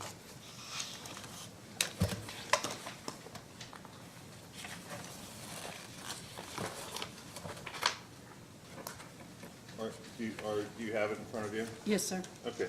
This first peaking unit, the 100 megawatt LMS 100, the cost per kW is, and this is, are we allowed to talk about this in public now? Yeah. The I first just want to get four- second Yes. confirmation. The first 4 rows. Everything that's apparently. not provided in response to the RFP, right, Ms. Honaker? That is my understanding that all of that is public knowledge, That's so right. yes. Okay, thank you. The cost per kW is $1,169 per kW. Why is the other peaking unit, the LSCGT, so much less expensive on a cost per kW basis? It's a larger frame unit, so there's economies of scale with the larger unit. Do both of these units have similar operating characteristics, heat rate, for example? I believe the larger one will have a little better heat rate. The 225 will have a better heat rate than the smaller unit. Okay, and this lower cost peaker is what your model shows it would be installed in 2032? Yes, sir. Okay. What type of heat rate does this second lower cost peaking unit have generally? Do you know? Let me have.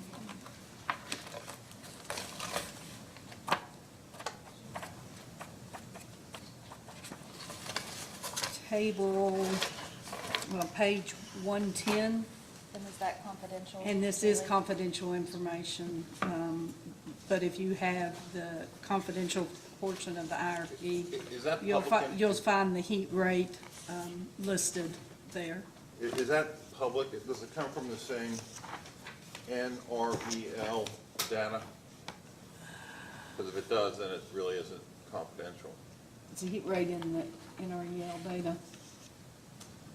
We're not sure on that one. Let's say it's under 11,000. Oh, okay. So can I just clarify, it's the last, chart on 110? Yes, sir. Can I just clarify, do we know if that is that the same unit that's referenced as the LS 100 in the other section? It's the SCGT, which is, My understanding is it went small frame, it's large the frame. 7F SCGT. Oh, okay, all right, so it's the second one. Yes. Okay, thank you. Sorry, Mr. Kurtz. No, this is a good chart. You've got a lot of peaking capacity on the system already, don't you? Yes, sir. The Smith unit's 900 something megawatts? There are 9 units there, yes, and there's all about 1,000 megawatts. How much? About 1,000 megawatts. And then the Bluegrass units you recently purchased, about 550 megawatts? Yes. Total? 3 units? 3 units. Why would you be adding so much additional peaking? Why are you adding more peaking generation and you already have so much? Our peak load of our system is a little over 3,000 megawatts, between 3,000 and 3,500. We're about a 50% capacity factor system. So energy-wise, we need about half base load, half peaking, if you will. And so we probably could use some intermediate, but the optimization said we're not quite there yet. But given the load factor of our system, Let's go back to that chart, table 8.2. I do want to ask you about the combined cycle. You listed as intermediate, peaking intermediate. I mean, this is just a name, but are you aware that the LG&E KU can run 7 combined cycle runs basically as a base load unit right after Trimble County? yes, sir, it can run anywhere between in any of those cycles efficiently.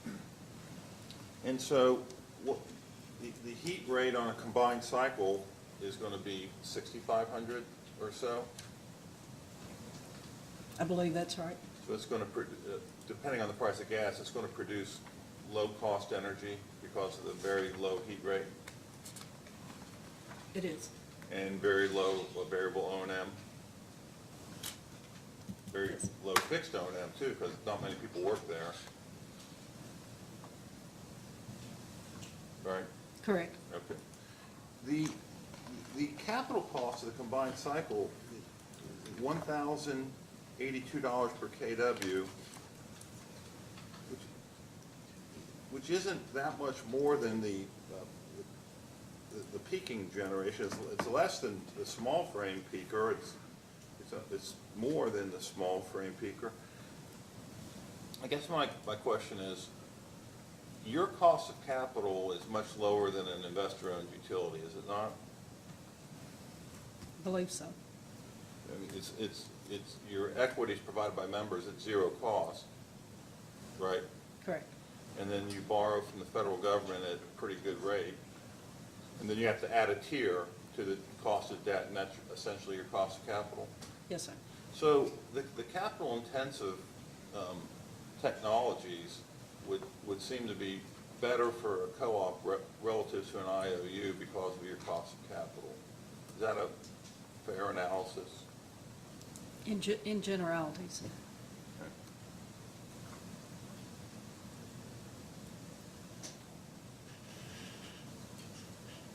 It, This, the- sorry, go The ahead. total size of to get the economies that you see here in that unit, it's the size of the unit and therefore the size of the investment that tends to drive it out of our plan initially. I saw that, because this is modeled at 418 megawatts, and the model projects you only need 225, Correct. which brings us back to the chairman's question about asking other utilities, neighboring utilities, about sharing the cost of units. Yes, sir. Is that somewhat feasible? It is, and what we have done for every addition that we've made in capacity is we would run an RFP to see what alternatives are out there prior to embarking on any self-build option. So we would look to see if we could find a partnering opportunity that would be available. That's how we found Bluegrass. Right. That was out there. We would look to see if there's other alternatives to just going out, as opposed to going out and building a new unit. There was a lot of questions about Cooper.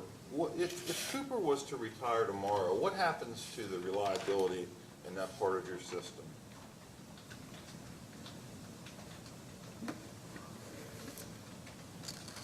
I don't believe the reliability coordinator would allow the unit to be retired tomorrow. You'd have to go through we put the request in, obviously, and they would study it. But I believe what you'll find is what Mr. Adams said, is that there are transmission issues in the area that will have to be, and supply that will have to be fixed prior to retiring So that you would plant. have to add, probably add transmission in the area? Transmission or generation or combination. Can I ask a clarifying question? And Ms. Tucker, you tell me if you're the wrong person, because enough has been pushed to you. If, for what Mr. Kurtz is asking, that you're saying if you did a deactivation notice and there were reliability concerns, that your response was, and it's my characterization, but that PJM, if there are voltage or thermal issues, could deem Cooper to be a reliability must-run unit, is that right? Yes, And then you would be paid cost of service rates to keep that unit open, is that right? we would. And then if you would be you'd be paid cost of service rates to keep that unit open until whatever the transmission fix is needed is installed, is that right? Whatever the fix is, That's right, I'm sorry, whatever, whatever the fix is. correct. If it's a transmission fix, I'm just using it as an example, I'm not saying it is, but the first item on, going from memory here again, Mr. Adams looked at a handful of traditional transmission solutions. I think the first one was a 5-mile, 345 kV transmission line. If that was the solution, do you know whether East Kentucky would be obligated to pay the entirety of that cost, or whether it would be socialized across the PJM grid? I do not know the answer to that. That's all right, it's gonna Sorry. be Ms. Foster's, so that's okay. Giving her heads up. Sorry, Mr. Curtis. you go Okay. ahead. So if it was, if you put in a decommissioning, deactivization notice tomorrow, and PJM said, no, we need Cooper for reliability, even if you got reimbursed for a period of time as at cost of service, reliability must run, when PJM quit paying, consumers would then have to pay East Kentucky for the remaining net book cost of the plant, would they not? Yes, As well as pay for any fix, whether it be transmission or otherwise. correct. So is it your understanding that keeping Cooper operational is best, least cost for consumers at this point? Yes, sir. And we do look at the cost of the ongoing cost of keeping it open, and we compare that to any alternatives that we have. But there's no additional capacity that we could pick up that would compare to our ongoing cost of keeping that unit viable and where it's at right now. And if consumers did not pay for the remaining net book cost, financially, that would come out of member equity, which comes out of consumers' pockets indirectly anyway. Correct.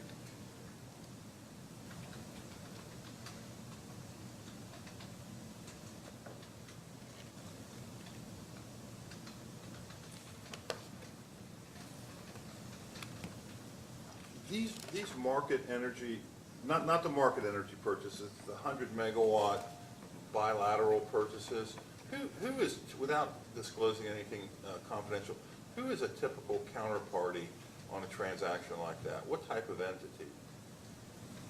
There are a lot of financial entities that'll be the counterpart, or utilities. So it could be investment banks who are in this field. Yes, sir. Where would they get the capacity to enter into a contract like this? On the 100 megawatt purchases, we're not buying capacity, and that's the difference. I'm kind of segueing here, and you can tell me about it. That's the difference between owning the solar facility and buying a PPA, or buying any PPA, is that the seller has two pieces of asset that they're selling. They sell energy and they sell capacity, and you don't have to buy the two of those together. And RECs, if And it's solar. RECs, there is a third one, there's RECs, that's right.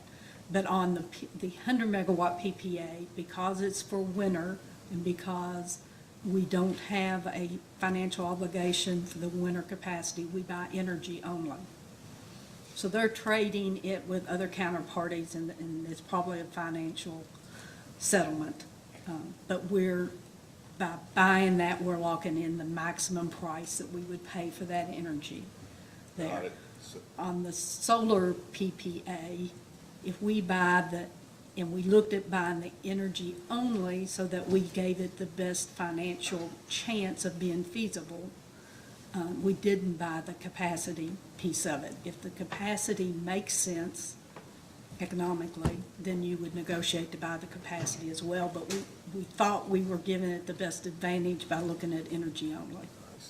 So it's cheaper to buy a solar PPA energy only than a solar PPA energy and capacity? Correct. Because the owner. Because they can sell that piece Right. separately.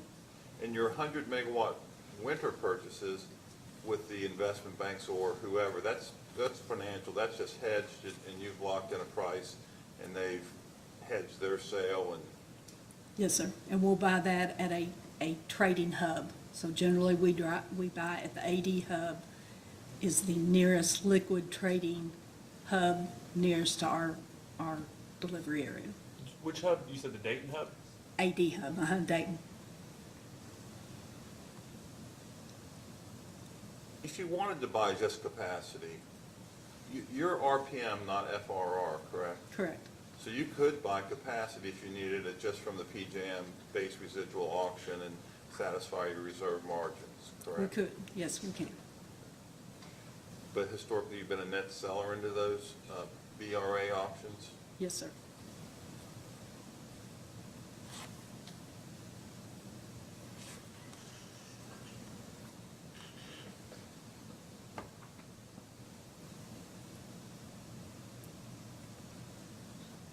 Thank you, Ms. Tucker. Those are my questions. Great. I'm not gonna be faked out this time.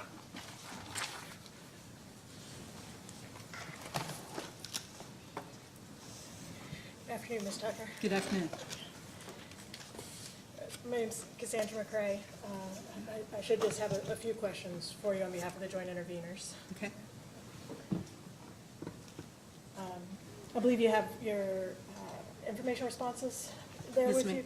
Could you turn with me to your response to joint interveners, I believe it's initial request 56.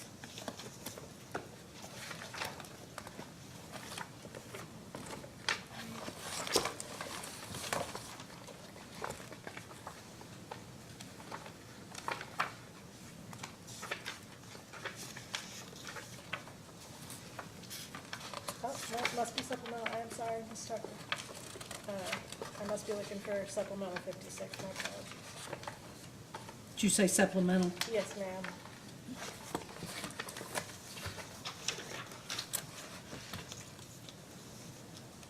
Okay.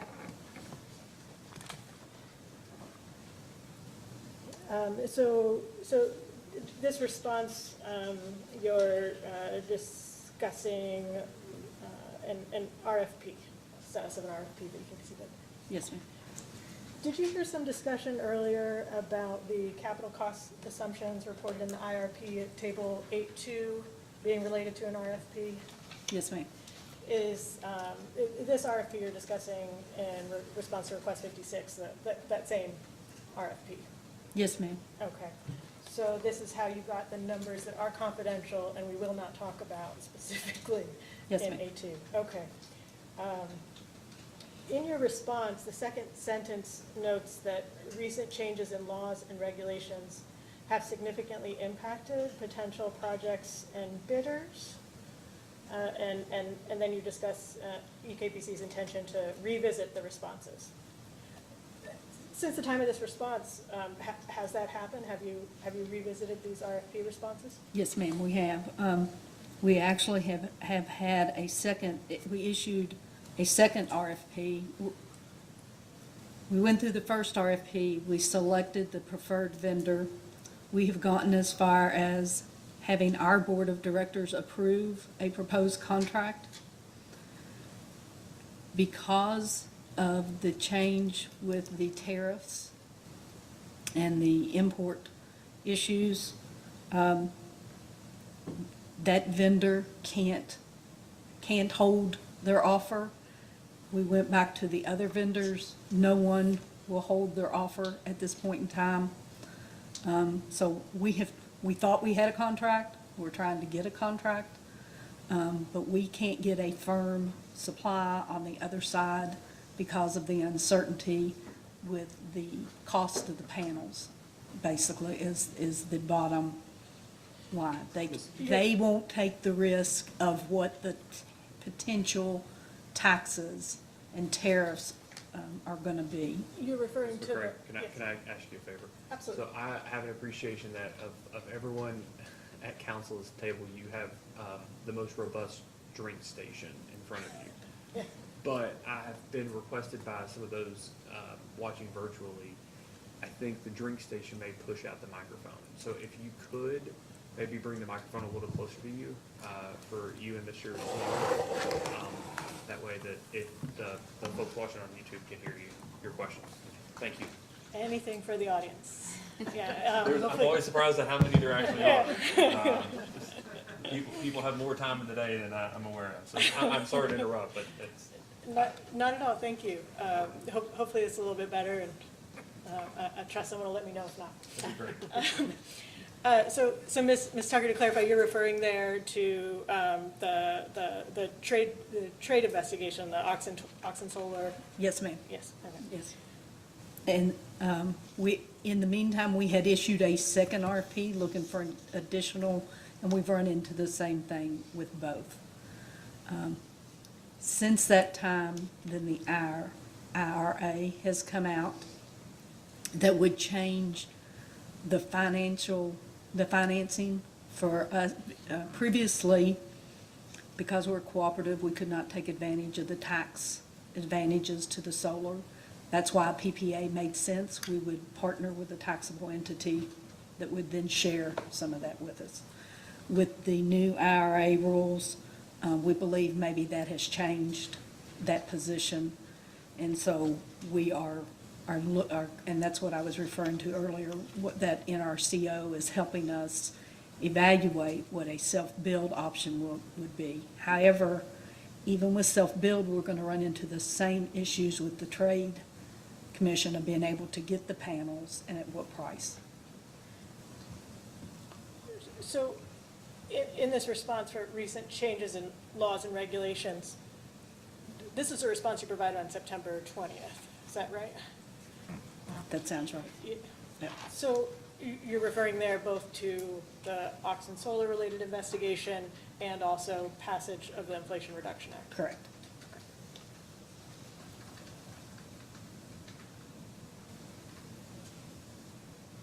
Your second RFP is still in process? No, we received the offers back, but again, the vendors won't, they just can't hold their pricing. They can't honor what they initially gave us back in that, just because of the uncertainty that they're facing.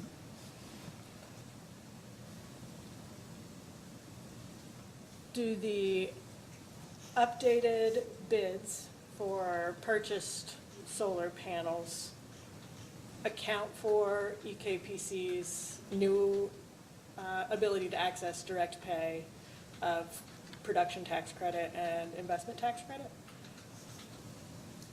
Do the ones we got back from the RFP does not recognize what East Kentucky could do, no.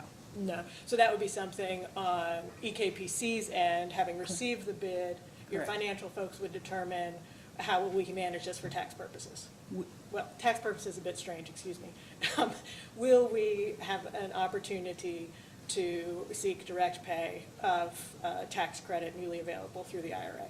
We'll compare the purchasing from a PPA and compare that to building a plant of our own, or having someone build it for us. But to build and own, Oh, sure, sure. I'm asking you something a little bit different. I'm trying to understand if the bidders to your RFP would account in their pricing for the new availability of direct pay of tax credits for you as a co-op, or if that's something that you would do upon receipt of the bid at EKPC, determine whether you're eligible to take a production tax or investment tax credit in direct payment. I'm not positive. I don't, we'll have to look at, I don't know. Fair enough.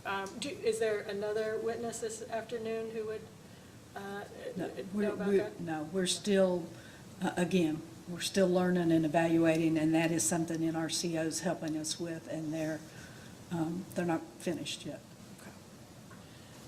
With respect to the IRA and this new availability of direct pay for tax credits, are you familiar with the term energy communities from the Inflation Reduction Act? Not in any kind of detail, no. Generally, you're aware that the term energy communities is used in the IRA? Yes. Okay. Has EKPC determined the portion of its service territory that qualifies as an energy community under the IRA? I'm not aware that we have.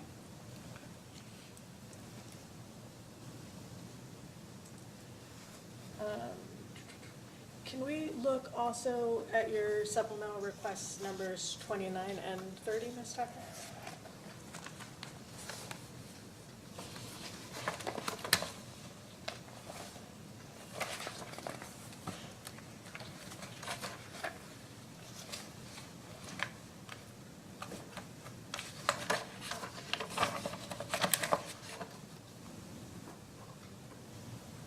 Okay.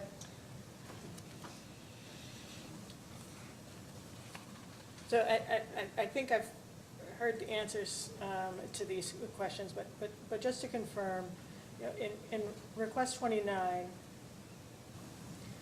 we were asking you what progress EKPC had made in terms of understanding the opportunities presented by the $9.7 billion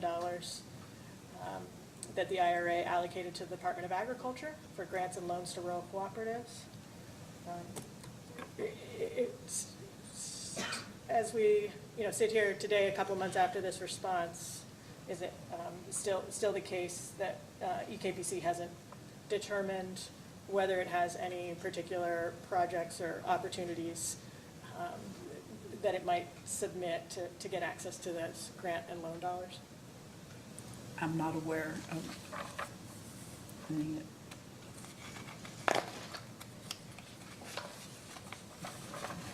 In supplemental request 30, just a couple page later, there you can see we're asking again about the Inflation Reduction Act, but this time about the changes in tax credits. In response 30A, you stated that there is not enough detailed information available yet to compare the new program to the assumptions used in the IRP? Correct. And we're closer, but I still don't know, I can't tell you how much difference it makes. We're working with NRCO, they are putting it into their financial model to show it, to help us understand the difference between what we could get from building the renewable as compared to buying it from someone else. And I don't know what that looks like yet. Well, so I wonder at a high level, Ms. Tucker, if we might agree there are some things that we do know, just based on the face of the act.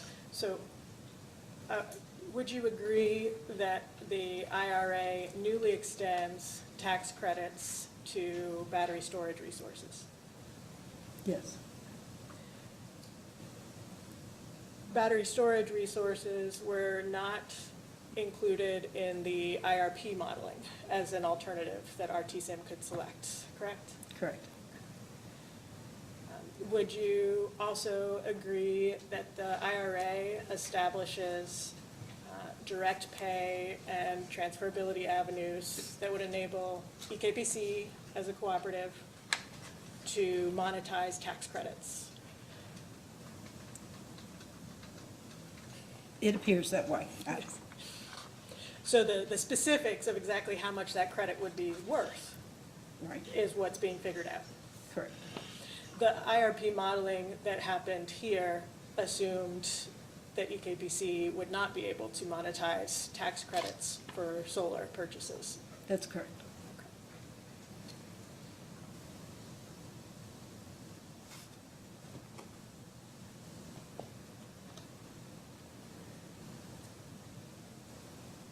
I may just ask a couple more questions to clarify a bit of the discussion that you've had on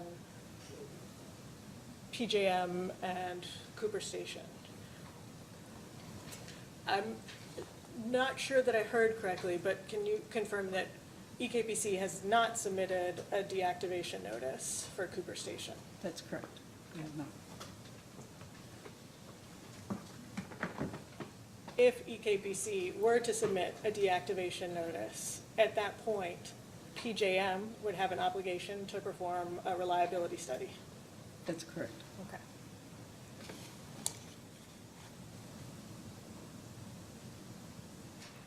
And irrespective of the amount of generation produced at Cooper Station going forward, there is a sunk cost, money that has already been spent on Cooper Station. Yes? Correct.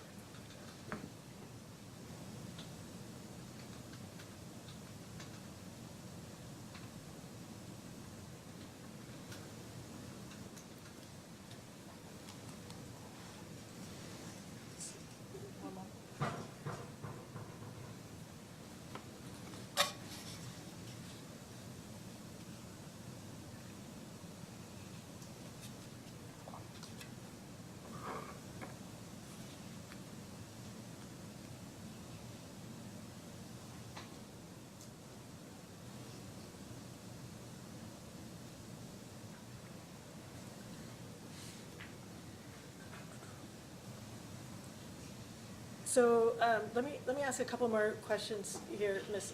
Tucker, and I'll allow at the outset that I don't mean to drag you into someone else's subject matter expertise, so do let me know if I need to be speaking to somebody else. Okay. You spoke with other counsel to explain that capacity is a financial product in PJM. You are a net seller of capacity, yes? Yes. So if you did not have revenue for Cooper Station for its capacity contributions in PJM, you would still be able to purchase sufficient capacity through the reliability pricing model to meet your capacity obligation in PJM. Theoretically, yes. PJM manages the dispatch of EKPC's generation. Correct. EKPC is just deciding how to bid its units into the PJM energy markets. That's correct. All of the generation produced at EKPC's units gets paid a unit price. Correct. And then EKPC purchases back from PJM a unit price for all of the energy needed to serve its load. Correct. Okay. So though sometimes we talk about EKPC's units serving its own load, there's also a sense in which it's a bit of a fiction. It's just electrons that are sold and electrons that are bought. That's correct. Okay. And EKPC, as a participant in PJM, has the ability to decide on an economic basis whether or not to retain generation, add generation, retire generation.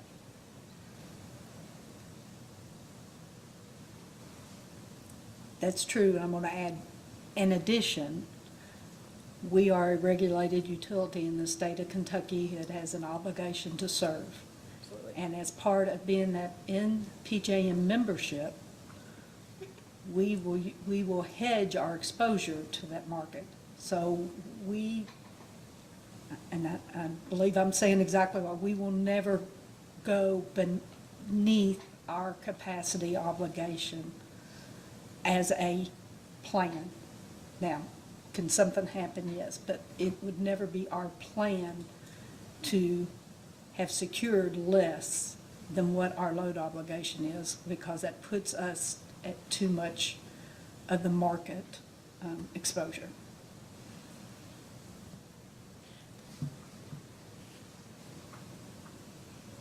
You have zero tolerance for market exposure. That's correct. On a capacity basis. Okay.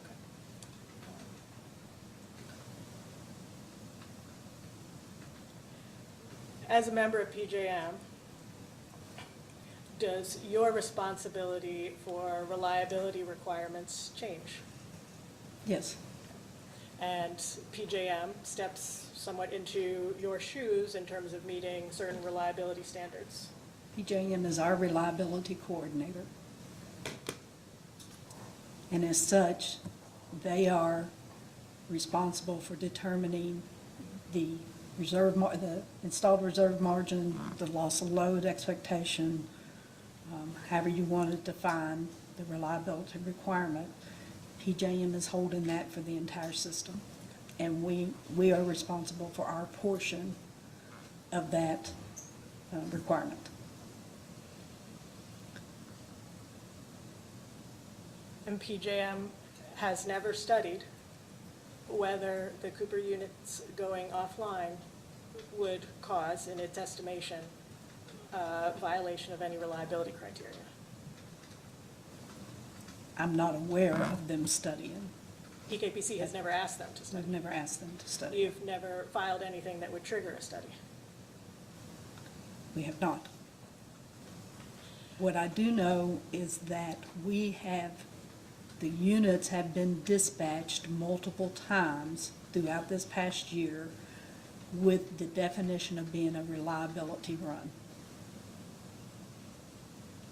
So you're making an inference there. Correct. Okay. You got into this a bit already, but, well, let me just stop, because I believe you got into cost allocation if there was a reliability issue, and I believe you suggest that would be a question for another witness. Is that right?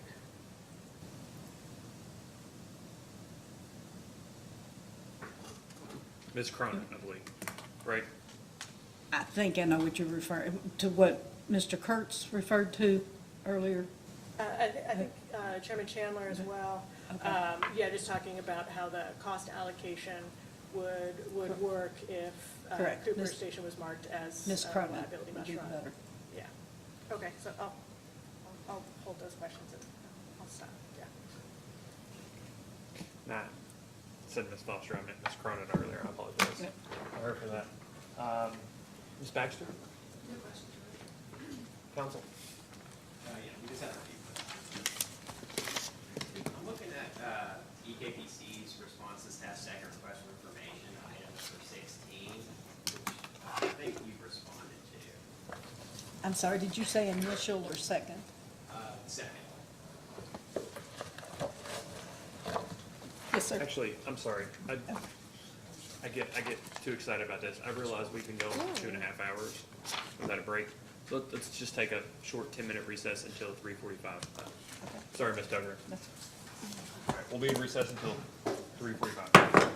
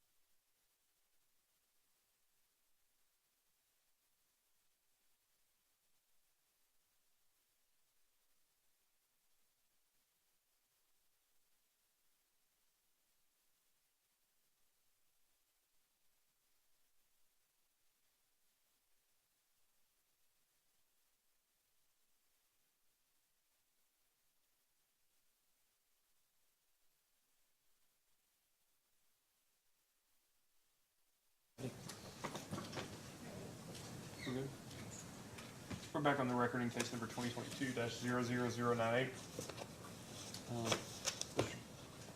You're still under oath, Ms. Tucker. Mr. Yes, sir. Bellamy, you had questions, is that right? Yes. I'm looking at EKPC's response to staff's second request for information, item number 16F. And there's a paragraph and then a table. I was going to ask just really briefly about that.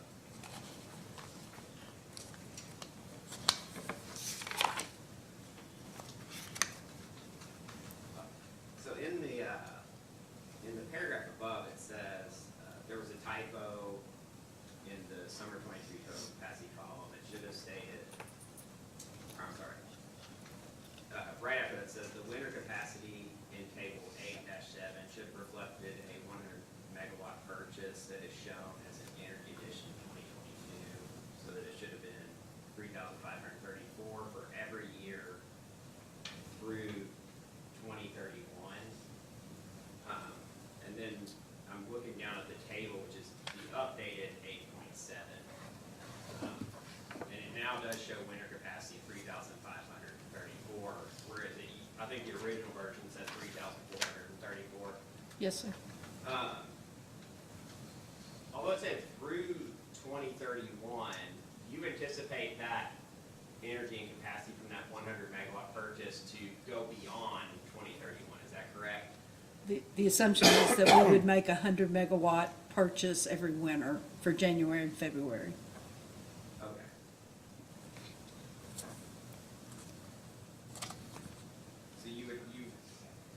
So it's showing 100 megawatt additions there in 2022, but the assumption is that you're making 100 megawatt capacity and energy purchase every year, and that's gonna be a different purchase every single year.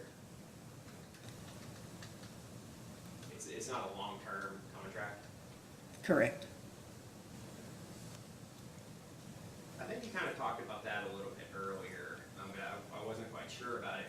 What is the nature of that transaction?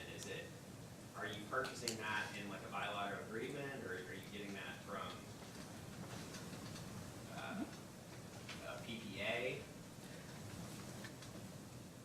What we have done so far is a bilateral agreement, and we make that determination as we get closer to the winter season and see what pricing. We have not bought that for January, February of 2023 because the pricing is such that it did not make sense. It was not covering enough risk to take to pay for the products that we've seen out there so far. But it's an annual review to look at what our winter exposure is, and without adding any more capacity resources, we need about 100 megawatts each winter season. So, when you did the model, how did you price that in the model? Because you included it, you're doing it every year, but you included it from the beginning, it looks like, and just assumed that it would be there. Well, we didn't, so the optimizer said it made economic sense to cover that energy with that purchase. Okay. It was one of the alternatives shown in that table.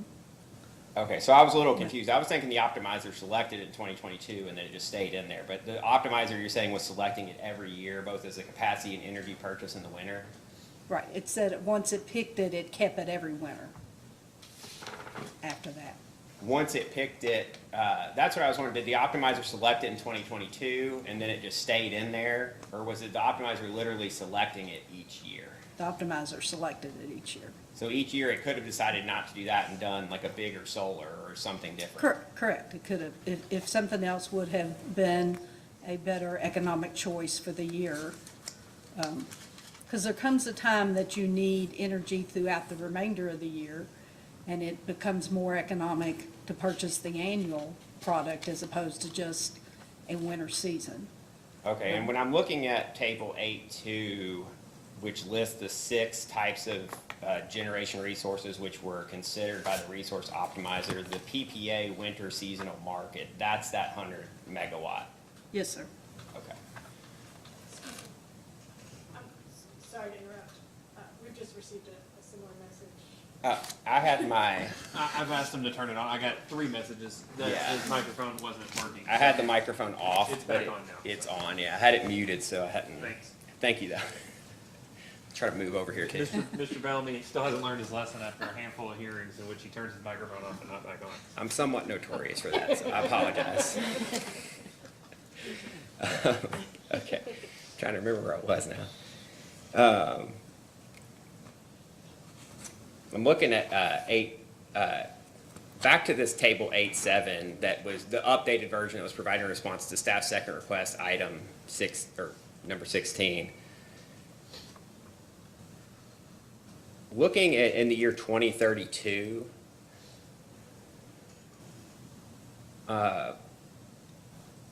it looks like, just looking at the capacity additions in both winter and summer between 2031 and 2032, it looks like you've got the 225 megawatt peaking unit, that's added in the winter of 2032. And that's the only capacity that's added there, because the solar over there, the 200 in energy additions, that's considered solar, and therefore you're not reflecting it in the capacity. Is that correct? That's correct. But with the summer, you reflected 170, and that 170 again is the 225 peaking unit, correct? Yes, that It- unit just has a lower summer rating than it does winter. Okay. So you move over, the summer rating for that is 175, so you move that over, and that's in the summer capacity. But then also in summer capacity, you added the 200 megawatts over here in the energy additions column. That was added at a rate of 60%, is that correct? Yes. So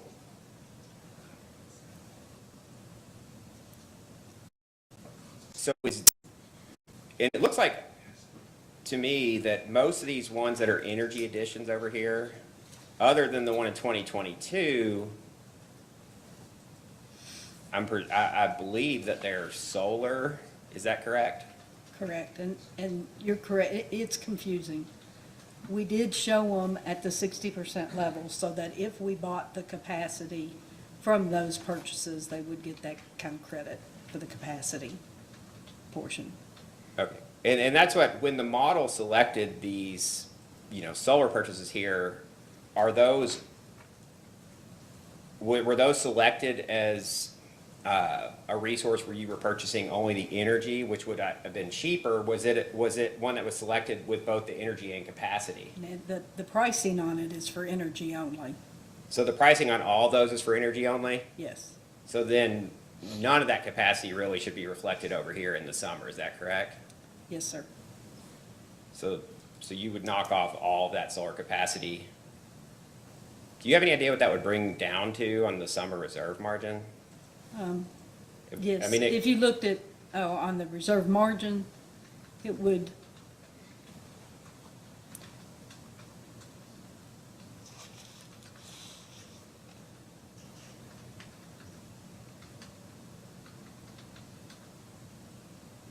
You don't have to, I mean, I think we can I calculate don't, it. but I think I think the margin is correct, because it's going down, it's not showing that addition, the summer capacity number's going up, but the reserve margin is going down. So I think the margin was calculated without the solar. Oh, I see, yeah. In 2026, it's not going up, I see. Correct.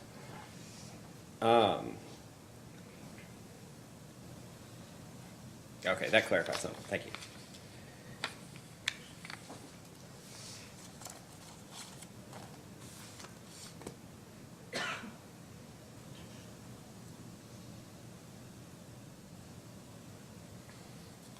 Would, without that 100 megawatts, that you're assuming is purchased every year, which is winter capacity and energy.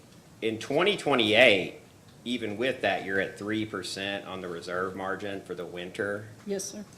Without that 100 megawatts, would you go down to 0 on the reserve margin? Most likely. And would you cover that through energy purchases in the PJM market, or I mean, capacity purchases? Yes. Not capacity purchases, it'd be energy purchases. Oh, you don't have to have the We don't capacity. have a capacity requirement in PJM. That was, We have a self-imposed requirement to cover our load that we want to make sure we cover. you have a summer capacity We requirement. have a summer, as far as PJM is concerned. Yeah, but not a winter capacity requirement. Let me clarify, you don't have a summer capacity requirement either. You have an internal determination to not be short in the summer for purposes of what's required for the market. We have we have an obligation to pay for enough capacity to cover our summer load plus the peak requirement, the reserve requirements. And so, and that. Within PJM. Sorry, Ms. Bowman, that's why you've gotten some questions today, and Yeah. I very much appreciate your testimony. You've reduced a lot of my notes over here in your answers. I know you've been doing that on purpose. I think. Answered Mr. Kurtz's question to 2 answers, one to his question and one to one I asked earlier. It's great. I very much appreciate it. But I just want to make sure that, I guess, I want to restate what I hear you saying so that we can even take more Post-it notes off, and that maybe Mr. Bellamy's questions can be clear. You have a must offer is not, it's a technical term. Between the FRR entities and the base residual auction, PJM accounts for all supply and all demand across the footprint, right? Correct. And so whatever generation you have to bid it in. Correct. And then PJM, they don't tell you what to clear. They clear you a specific amount back, right? Our units receive a clearing. Well, that's what I said, but it's two transactions. Yes. You bid everything in based off your, bids, net ACR. I don't think for the purposes of today we have to get, but you just bid everything in. Yes. And then it's a monopsony market, right? There's just, not everybody isn't buying back individually what they need. PJM clears enough capacity for all the LSEs. And you have a particular portion of that total cleared megawatt, right? Correct. We have a UCAP obligation that we have to pay for. That you have to pay for on a UCAP basis. That's perfect. In the event you sell it, let's just make up a situation. You bid everything in at $0 and it clears at something more than 0. So everything you put in clears. In the event that you have more megawatts to sell on a UCAP basis, then you need to buy, you're long for that purposes. That's effectively income to East Kentucky, and to Mr. Kurtz's point earlier, net income and over a certain amount, it goes back to customers, right? Correct. But you all don't have, those are two, I just want to make sure, those are two different transactions. Correct. You bidding in and then you having to buy, because there's plenty of LSEs out there that have no generation at all, right? Correct. They just price taker. They just, PJM tells them how much capacity they need on a UCAP basis, and that's how much they clear for them, and then they send them a bill after the auction clears. Yes. Okay. So this whole idea of, your answer earlier is what I want to be clear about. You all have made an internal determination that you don't, how do I say this? That you all want to have enough capacity so that you at least have a physical hedge on energy. Correct. Yeah. So your reserve margin, when you all talk about reserve margin in the context of like the Section 8 of the IRP, where it has that, I think that's the pages you're on, right? The section, page 166 was the page that you and Mr. Bellamy were talking about. We were talking about the update, but that is from that page. But Does it update? yes, that's the, Yeah, 810 and 8.9 and 8.10, or 8.10 and 8.11, is that what you all were talking about? Eight- 8.7 and Eight- PSC 8.7. request Sorry, we were. That's fine, oh, that's fine. 2-16. Any of those is helpful. 8.7, 8.3, Right. 8.9, 8.10, 8.11. When you all are talking about reserve requirements, you all are saying you don't want a negative reserve requirement for this purpose, because for every megawatt of generation you don't have means that's a megawatt of energy production that you can't have a physical hedge against whatever the market price is. Yes, right? sir. With that being said, it's to your members' benefit if your all's generation, if market prices are so cheap that you never have to run your generation, that's a good thing for customers. Like if market prices are, I'm making up numbers, $12 a megawatt hour for a whole year, you all would be generally happy about that, I assume, right? Yes, sir. That's a lot better than what the prevailing Mr. element. Johnson would not be happy, but the members would be happy. But members would be very happy, right? Yes. Okay. So I want to make sure you all are doing your these margin reserve requirements. Capacity to you is a hedge on energy, Yes, sir. not necessarily in and of itself a reliability obligation type thing, because PJM has a resource adequacy obligation themselves. Is that That's- fair? Yes. This is a self-imposed risk profile that East Kentucky wants to maintain, is to have enough capacity and energy to service our load. And if we can do it cheaper in the market, great. But we've put a cap, put a hedge, and put a limit on the amount that our members are exposed to. I'll just, again, I'll make a statement, it's not a question. I appreciate that you all, not only that you're looking at it that way, but that you actually understand that your own physical generation is a hedge on market prices. Because there are others that don't necessarily. Mr. Bellamy, you continue.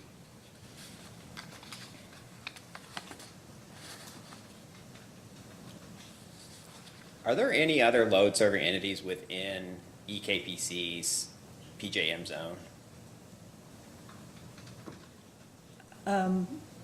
Duke has a couple of substations within our zone, and we have one in theirs.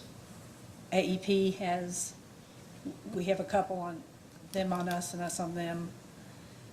And then the East Kentucky Transmission Zone, if you're looking at their load forecast for our zone, that's the transmission system, and that shows the substations that are attached to our transmission system, which includes KULG&E. Okay. And it does not include the East Kentucky substations that are served from the KULG&E load, transmission system. And I may be making this more confusing than you, but you can, if you look at the PJM load forecast for the locational delivery area, it looks much different. The East Kentucky load LDA zone looks different than the East Kentucky load, total load amount that we show you. And it's because of the differences of where the loads are served on those transmission systems. Okay, you kind of, Is that where you? I was sort of gonna ask that, I think. Okay. So, some of your all substations are coming off LG&E's transmission lines, so they're actually not even within EKPC's PJM zone. Right, they are considered within PJM load, but they're not shown on the LDA map when you're looking at that zone. And are Duke and Kentucky Power substations that are within EKPC's PJM zone, are those shown, those aren't considered to be part of your all's load, are they? If you're looking at the EKPC LDA, they show up in there. Okay. And that, there was some back and forth, I don't want to go into all of it, but that's sort of the explanation for the differences between your all's projected load and the projected load for PJM, is that Yes. correct? Yes, Okay. when PJM develops our UCAP obligations that we were just talking about, they will include all of our load regardless of where it's served, whether it's on KULG&E or our transmission. And then they subtract off the KULG&E load, so it's kind of convoluted. Okay. But it is, the UCAP is higher than what you see on the LDA forecast. Okay.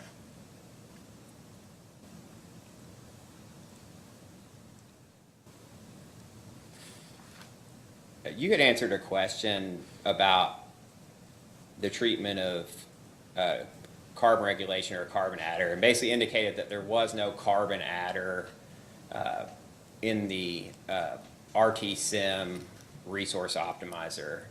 Is that correct? The adder wasn't added per se. What we had Guidehouse do a study for us of what a carbon price adder would look like. And in that, they developed market prices of what different adders, how they would impact the net market price. And the range of market prices that are examined in the RT-SIM modeling encompass those market prices that came out of that study. So did you all ask them for that study as part of the DSM? yes. And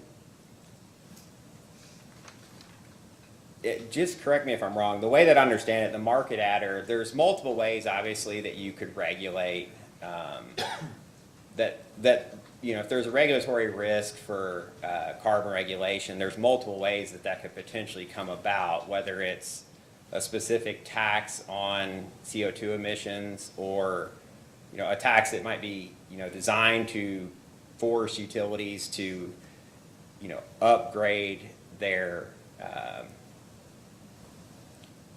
existing or new units to lower the carbon emissions, or there could be a specific standard, which would obviously, that you're applying to a specific generation resource that is going to increase the cost of that resource in order to comply with that standard. Is the carbon adder, kind of trying to encompass both of those, because it's on a per megawatt, it's on a per megawatt, but was it designed to kind of encompass the potential of, both a carbon tax and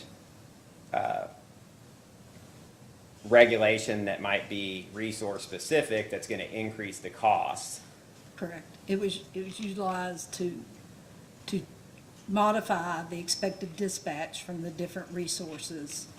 And the higher the carbon emitter was, the higher the price was, so it would lower the dispatch on that and raise the dispatch on the lower carbon or non-carbon resources. And then what resulted from that then was what the net market price, how that would impact the market pricing that you would see. Was there any reason why there wasn't any scenarios run for the supply side resources that would include any kind of carbon adder? Not specifically, no. I guess my question is sort of with respect to the regulatory risk, like I see running it without it, but then, running it with it, and then, seeing how different the plans are, and then, you all kind of did, looking at your all's own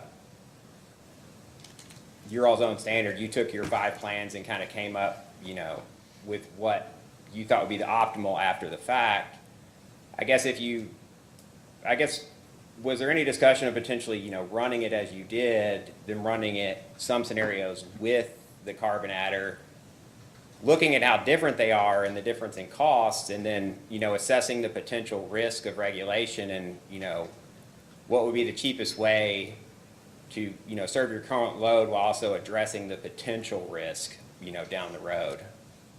So, and you said it there, when Guidehouse did the study for us where they specifically put the carbon adder on, we saw how our generation units, how the dispatch on those units changed. They didn't go away, they lowered and they changed.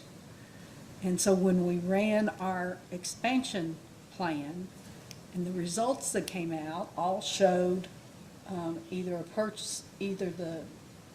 the solar purchase or a solar project that just said there's no carbon tax to that, right?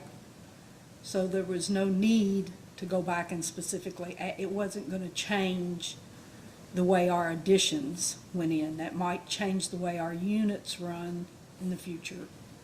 So the position But is, it wouldn't change the expansion plan.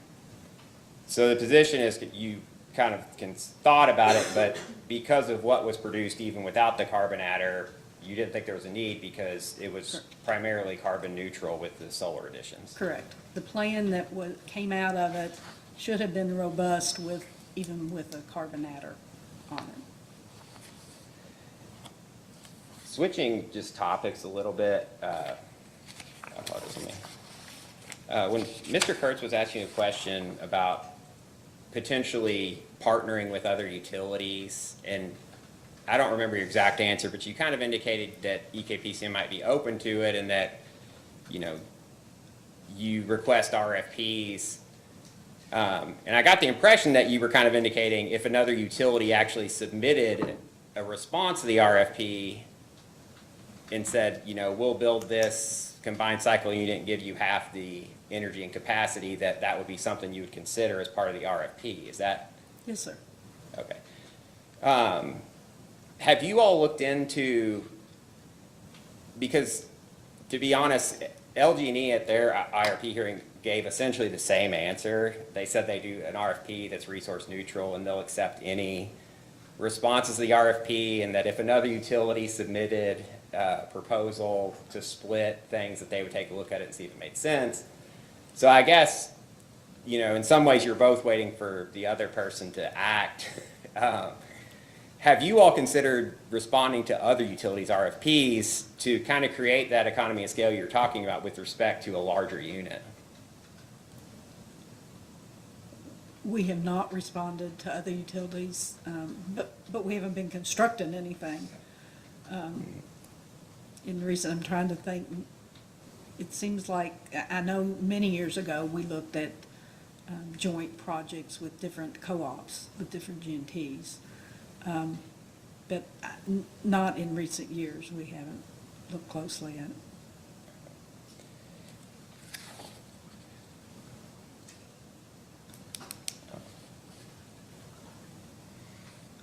Would it have to be a co-op that you partnered with?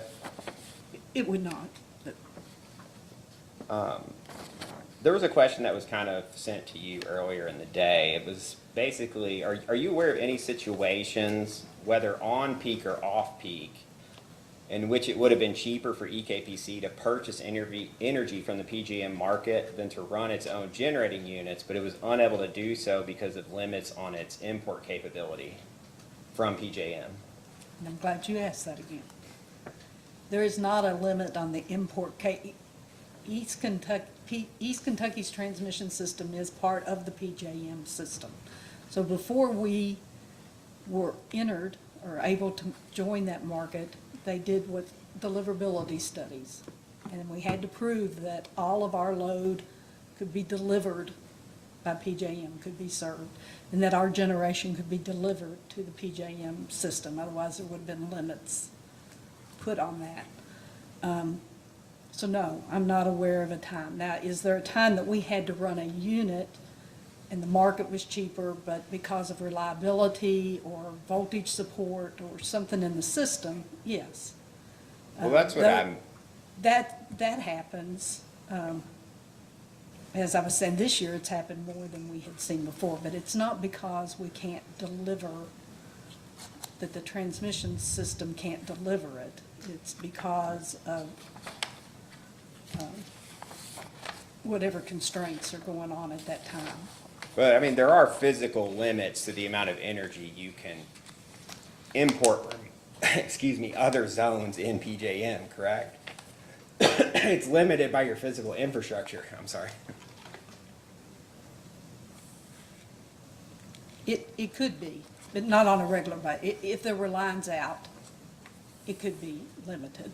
Well, in the IRP, it indicated it didn't indicate the specific limit, but there was an indication that at peak load, you think you can, import approximately 1,800 megawatts.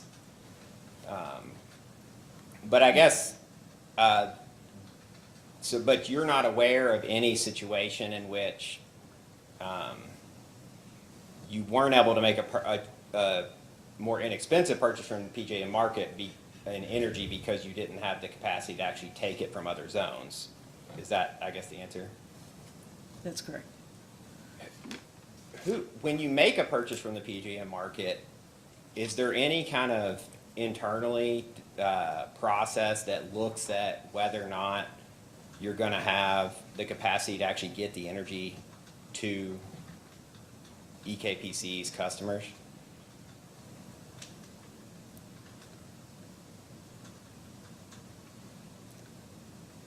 I mean, transmission capacity. The PJM dispatch system would indicate if there were deliverability issues that would require units to come on the East Kentucky system. Trying to think of how to answer this best.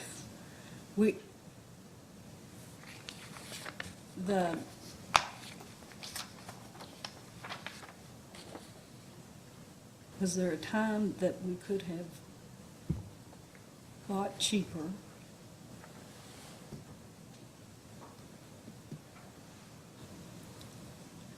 No, I can't think right off. Okay. But, and the chairman said it earlier, just to be very clear, every day we buy all of our load from PJM. So we make a purchase for 100% of our load every day. We tell them by 10 a.m. each morning what we expect tomorrow's load to be by hour. In the day-ahead market. In the Right. day-ahead market, and they clear us. We have an obligation to buy that much load. And then in the real time, it settles and we're either higher or lower. But we buy 100% of our energy from the PJM market.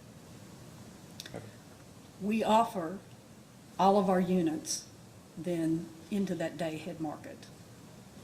And they either clear us on economics or reliability, or we don't run. But, Okay. so when you say make a purchase, we literally purchase everything and then sell. And then they net. The bill is the net for those two. Okay.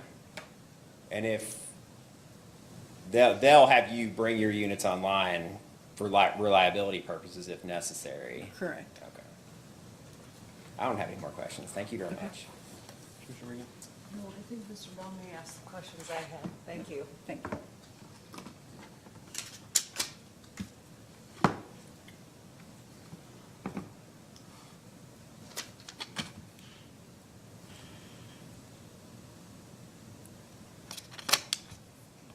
Want to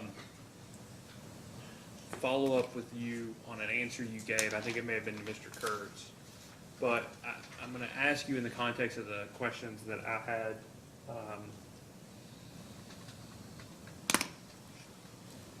with Mr. Drake about the that winter peak. You talked about how the system had an approximately 50% load factor. Correct.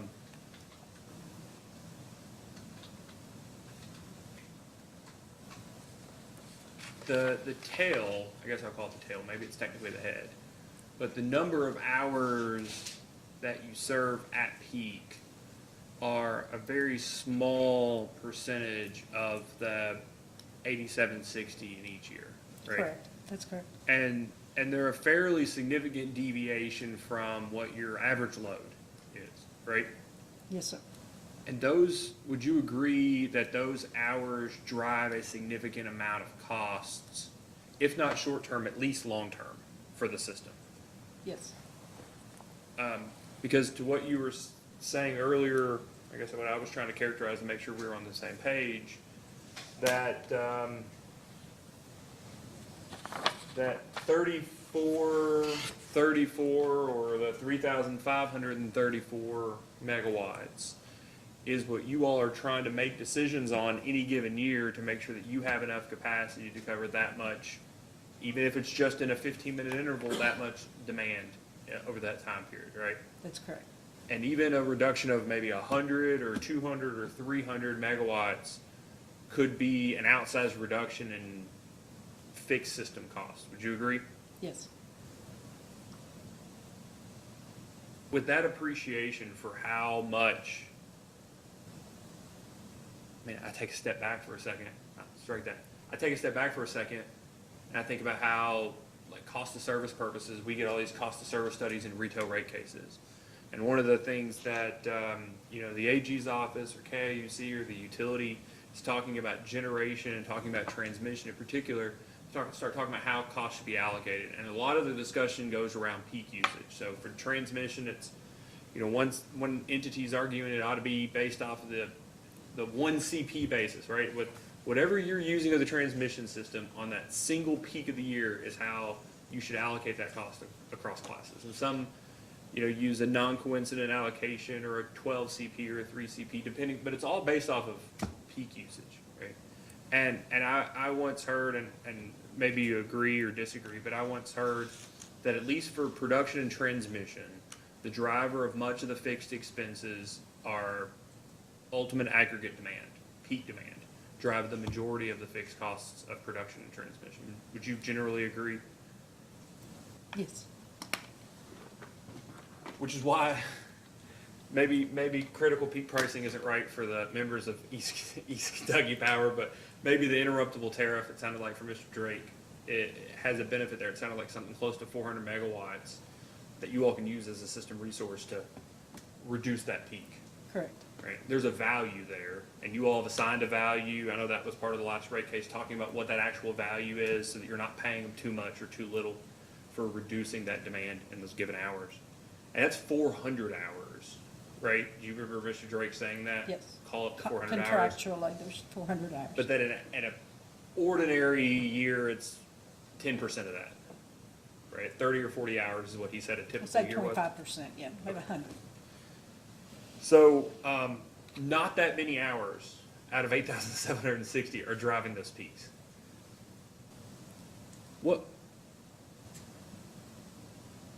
I ask all of this to you, not because I don't think that Mr. Drake has an appreciation for it, because he has a very clear appreciation for this winter peak driven by heating expenses that are incurred by customers that often can't pay their own bill because of their own, they struggle to pay those extreme bills like anybody would, frankly. But that the same reason they struggle to pay those bills is often the same economic hurdle that they have to be unable to invest in their own home or their own heating system to make it more efficient. Like there's a barrier there that they have, a personal economic barrier. But it sounded like to me, this is my characterization from Mr. Drake earlier, that personal economic barrier is also driving system costs to other customers, because those are often the inefficiencies that are contributing to that peak demand that create fixed system costs. Right? In the years that you've been at East Kentucky, what is it when you talk about power supply planning? What are those costs that are being driven? Let me ask it this way. What are the costs that you see that are being driven by that peak demand that, if avoided, could reduce overall system expenses that can be taken into account in determining whether, like a DSM program to address those inefficiencies of certain people's homes that are driving those peaks, can be taken into account in a program to reduce overall system costs? Does that make sense? Does that question make sense? I think. I'm trying to put the two things together. Right, and I may go around robin to answer you, and I'll call it. One of the biggest benefits to East Kentucky to join PJM when we did was that our obligation for maintaining capacity moved to summer peak as opposed to winter peak. And there was almost 1,000 megawatts difference between those two. And we were building capacity to meet winter peak plus a 12 to 15% reserve margin. And that by joining PJM, we no longer had to make that investment to keep all of that capacity on our system all the time. And we could make these winter purchases on an economic basis and cover our load, cover our exposure, as opposed to owning steel in the ground for it.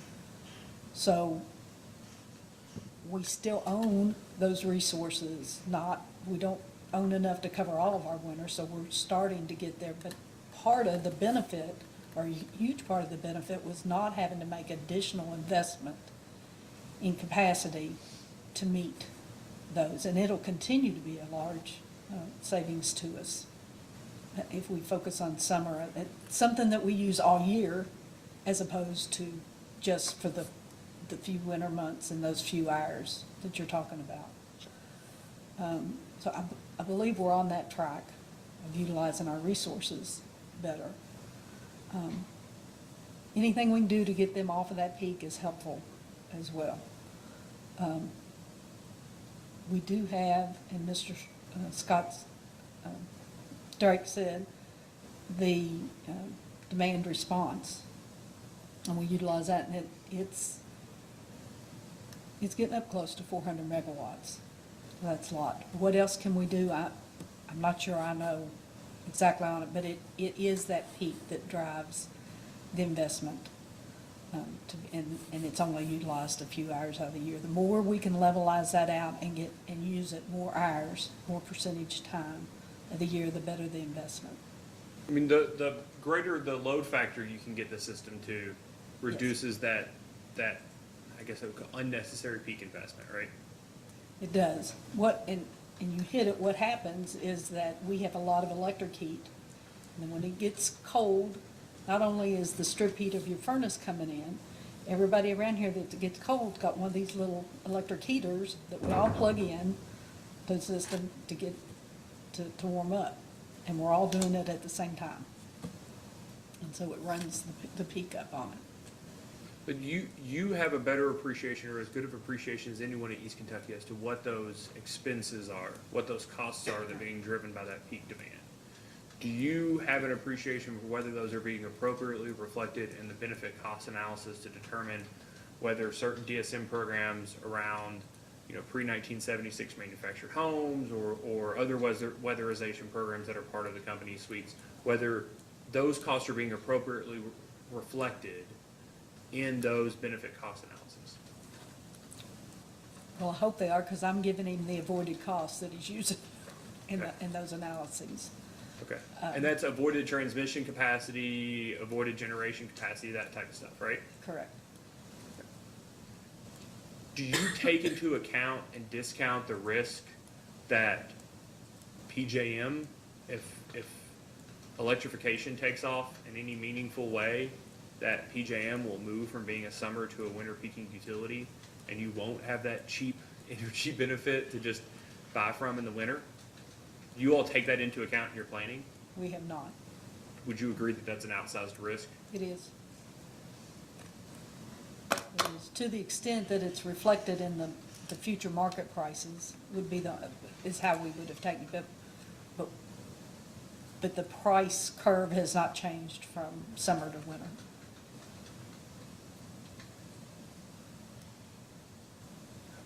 A comment you made in response to one of the questions that was asked earlier, and I'm paraphrasing here, but you said that you review the upfront capital cost to ensure their economic, I think the upfront capital cost and investments in current generation. Do you remember that response?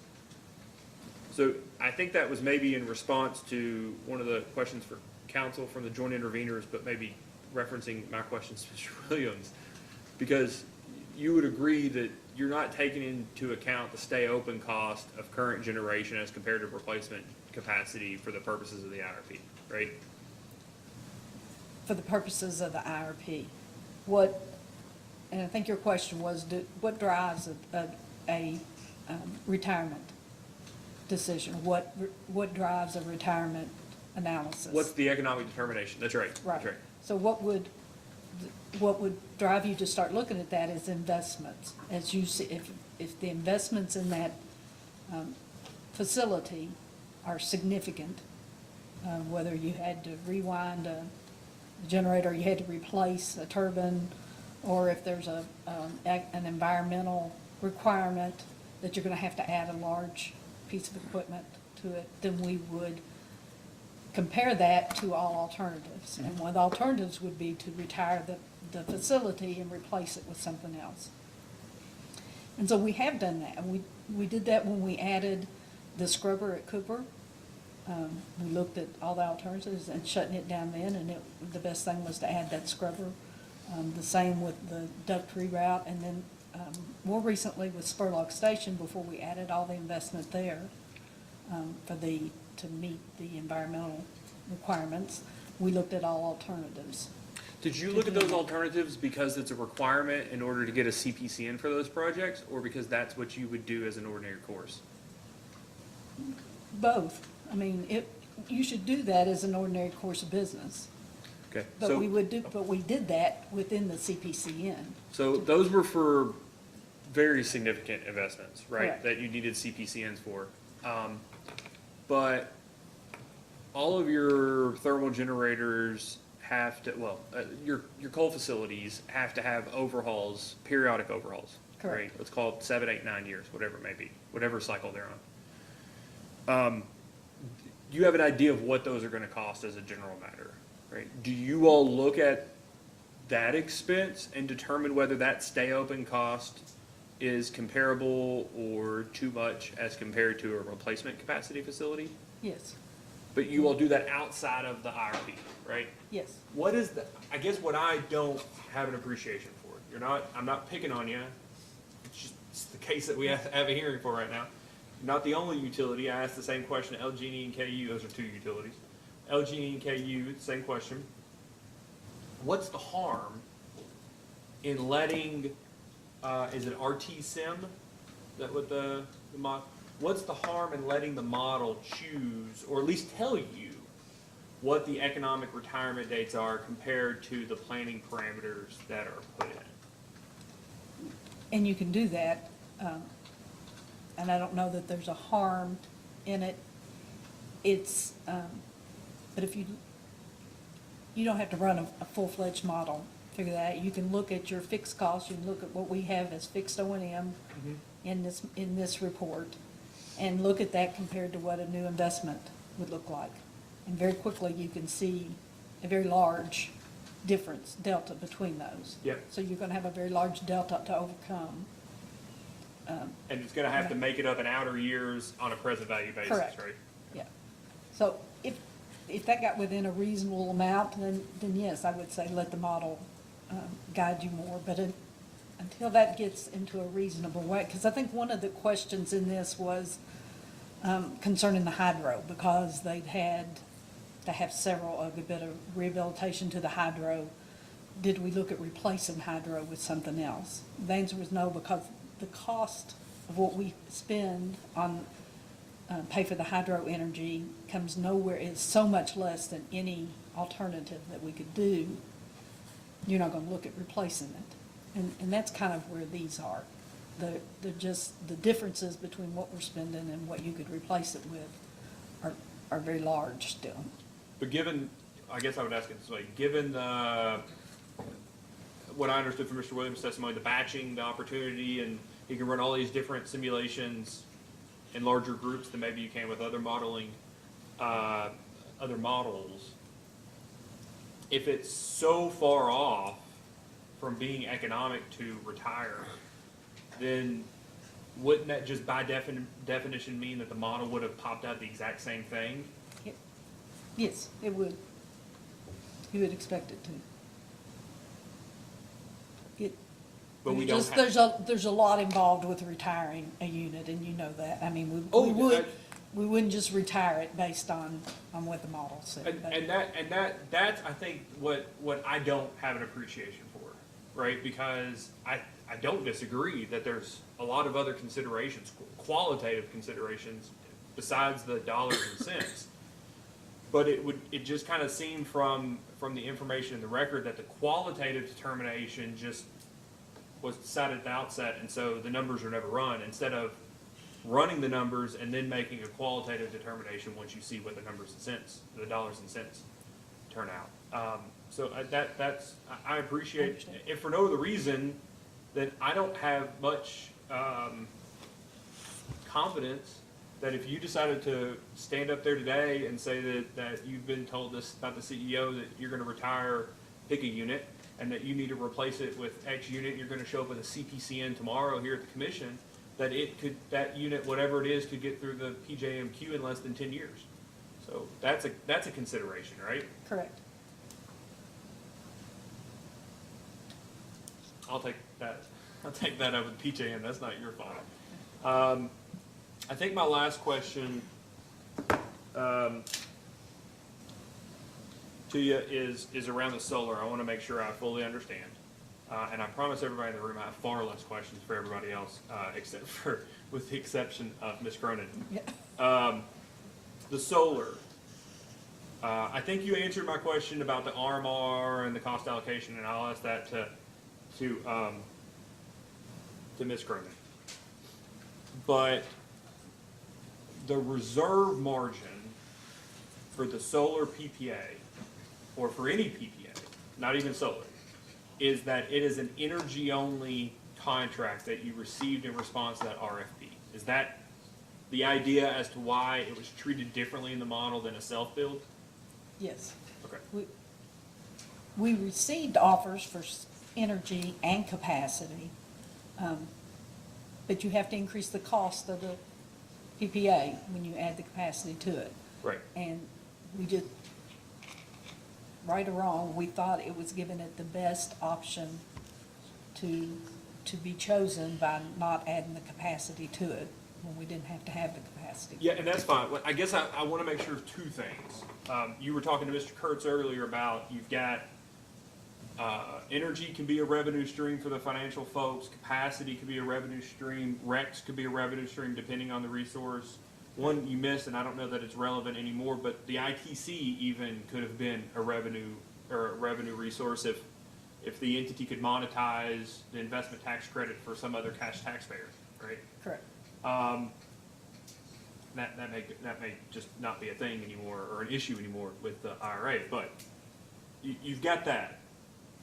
But I guess what I want to make sure, you've got all those revenue resources or opportunities, and instead of saying we want to monetize REX or we want to monetize capacity, it's just, look, we just want energy as a hedge to make sure that we're not, I hate to use this term, we're not naked to LMP, right? That's the only purpose of those PPAs. Is that right? Correct. Okay.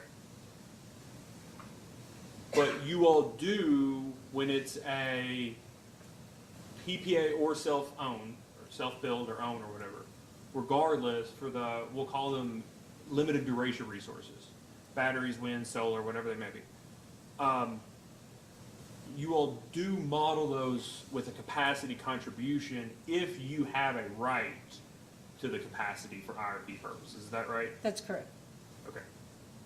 And that's in large part, if for no other reason, then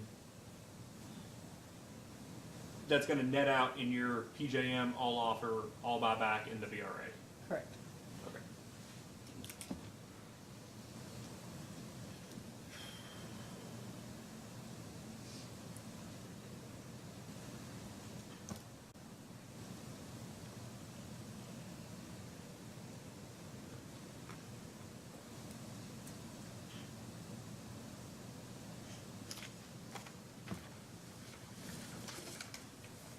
Oh, I do have a last question.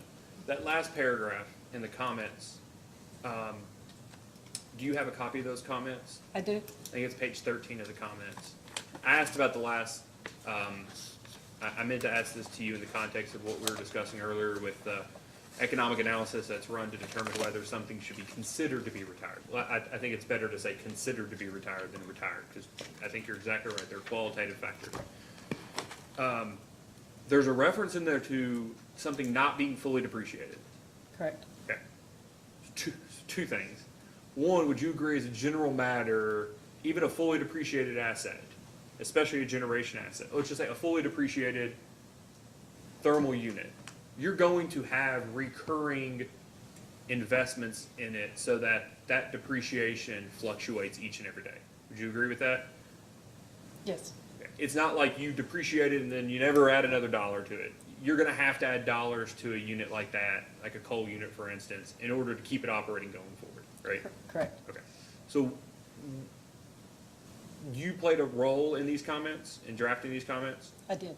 Do you know what that sentence referring to whether Cooper is fully depreciated or not, what do it's know in what- reference to? Or let me ask it this way. To your answer earlier, what consideration in that economic analysis, the stay open versus replacement costs, what consideration is the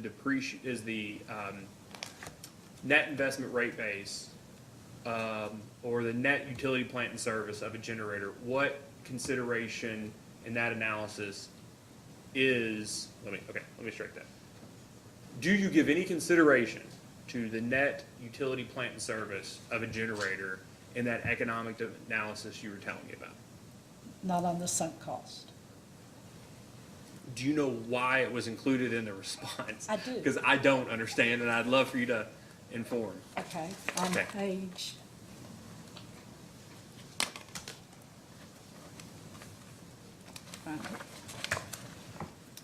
In the joint interveners comments, there is a statement that says, This is the 92-page report?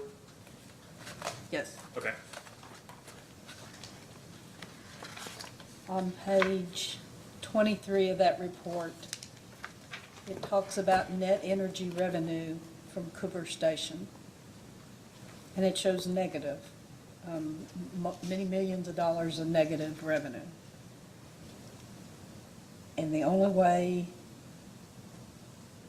I don't understand how they got that number. And I have to assume that somewhere in that was the sunk cost taken into account to drive it negative, because, well, that's where the statement came from. Okay, so the confidential information there that you have is highlighted in your version, is that what you're referring to? Yes. Okay. So that's a reference to that confidential amount and then to the footnote 33. Yes. Okay. That is helpful in having that context. Okay. And so East Kentucky takes issue with that last paragraph in that it's different than the analysis you described to me from the stand today. Correct. Okay, thank you very much. Ms. Honaker? I have a couple. Julie may kill me, but I have a couple. There's been lots of talk about retirements and how to run that through a model and whether you should or should not be running that through a model. Even though you don't run that through the model, are you looking at the economics of each of these generating units and then looking at what that cost will be to replace without putting that through a model? Yes. Yes. And is there a process that EKPC goes through whenever it looks at these things and then decides maybe you should start looking at retirement? And I believe you answered that to the chairman's question, and that you all have done that process Yes. several times. We would look at all alternatives, and then it would eventually lead to a CPCN for the investment. So that decision would come before the commission, Yes, ma'am. and you have done that in the past. Yes, we have. And do you recall talking a little bit about EKPC and Duke being in EKPC's LDA? Yes. Is KYMEA also in that LDA? Municipal Electric Association? Yes, they would be. Can I clarify, Ms. Honaker? I was gonna ask about that. Is that Cynthiana? Or is it, no, it's not. What Fa- city is it that's in your LDA? Falmouth. Falmouth, thank you. Thank you, Ms. Honaker. I actually had that question. And then do you also remember talking about EKPC making purchases at the AD Hub? Yes. And you were talking about physical products there, right? Not the financial products? Because I Yes, think we we went into buy- a discussion about financial right after that, and I just wanted to make sure that was clear. That's correct. We buy physical product, but we buy them from a financial entity. Okay. And were you in the room, and I think you may have answered this to some of the chairman's questions too, when Mr. Williams was being asked if there was a specific reserve margin that EKPC had in PJM? Do you have a specific reserve margin in PJM? We are charged for our load plus the reserve that PJM buys on our behalf in UCAP. East Kentucky does not physically have to provide a reserve margin. We choose to cover our exposure from a risk basis to hedge the price that our members would have to pay. And I think this was in response to Mr. Kurtz's questions. You were talking about the heat rate on the two different units. And you said that the LMS 100 was worse than the heavy frame? I did. And is that actually better and not worse? My understanding is the LMS 100 has the better heat rate than the heavier frame unit. All right. Nothing further. Thank you, Ms. Tucker. So before you ask, Ms. Honaker, does anyone have any objection to excusing Mr. Williams and Mr. Adams? No objection. So at this point, Ms. Tucker, Mr. Adams, Mr. Drake, and Mr. Williams can be excused. Okay, so Ms. Tucker can be excused as well.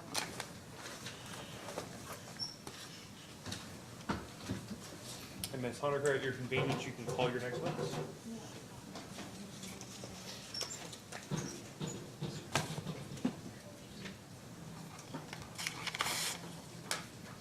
We call Denise Foster Cronin.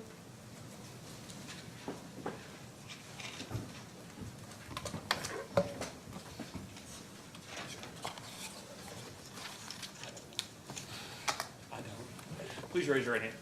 Do you swear or affirm that the testimony you're about to give is true and correct under penalty of perjury? I do. All right, please state your name and address for the record. I'm Denise Foster Cronin, and our work address is 4775 Lexington Road in Winchester, Kentucky.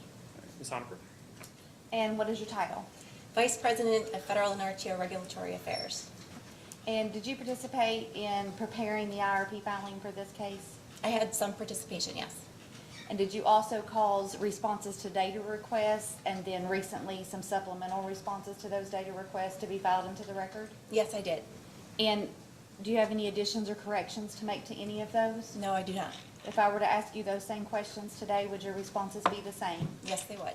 Is it your desire and intent to incorporate those into the record of this proceeding? Yes, it is. And could you tell us what materials that you brought to the stand with you today? I have an excerpt of the IRP.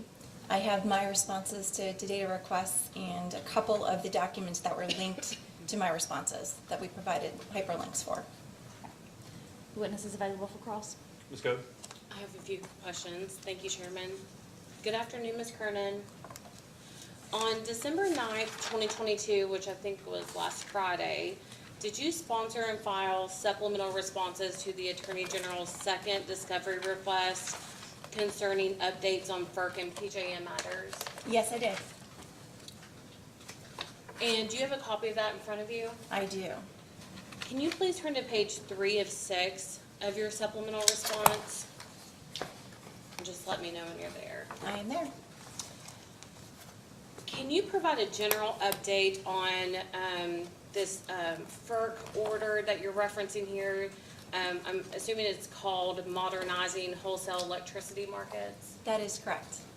So there was a regulatory, I'll call it a rulemaking docket that the Federal Energy Regulatory Commission opened a while ago, and they held some technical conferences, and some of their responses that I provided in my first data request was for the portion of that docket that preceded the FERC directing their RTOs, the regional transmission organizations, to provide reports. And the reports that they directed them to provide was to give an update on energy and ancillary service markets and how they might need to evolve as the system needs are evolving.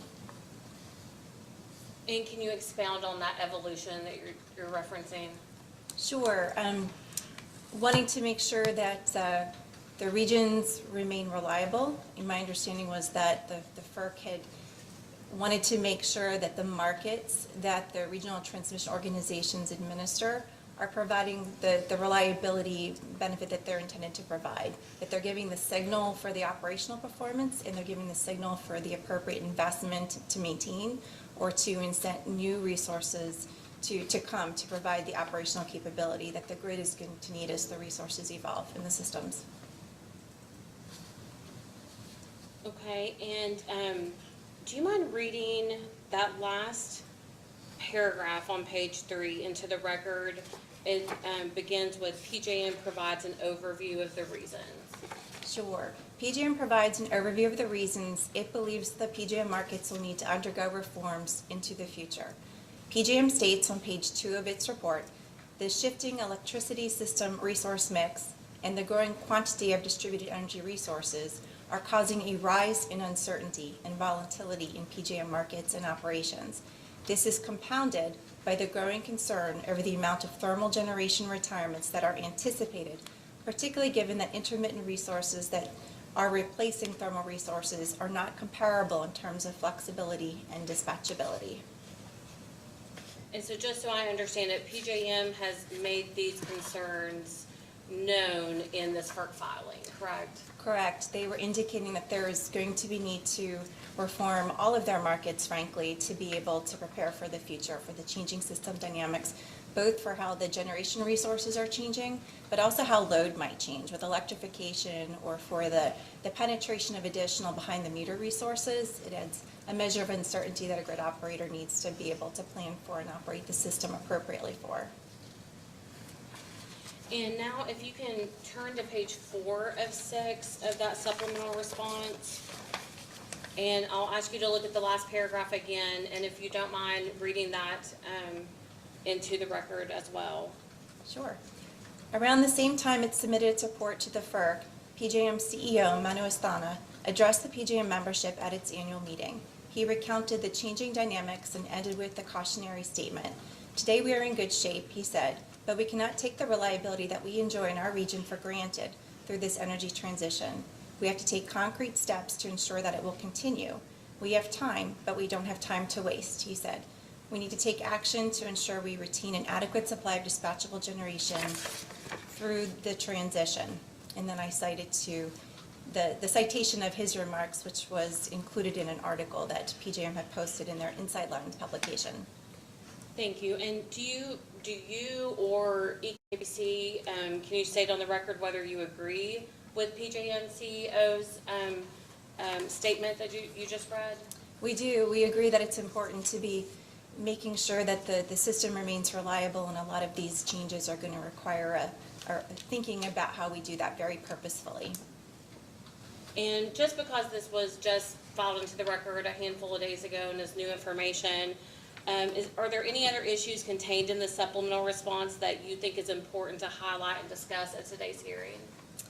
I just think the references to the work that's ongoing, there aren't decisions yet about how the markets might need to evolve, but I pointed to PJM's response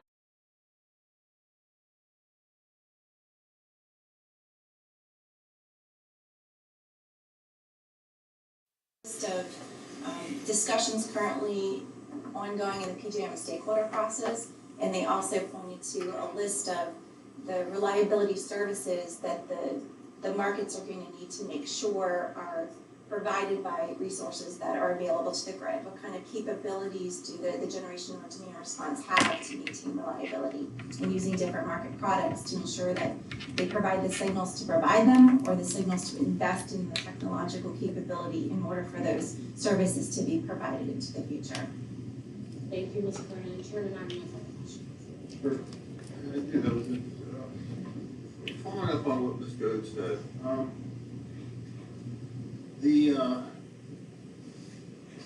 So I understand that PJM is recognizing that the intermittent resources is becoming more prevalent and other factors, that reliability has to be looked at harder, so to speak.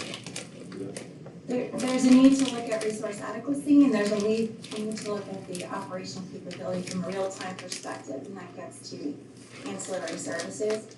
So from a resource adequacy perspective, the concern that I was following from PJM is that you could see retirements of thermal resources in a quantity that might exceed the quantity of intermittent resources that can come onto the grid. Chairman Chandler mentioned that the backlog in the PJM queue, that's been something that CEO Meadows thought of, PJM has pointed to as kind of the mismatched concern if you see more retirements, but also the capabilities if you have intermittent resources. The sun goes down at night, you might have a need to ramp up other electricity produced from other resources quickly, and as you see a greater penetration, that need gets higher. And the question is, do the markets today provide enough of a signal and the operational need be met of that ramp? During the day, the intermittency clouds do have the operational signals for the markets to be able to get the responses from those resources to maintain real-time operational reliability. The retirement of fossil resources are primarily merchant generation fossil resources. You're referring to, PJM is referring to?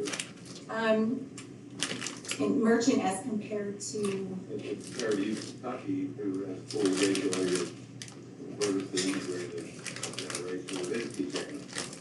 I'm not sure if I have enough information to characterize the ownership of all of the resources that are at potential risk. The Gavin plant was 2,600 megawatts, I think, recently, which is a merchant closure. Are you familiar with that? I'm aware, yes. So, if you're a merchant and you rely exclusively on energy and capacity revenue, market revenues to either make money or lose money, if the revenue stream is not adequate, you're forced to shut down that business like any other business. That's what's happening. Some of it would be the economics, and some of it would be environmental policy pressures. Certain states have passed laws that have required unit owners to ratchet down their production because of the emissions limits and actually have to cease operation.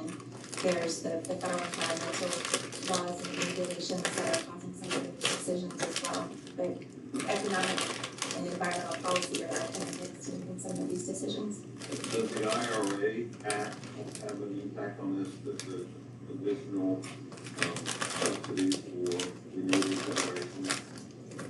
I guess we would expect to see additional intermittent resources coming into the grid, and that could put pressure on the market designs that we have today and further potentially suppress pricing inside of those markets, making it challenging for resources that are lower our market prices to sustain them into the future. Yes.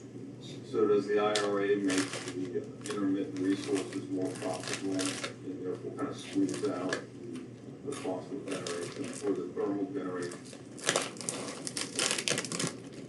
In combination, you have to look at all of the markets and whether the pricing would be impacted. I don't know if I'm comfortable making a generalized statement, but certainly is the concern that's been expressed is why the markets need to be reformed so that there are some services that you need in the markets today might be suppressed with the continued introduction of lower zero variable cost resources that will affect the energy and capacity pricing. From a reliability perspective, are all ratepayers, are all customers within PJM in the same boat? Let's make a contrast. Ohio, with the utilities don't own power plants anymore, it's fully deregulated, versus East Kentucky, Kentucky Power, Duke, who are fully regulated within PJM. Do the Kentucky ratepayers have a greater, less reliability risk than Ohio ratepayers, for example? So we have a big lesser risk of exposure to the volatility to the market because of some of the questions that were discussed with Ms. Tucker. We have the plants that we own as the hedge against that volatility, both for energy and capacity volatility. The system as a whole, though, has a requirement to PJM from a resource adequacy perspective, and those who are merchant and the loads that are served by merchant are looking to the resource adequacy requirements of PJM region for that reliability. I get it on the economics and the hedging and so forth that is done quite well in Kentucky.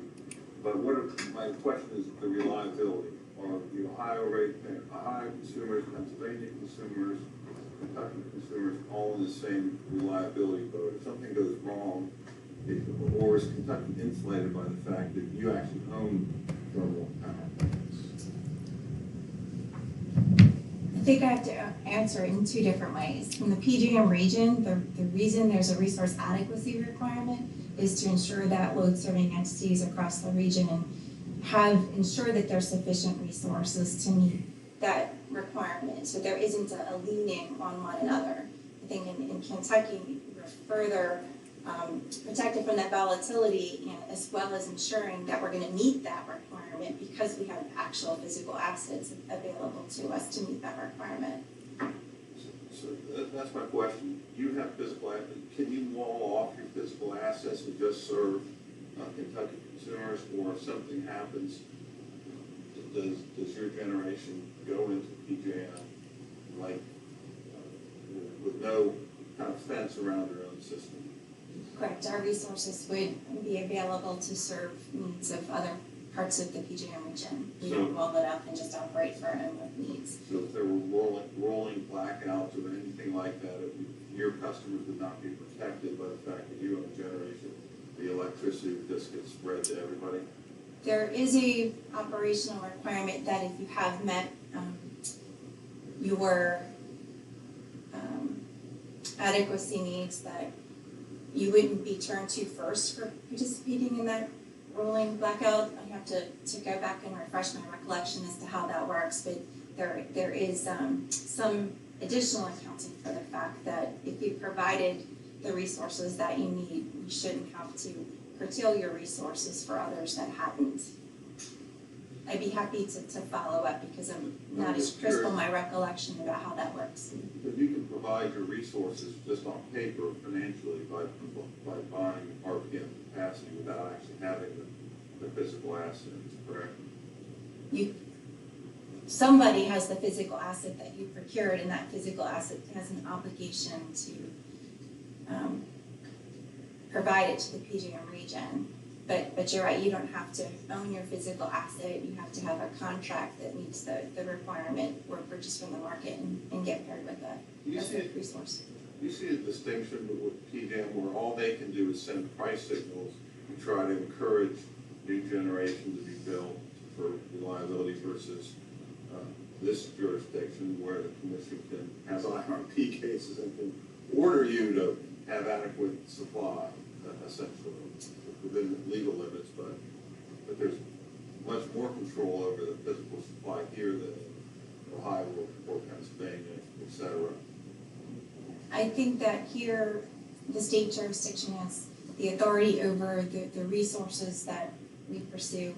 We by contract, by this federal tariff, are part of a system, and PJM has obligations, and those who are load-serving entities have signed that they will comply with those obligations to ensure that they have resources to meet the resource adequacy requirement. They could use a centralized auction, or they could use a fixed resource requirement and bring their own resources directly to meet that requirement. But by contract, federally approved contract essentially is what an RTO tariff is, and that's what those resources all across the PJM region have to abide by. But PJM cannot order a load-serving entity to build physical generation, correct? Correct. They can tell physical generation, you can't retire quite now. The reliability must run protocol until the problem's fixed, but they can't order new generation to be built. They can't order new, nor can they actually require you to stick around if you're looking to retire. They can ask you to, they can compensate you to, but they can't require you to. Okay. You didn't know that. Cost of service rates are a heck of an incentive, But there's also the environmental requirements. So if there is an environmental restriction that prevents you from operating, and PJM's had to encounter this in the past with generation resources that have sought to deactivate, and the unit owner couldn't violate the environmental restriction on them, and PJM had to make a request with the Department of Energy to use their authority to sort of trump that situation to allow the unit to run until transmission solutions were put into place. Who won the Trump battle, the EPA or PJM? Whose jurisdiction? It was DOE had to make the determination, and they did it for a limited time until the transmission fixes got in place to allow that region to be reliable. This queuing issue, this queuing problem, there was a recent change to that as well. Correct. Is East Kentucky better off or worse off because of the change? What was the change, and do you like it, or is it good news or bad news? We supported the change. There became quite an extensive backlog in projects to be studied by PJM because they took the projects on a first serve, first evaluated and connected basis versus first ready. So the proposed reforms really are seeking to ensure those resources that are ready to move forward and they're ready to make the commitments to move forward and actually start constructing and pay the transmission upgrades do so, and they don't cause continuous restudy of other resources behind them in the queue. That seems to be the key reason for the backlog under the current process of if you're first, you kind of hold the right and hold that right until you get resolved and everyone gets backed up behind you. Were developers using that sort of as a free option to get a place in line whether they were serious or not? Some have alleged that was a challenge. Okay, so if you wanted to build a new power plant, how long will the queuing be for East Kentucky? A serious entity that's really going to build something. Correct. I can tell you when we would first be likely initially picked up and started to be reviewed by PJM.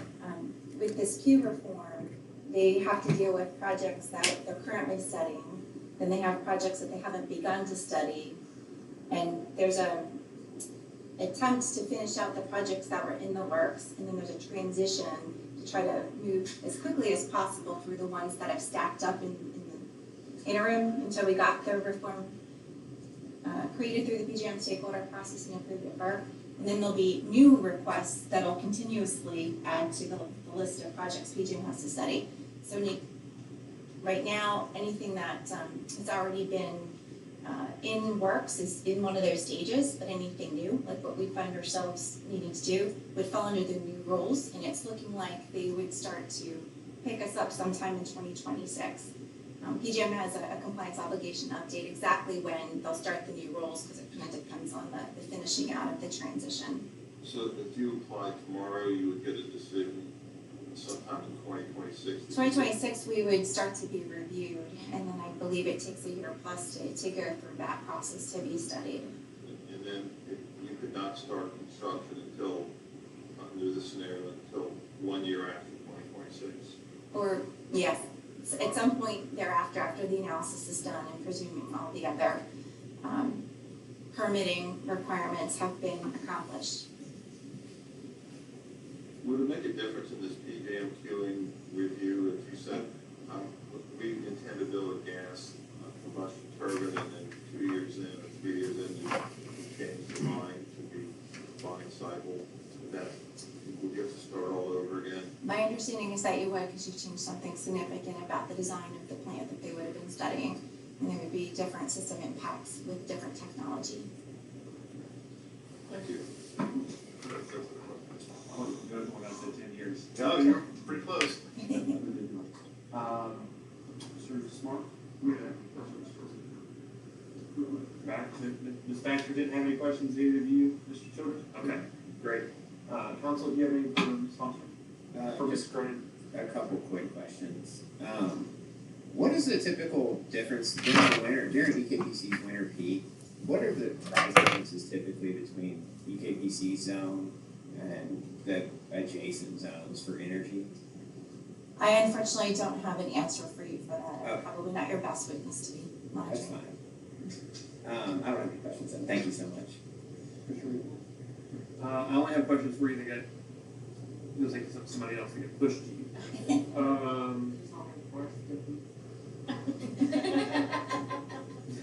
There's 8, but I do think that 4 is an answer.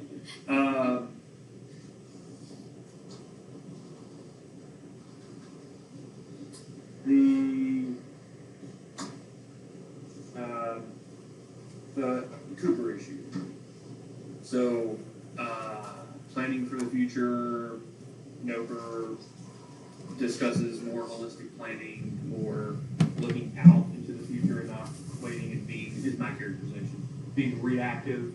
But one of the things that PJM does, they don't start modeling for a retirement today, for the RTEP. They don't start modeling for unit retirements until they actually receive a generation deactivation notice, right? Correct. And those can be received fairly close to the date of the unit's retirement, or the unit can give it to them 2 years in advance. But is your experience is that most generation deactivation notices occur within a year or 6 months ahead of the anticipated deactivation? I believe they're longer than that because the capacity market must offer obligation creates a huge incentive to figure out if you're going to be available for years into the future. And so there's obligations to be thinking about and to be going through a process if you're thinking you're going to be retiring into the future. So I think many generation resource owners trigger the deactivation request earlier. Now, operational things can happen and you might get closer in time and make those decisions closer in time, but the market structure kind of incents a longer horizon. Well, but there's a place on the website, you can look and see the time horizon when somebody requested, the date they requested, and when they actually retired, right? Right. And then for the purposes of the market, I guess there'd be two things I'd make sure, I guess, be clear on is generally those are 3 years ahead of the delivery year, but at least for the last handful of years, they've been a little more compressed in terms of the auctions actually occur closer to the delivery year than 3 years, right? That's right. And then, can you, if you choose to put in a deactivation notice, if you clear, let's just say we're on the ordinary schedule for DRA, 3-year forward, and you have a unit that clears in the VRA, and you subsequently, I'll make up a scenario. A small earthquake happens, and every part of the facility has a big crack in it, and you're like, we've got to retire this thing, we got to do something different. And you decide to retire ahead of the delivery year. Is buying through, or maybe that's not the right term, but participating in the incremental auctions an option to cover that generator that you decided to retire? It could be, it depends on the timing of it. You also could seek a bilateral contract with another entity that might have available capacity to do a replacement transaction. And then with that, you run risks that the transaction with the capacity is within your particular LDA, and there aren't constraints or issues with the deliverability of that, or that your LDA is short, or there are certain risks of having a bilateral capacity contract with somebody outside of your LDA, right? For it to be classified as a true replacement, you have to meet all of PJM's requirement relative to the LDA. Yeah. But in order just to be able to have that fiscal hedge is a little different, or at least feel covered for that previous retirement, that might be enough. Having that From bilateral. an energy perspective or a capacity perspective? Well, so we're talking about the capacity market. If you're going to retire one thing, you've got to have some way to replace it, right? You still have to satisfy PJM's requirements. You can have a bilateral contract with a resource that's not going to meet what PJM's requirement for you is for capacity. I guess what I'm saying, the unit that you contract with couldn't have been a unit that had already cleared. Is that right? Correct. If it currently has a commitment, yes. So I guess what I'm curious of is there, and I don't know that there's an actual issue around Cooper. It has been the sole focus of an intervention in EKPC's last rate case, and has been a significant, if not a primary focus in this case. So I'm not even saying there's an issue, but if there are questions around, and it sounds like Mr. Adams is doing studies in this regard, if there are questions around what the system topography needs to look like without the Cooper units, I mean, there's 2 units, without the Cooper units, and what that may be, whether they're unavailable or retired, I don't know what the difference is for Mr. Adams' planning purposes. But if there are questions around it, and what the needs will be if those units are unavailable. Is there a process by which East Kentucky can go to PJM and work with PJM on ensuring that the modeling reflects what PJM's planning criteria would show in its argument? For PJM's analysis to review it, there isn't a formal process for that, but it is confidential transmission information that would have to be revealed to every market participant at the same time. So if there would be analysis that PJM would do, it would have to be available to all, not just to East Kentucky. Well, is there an inherent risk to East Kentucky for that? I mean, I don't think anybody, none of the conversation we've had today has been on on the confidential portion around that there, at least Mr. Adams' run seemed to indicate that there may need to be some upgrade to the system as a result of Cooper retirement, should that be economic in East Kentucky's, should that be determined to be economic by East Kentucky. But I guess I would say, is there a harm, so there's not a formal process, is there a harm in asking, what's the downside to asking PJM to identify those violations of the current topography, either inside or outside of the formal ordinance?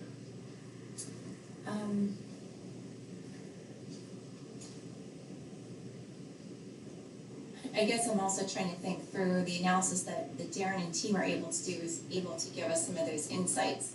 So I'm not quite sure I understand the need for the PJM evaluation of that to inform us as to whether there would be system upgrades that we have to think about prior to actually making a decision to deactivate and trigger the request to deactivate, which would trigger PJM formally to do that analysis and make it available for all.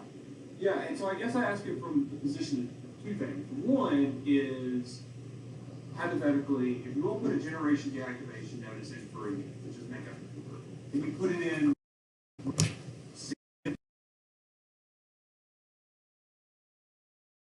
it can subsequently be withdrawn, right?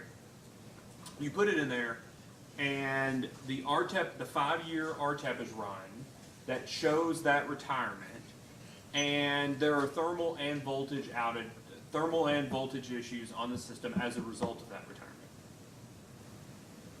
That if those contingencies occur, if there are thermal and voltage issues in the PJM footprint on facilities at a certain voltage threshold, those could be whatever the solution is to fix those could be baseline solutions, right? It would be baseline solutions. Because it's to fix a PJM planning criteria violation. And two, if there's an overlap between the solution to fix that and any other issues that holistically show up in the RTAP run, if there's a solution to fix multiple baseline issues at the same time that's cheaper than individually fixing problems, that could be a net benefit to East Kentucky's customers, right? I assume so, yeah. Okay.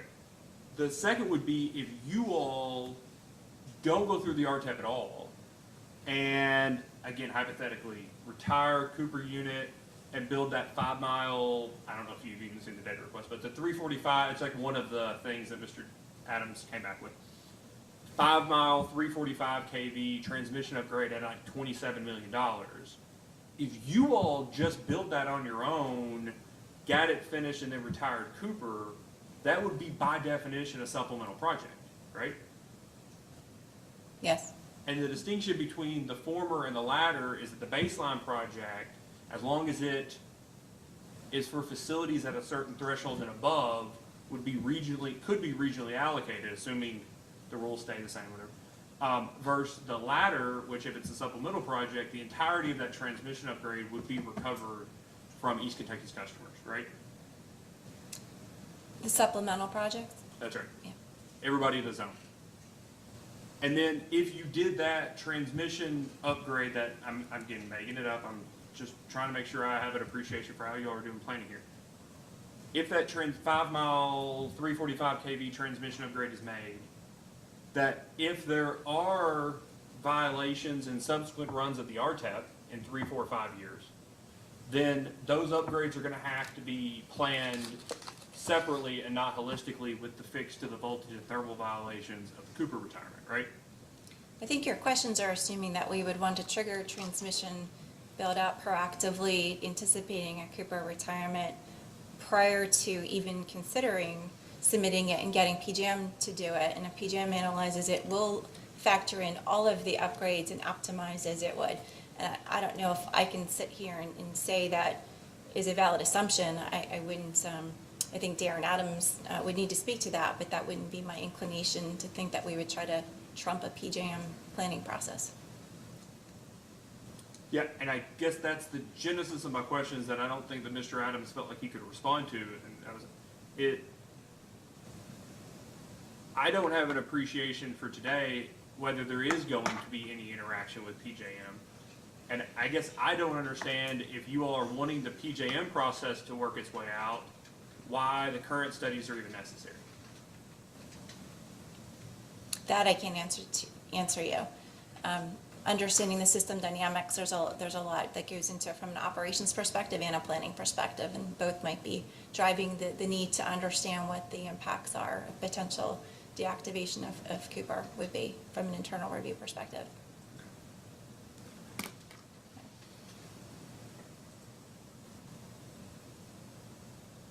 Oh, the RMR situation.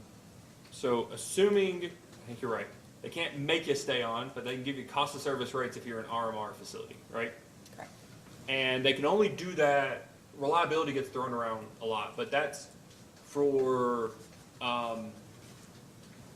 thermal issues with the transmission system, that type of reliability, not resource adequacy reliability, correct? Correct, not resource adequacy. So just to be clear for the record today, you cannot use RMR for resource adequacy purposes. Currently in PJM, that is correct. FERC can do anything they want, that's right. Yeah, subject to, okay, so, but the RMR, and I think we see this, I keep wanting to call it Mystic. I don't know that it's called Mystic, but there's this coal plant in Delaware. It's the last coal plant in Delaware. This big RMR issue. Are you generally aware of it? I'm generally aware there's an RMR issue, yes. Okay, so a merchant generator said, hey, we're gonna retire this plant. PJM says, please don't do that, the whole system falls apart. And so they go to FERC and they say, we need to give this plant cost of service rates to stay open until we can come up with a fix. Is that a fair characterization, an oversimplification of the process? That's my general understanding of how that works. All right, but so the cost of the RMR is socialized, whether it's, I don't know that it's across the system on a postage stamp or what, but it's beyond the LDA, right? The cost of that RMR is spread beyond the zone in which that facility is located. Is that right? I'm honestly not sure how the allocation of the RMR would work. My assumption was similar to the transmission solution, but I'm not recalling specifically. And that's fine, because I think Mr. Adams gave an opinion on how he understood the RMR to be allocated. I guess the reason he answered that part, I'm coming to you on the fix, the solution. So is it your understanding that whatever that issue is, that they are able to RMR that facility for, is the type of transmission, PJM transmission planning criteria that they look for in RTAP runs? It should be similar. Okay. My understanding generally would be. And that assuming it's at a certain, well, it doesn't matter what threshold, that's allocated. So regardless of what voltage those facilities that would need the upgrade to fix that issue are, if it's chosen through the RTAP, it is a baseline project, right? I think they consider the transmission solutions to address reliability issues of generation retirement baseline as well. Yeah, and then whether or not it's allocated beyond the zone depends on a number of things, including the voltage of the facilities that need to be upgraded, correct? I think it's determined based on the voltage of the facilities. Pretty much, okay. All right, so socialized and then voltage. And then the final question is, what is it though? Don't trust an attorney that says that. The final question is, the issues that you're generally aware of, that the planning concerns around the unavailability of Cooper, I think you kind of answered this earlier, but I want to make sure it's clear. Those are the same type of planning criteria that PJM is specifically looking for in its RTEP runs, the voltage and thermal violations. I responded generally because I am not the planning engineer to tell you a very detailed answer to confirm. I Okay. think Darren would have been your best person to absolutely confirm your assumption. As I said earlier, it's very, he couldn't answer the middle question, so I couldn't ask him the last questions. It's very frustrating to go back and forth. Well, okay. Thermal and voltage violations are taken into account, and if they exceed certain thresholds, that's what drives baseline solutions to transmission facilities in PJM. The reliability criteria, including those, are what trigger baseline transmission upgrades. Yes.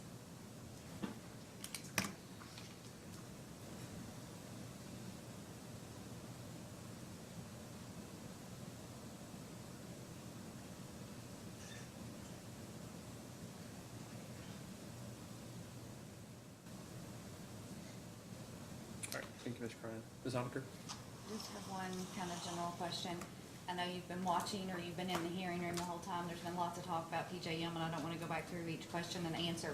But have there been any answers given here that you would like to elaborate on or correct on any issue, or have we taken care of all of those with Ms. Tucker? I believe we've taken care of them with Ms. Tucker, yes. All right, thank you. I have nothing further. Is there any reason Ms. Cronin can't be excused? Thank you, Ms. Cronin. Sorry for getting your name Thank wrong you. earlier. Appreciate it, thank you. Have a nice evening.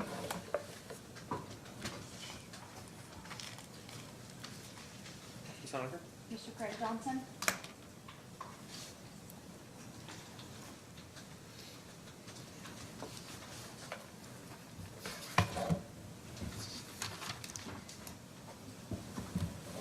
Mr. Johnson, please raise your right hand. Do you swear or affirm the testimony you're about to give is true and correct under penalty of perjury? I do. Please state your name and business address for the record. Craig Johnson, 4775 Lexington Road, Winchester, Kentucky. Ms. Honaker? And can you state your title with East Kentucky Power? Senior Vice President over Power Production. And did you participate in the preparation of the IRP filing in this case? I did. And did you cause certain responses today to request to be filed in the record of this proceeding? I did. Do you have any additions or corrections to make to any of those responses? I do not. If I were to ask you those same questions today, would your answers be the same? It would. Is it your desire and intent to incorporate those into the record of this proceeding? It is. And can you tell us what materials you brought to the stand with you today? Some excerpts of the IRP and some of the responses that I sponsored. Witnesses available for cross? Ms. Goode? No questions. Mr. Kurtz? Just a few, thank you. Good evening, Mr. Johnson. Good evening. Cooper, 2-unit, how many, 340-something megawatts? 341. Okay. We heard testimony that it's been running quite a bit recently in 2022, is that correct? That is correct. With the elevated gas prices that we're seeing right now, Cooper Station through August had about a 30% capacity factor. So it's been dispatched by PJM because it's in the money. Does that mean it's turning a positive margin, so to speak, on a variable cost basis? Yes, sir, I would assume so, yes. It has been in the money.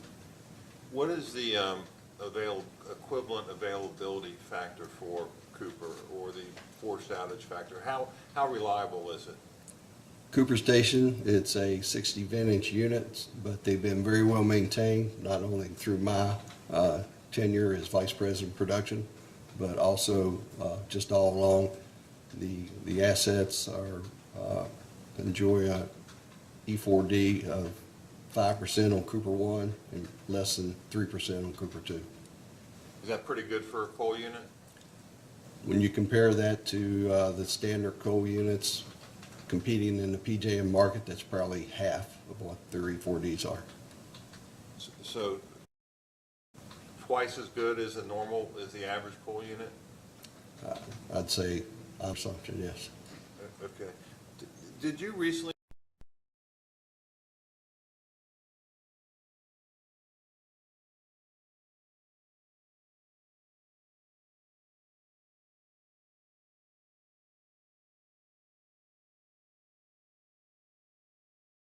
was capacity, and in 2015, and when we did that retirement analysis on Cooper 1 back in 2015, we found it more economical to duct that unit into that existing scrubber.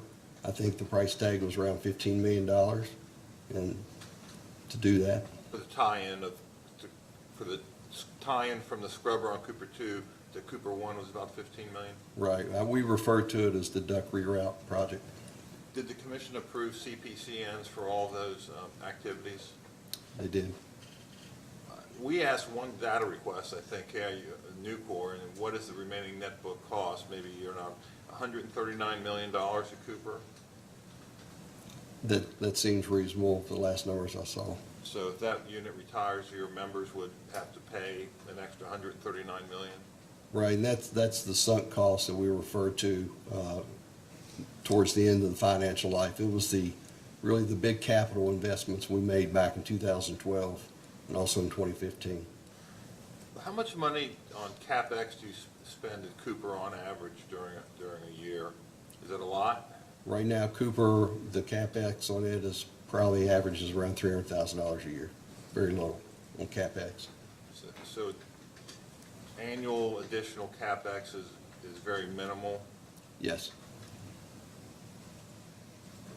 Where does the coal come from for Cooper? Is it local? Is it in Kentucky generally?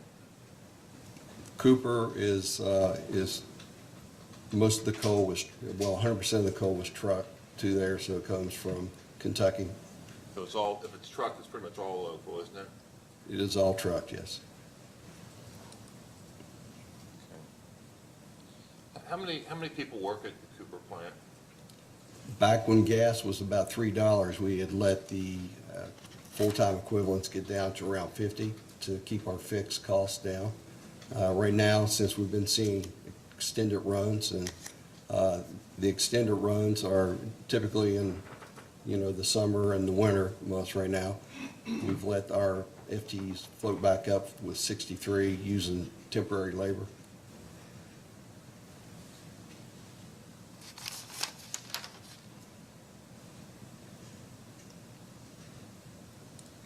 What kind of coal supply do you keep at Cooper?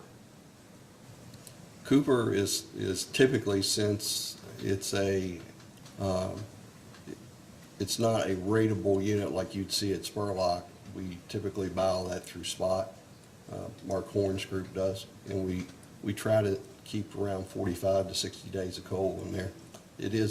Cooper is still a really good hedge for the market. Is the coal supply sort of a balance that you don't want too much or too little, because you have to pay inventory carrying costs on what's sitting on the ground versus having too little where you're at risk of running out of coal? Is that kind of it? Yes, sir. What about O&M costs at Cooper? We do everything we can to hold down our O&M cost.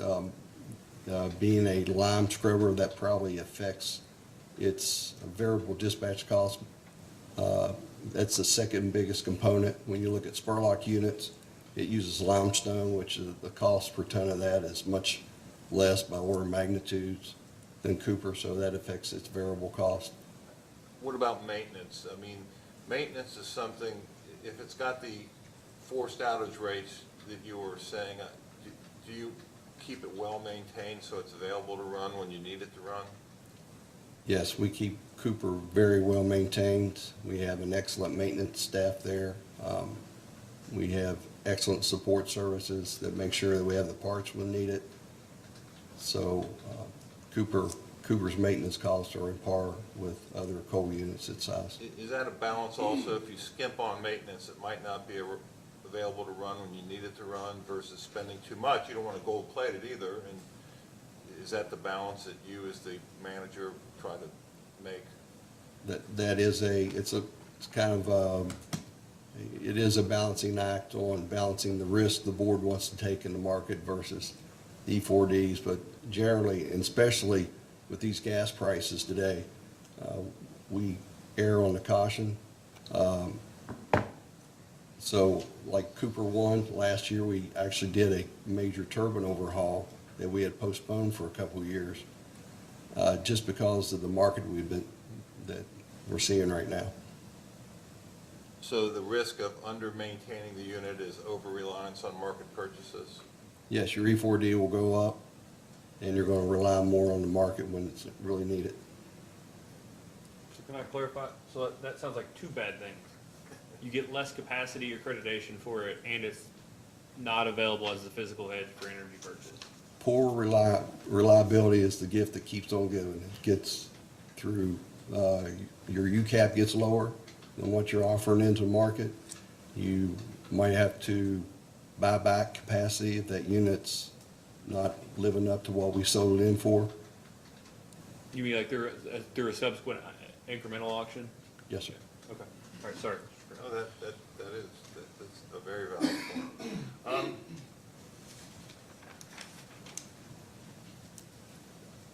Okay, one last question. Spurlock, your major coal unit, what is the capacity factor of it generally compared to the 30% for the smaller, less efficient Cooper?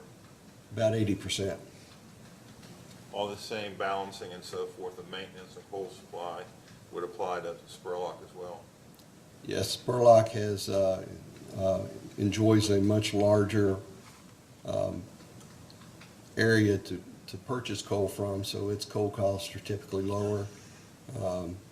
The maintenance costs, just the economy of scale, that usually the maintenance, the variable O&M cost is lower. Thank you, Chairman. No more questions. Thank you, Mr. Johnson. Mr. Smar, Ms. McCray? Just one question. Don't limit yourself. What do you got to do? Don't start with one and end up with 10. It's always worse. You can always say you have 10 and only have one, and it's better. I think that is what I said. That's what I heard. Good afternoon, sir. My name is Cassandra McCray. I may just ask you 1 to 10 questions on behalf of the joint interveners. I told my wife I wouldn't be home till 9. Perfect, perfect. We are aligned. I was going to ask this question of Mr. Horn, but since you've gotten a bit into Cooper Station's coal supply, could you confirm for me that from November 2021 through April 2022, so sort of last 6-month review period, 100% of Cooper Station's coal supply was acquired through spot purchases? Subject to check, but I think Mark's shaking his head, so I'll say yes. Yeah. Thank you. No other questions? There you go. You're 9 short. That's always a long game. Mr. Childers? 1 to 10 questions, Your Honor. I guess. Closer to 1. Mr. Johnson, you were just asked a minute ago about the coal supply for Cooper. Is that primarily Appalachian coal or Western Kentucky coal or somewhere else? You said it's all trucked in, correct? It's all Appalachian coal, from, usually from the hazard area, around that area. Okay, that's all I have. Thank you. That was easy. Counsel? We have no questions. Commissioner?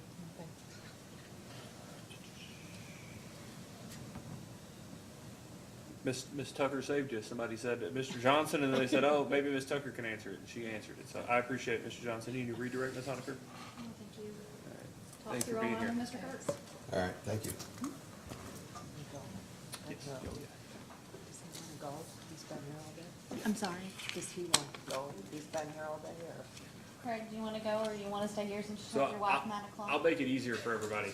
So you've got 12 days before Christmas, or 11 days before Christmas, and you have 3.5 hours to do Christmas shopping, and nobody will know any better. So from here on out, when we allow a witness to step down, unless there's an objection or unless I say otherwise, we'll just assume that the person can be excused. Okay. You can be excused, Mr. Johnson.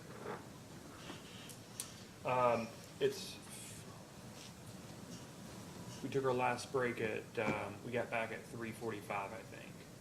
So it's almost been 2 hours. My understanding, Ms. Honaker, is that we've been through the first 6 witnesses. We've got Mr. Purvis. Who I suspect you all have questions, given your questions earlier, Mr. Purvis? I don't have any questions. Okay. So, Chairman, of course, if it helps, I have no more questions for any witness. but now you know you said that, and now if you have one, I will let you. So let's take Mr. Purvis real quick. Staff doesn't have, Miss, We do not have any further questions. you all have questions for Mr. Purvis? No. You sure? Okay. All right.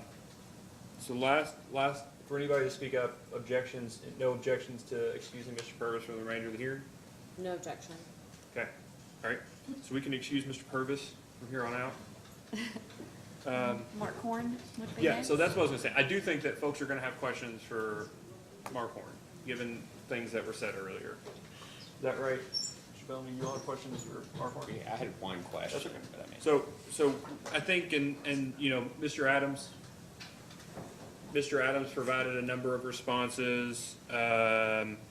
Steve Dobson is adopting Greg Briers. He only had one response. Okay. So does anybody have any questions for Mr. Dobson? No Any objection questions. to us excusing? Okay. So we can let Mr. Dobson go. Okay. I do, well, let me ask just, it's a fine answer. I anticipate being here until you all got the email on Friday. Sorry for the Friday surprise from staff council, but I want to make sure everybody was aware. We go until we're done tonight. But Mr. Kurtz has already, set himself up to say he has 0 questions the rest of the night. Let's go. Do you have more than 5 questions for any remaining? I do not envision asking any more questions. Okay. Joint interveners? We do not have significant questions for any of the remaining witnesses. Mr. Childers? No, Okay. Oh, Ms. Conner, you don't. Depends on what you all You're ask. here, you're here. We You all do have a few not. questions for folks? we had the question for Mr. Horn and potentially a question for Mr. So this is what we'll do. We're gonna take a break One now, question. but we're not gonna this is just a restroom break. We will take a break until 6 o'clock, and then we'll come back, and it sounds like we're at a point, given you did the opposite of what most everyone else does. Everybody else backloads all the people. You all front-loaded all the Thought people. it would that- like make it that go requested faster something. if everybody didn't have to punt questions. I I thought it would know, I just be know. easier. It's always the case. So we will take a 10-minute recess, come back, and then we'll just go. I mean, if something happens, we got lots of questions, that's fine. We'll find a place to break for dinner. We'll do what we need to. But it sounds like we just need to take a restroom break right now. So we'll take a recess for the next 10 minutes, and then we'll come right back.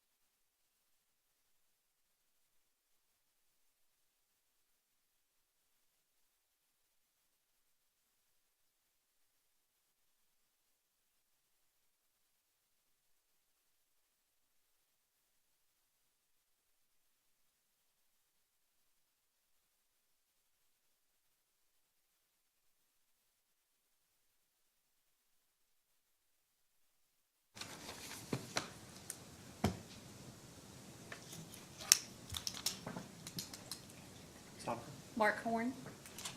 Mr. Horner, please raise your right hand. Do you swear or affirm that the testimony you're about to give is true and correct under penalty of perjury? I do. Please have a seat. State your name and address for the record, please. Mark Horn, 4775 Lexington Road, Winchester, Kentucky. Ms. Honaker? And what is your title with East Kentucky Power? Manager, Fuel and Emissions. And did you help in the planning or the preparation of the IRP filing? Yes, I did. And did you call certain responses to data requests to be filed in the record of this proceeding? Yes. Do you have any additions or corrections to make to any of those? No. If I were to ask you those same questions today, would your responses be the same? Yes. Is it your desire and intent to incorporate those into the record of this proceeding? Yes. And can you let us know what materials you brought to the stand today? I have a fairly thin binder. It's got my responses to the joint interveners and the AG's second request for information. Witnesses available for cross? Good. No questions, Sharon. Mr. Kurtz? No questions.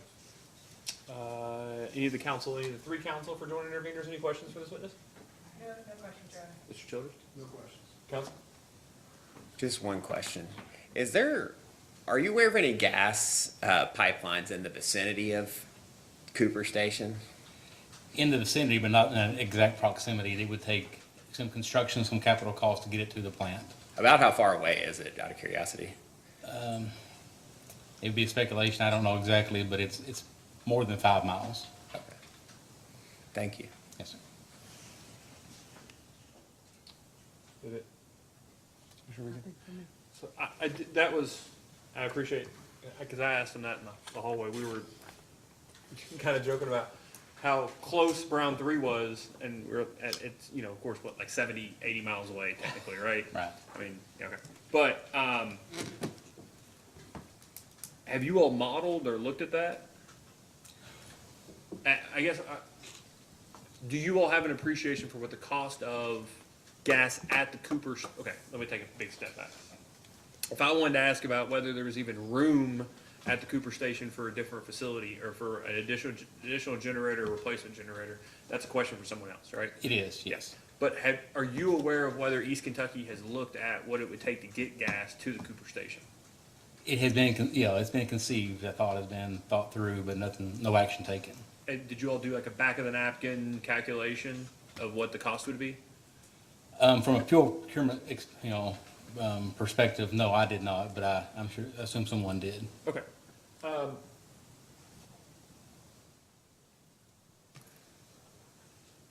You have a very diplomatic response to an AG question, question 48. About whether or not the quote currently tight, that's their quote, not mine, but the question's quote, and maybe it's a quote of yours, but the currently tight coal market modifies East Kentucky's coal purchasing practices in any way. Now, you have a very diplomatic response there, talks about how you have a good process, you've been following the process, but I guess what I didn't take from it was, are things different for your job this year and last year than they have been over the past few years? Yes, they're different. But we have not changed policy, strategy, or procedure. There's enough flexibility within those guidelines to keep an adequate inventory, which we have. We're in our policy guidelines today, and we are compliant with our hedge metric as well. I don't think what I read the other day is confidential. I don't see how it could be. But I remember reading something in the testimony or the data request responses in this case to talk about long-term contracts for coal. That at least historically, and I don't know over what time horizon that was, 5-10 years, that coal producers are hesitant to enter into long-term contracts with you all and with other buyers for anything beyond, I think it was 3 years is what the data request was on. Is that? That's correct. Okay. Yes. And the reason was, or at least the reason I took from the response was because, well, they would enter into contracts beyond 3 years, but they wouldn't enter into fixed price contracts beyond 3 years without an opportunity for a reopener if global commodity prices increase. Is that about the bulk of, Yeah, and of we your do have experience? contracts structured that way. They have market price reopeners that happen in the third year. And then if we agree to the new price, and then we stay with that current contract and extend the term of the new quantity. And if they think they can sell it for a higher price, then they walk away and sell it to another party as well. So we do have that structure as well. So you all don't have any contracts in it, any fixed price contracts beyond 3 years? No. Cooper is unique in that at least I'm unaware of any other plants in Kentucky that only are able to have coal delivered by truck.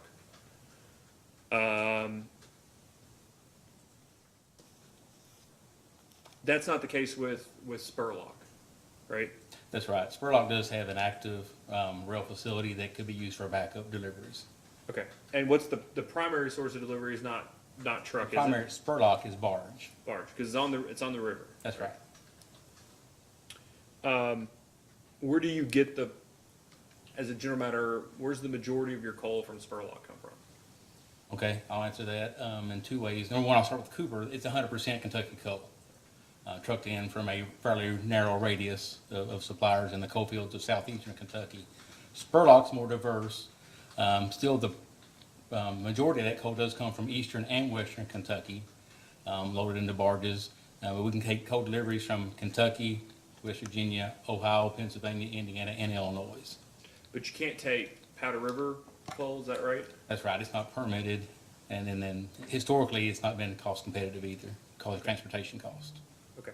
So, is Spurlock, some coal plants, my experience has been, I don't know what I'm really talking about, but you just become a generalist the longer you do this. But that some coal plants are very particular, the way they're built, or the way they've been upgraded, are very particular about what the content of the coal has to be in order to run, and some are less particular. Heat rate, sulfur content, other minerals, whatever it may be. Forgetting Cooper for a second, Spurlock only, is it particular in the sense that it only needs, it can take, well, okay, is it, I don't know a better term for this, is it picky in terms of what the input coal has to be? Yes, and there's 4 units of Spurlock. Unit 1 and 2 have a coal spec for the quality of coal that it requires to operate at its maximum capability, and Unit 3 and 4 have a different coal spec that it performs best at. Okay, and that is that a blend or from a particular basin? It can be a blend.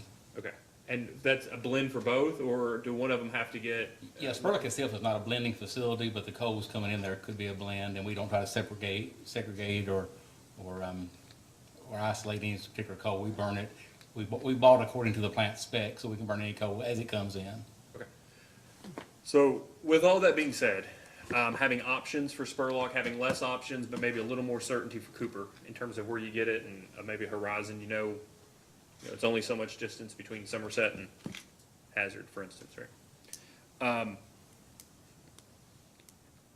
Do you anticipate over the planning horizon in this case to have issues with coal availability, assuming, which this IRP does, assuming that Cooper and Spurlock stay open through the 15-year planning horizon? What are your all's outlook on fuel availability for those coal units? Okay, and I'll answer that in 2 ways. I think the first part is, I'll talk about the current market. You know, the incremental tons in the spot market now are, you know, that market is fairly shallow. It's, you know, the coal availability is less today than it was in the past. I do believe, my opinion would be that buying coal in the future, as long as there is a demand for coal, whether it be East Kentucky or other utilities, that there will be a supply for coal. So I do think coal would be available for Spurlock and Cooper. Do you have an anticipation that you'll be able to get longer-term contracts? I guess what I don't understand is why a coal operator wouldn't want to give you a 10-year contract at a fixed price and know exactly, as long as they can control their costs, they have a market for it, right? But if their costs go up, then that just raises your costs and then makes you question, like to Ms. Tucker's conversation about the economic analysis, whether it's cheaper to go a different direction. Do you all have those conversations with your suppliers? Yeah, and you know, we are talking with those with different suppliers that have, you know, proven performance history. You know, again, when the coal was $30 a ton, they were very leery of signing a long-term contract at a number you know, just shy of $200 a ton. Now they're more optimistic about it. But we need to evaluate whether that's the least cost option for all our members. Yeah, yeah. It's not at 200 anymore though, right? It's Closer to softened some. 150? It's 150 to 180, depending on what quality you're buying.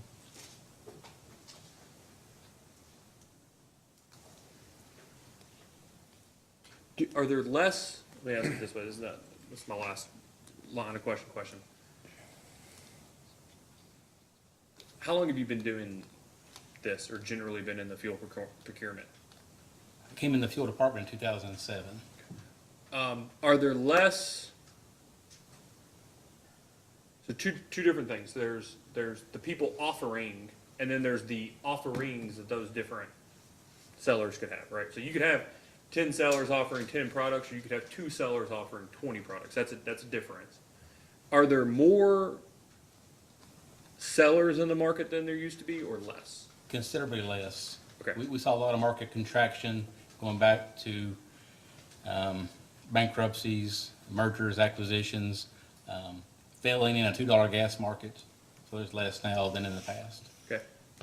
Have you seen more suppliers come on since prices have gone up, or is it that maybe they worry it's a temporary increase in prices? Let me ask you this way. Is your experience been that the higher prices have incented new sellers into the market? The short answer will be no. They've been very disciplined. They're not chasing what they think could be a temporary market.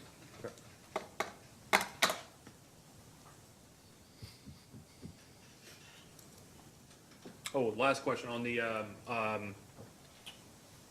Somerset, on Cooper. Is it a fixed price for delivery? Is it delivery to you all as the price, or do you buy it at the mine and then you all are subject to the fuel increases or whatever the cost of transportation changes that might Fixed occur? price to Cooper. And then a lot of our contracts are fixed price. We do have some contracts at Spurlock that do have a fuel surcharge in them. Okay, so for Cooper, if diesel prices double or whatever, that's on the seller, at It's on least the for seller. the term of the contract. Currently it is, yes. It currently is. They may ask for something different. Okay. All right, I appreciate it. Ms. Honaker, any redirect? I do not. All right, thank you very much for being here. And you can be dismissed, he said. Unless anybody objects. All right, Ms. Honaker? Chris Adams?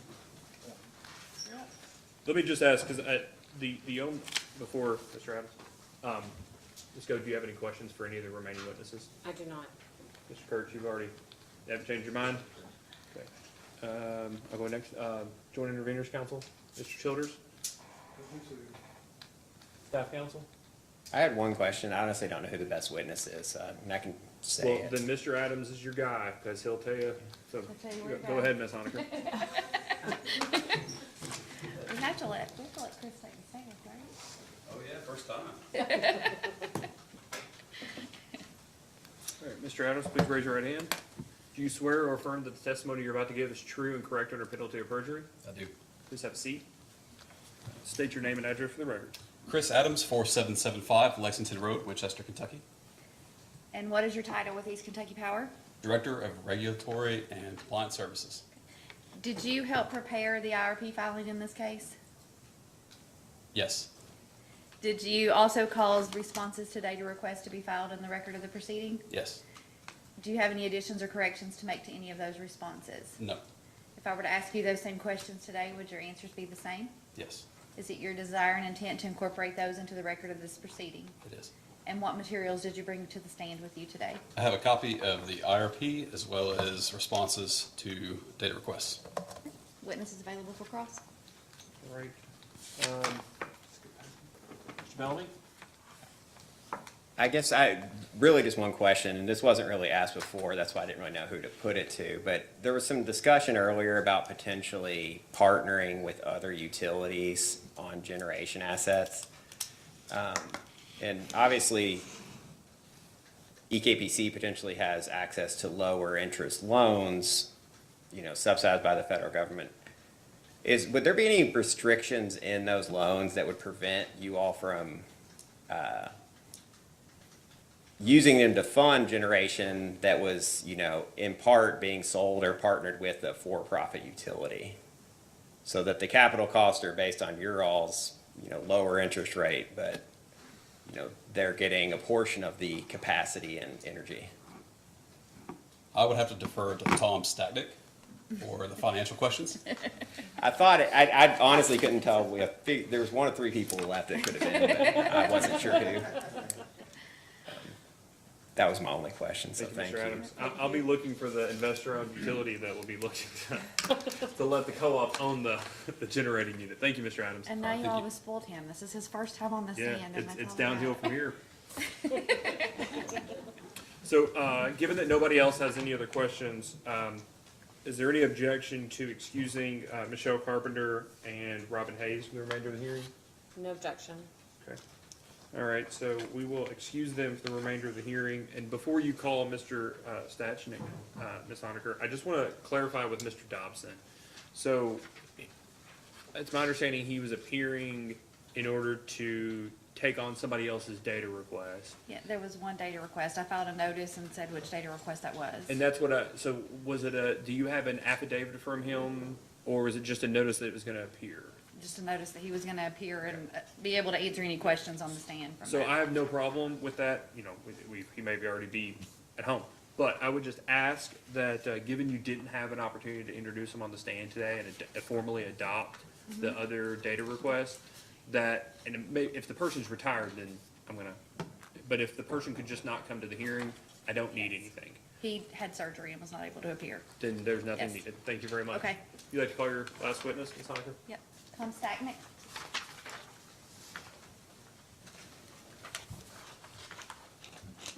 Please raise your right hand. Do you swear or affirm that the testimony you're about to give is true and correct under penalty of perjury? I do. Please have a seat. State your name and address for the record. Tom Stachnik, 4775 Lexington Road, Winchester. Ms. Honaker? And what is your title with East Kentucky Power? Vice President, Finance and Treasurer. And did you help develop the IRP that was filed in this case? Yes. Did you also file a response to a data request in this proceeding? Yes. Do you have any additions or corrections to make to that response? No.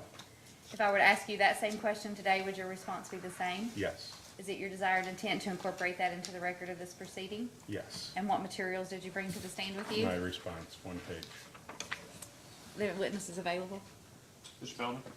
I guess you heard the question. It was just really whether or not there's any restrictions, if you're using, a federally subsidized loan to fund generation that would be shared with a potentially, for-profit utility. I'm not aware of any. I'd have to discuss that with RUS, but given discussions with them in the past, I would think they would be open to funding that. And if not, we do have access to other sources of capital. Our indenture allows us to borrow from private markets as well, if that were economical. Thank you very much.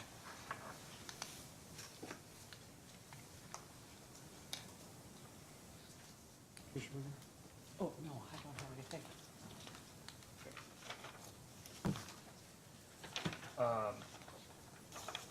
Yes, I don't either. Thank you very much.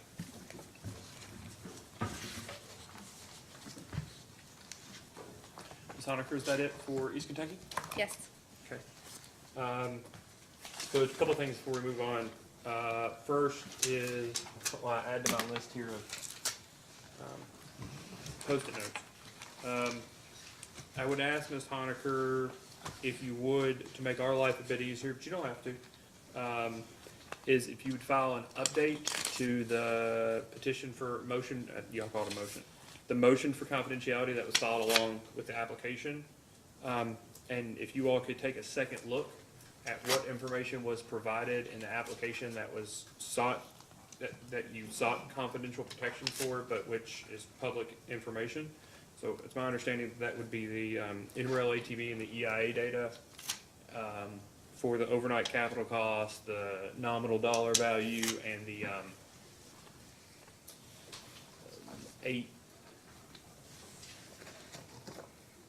table 8-9, whatever it is that that has the operating characteristics and cost of the fictional unit, the SGCT in the final table. And that way we can take it under consideration when ruling on all the motions for confidentiality. I'll be happy to file it. Thank you very much. what is our set procedural, do we have a commission order on the procedural schedule from here to the remainder of the case? There is a date on which commission staff's report is due. Mm-hmm. And that's it? Yes. Okay. So, and I should have looked this up before, it's not like I haven't had all day to pull this up, but, what does LGNK use, IRP 368? 393.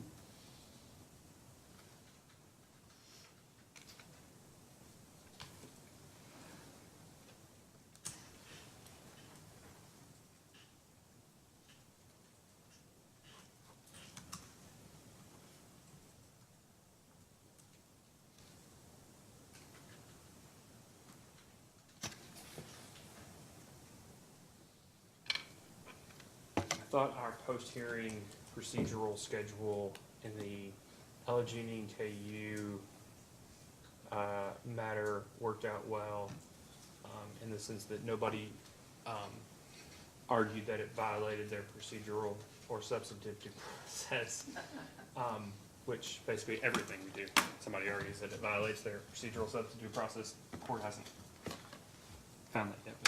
But, so what we did in that case, what day is the staff of? January 18th of 2023. January 18th, that's perfect.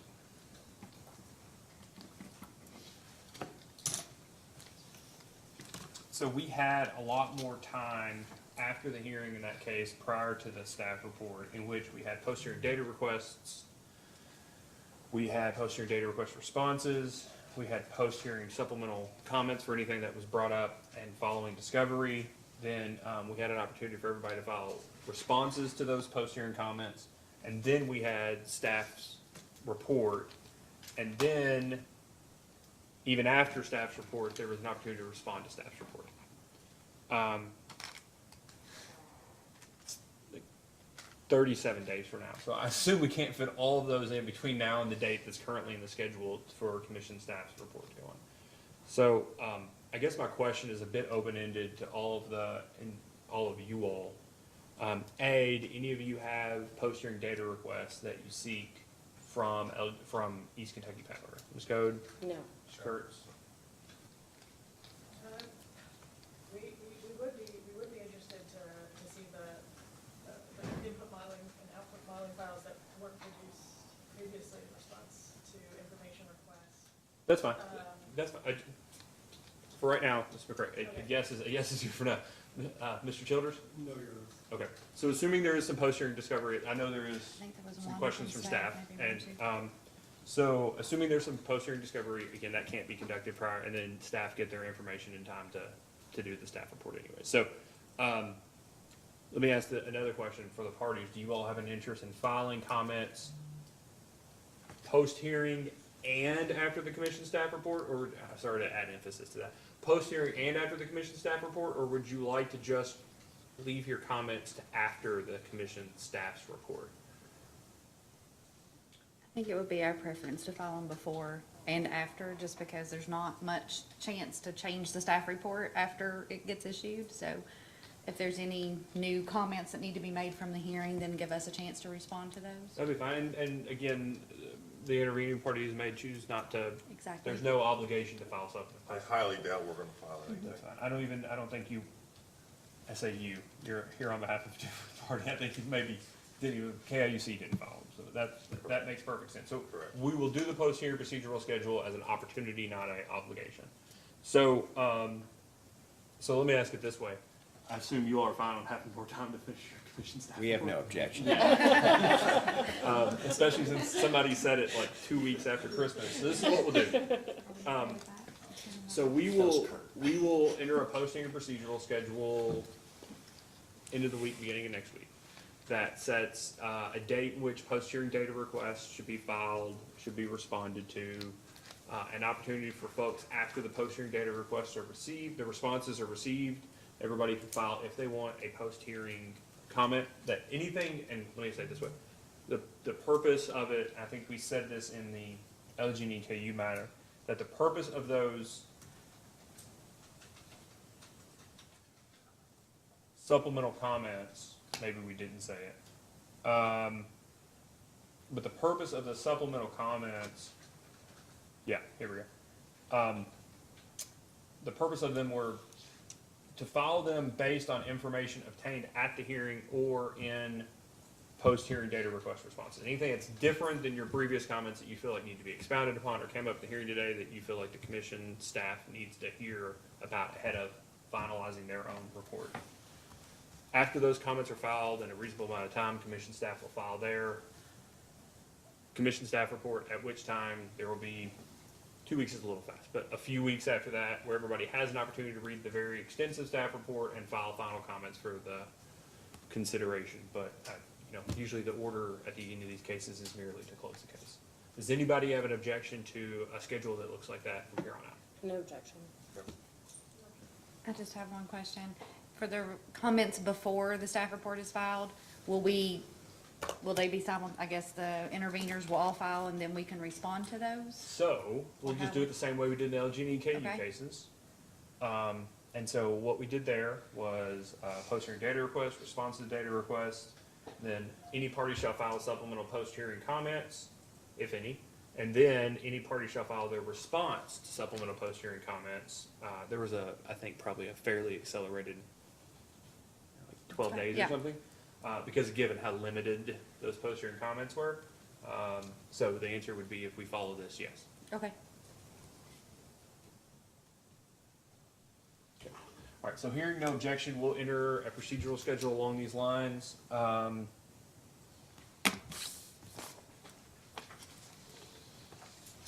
Get data requests out.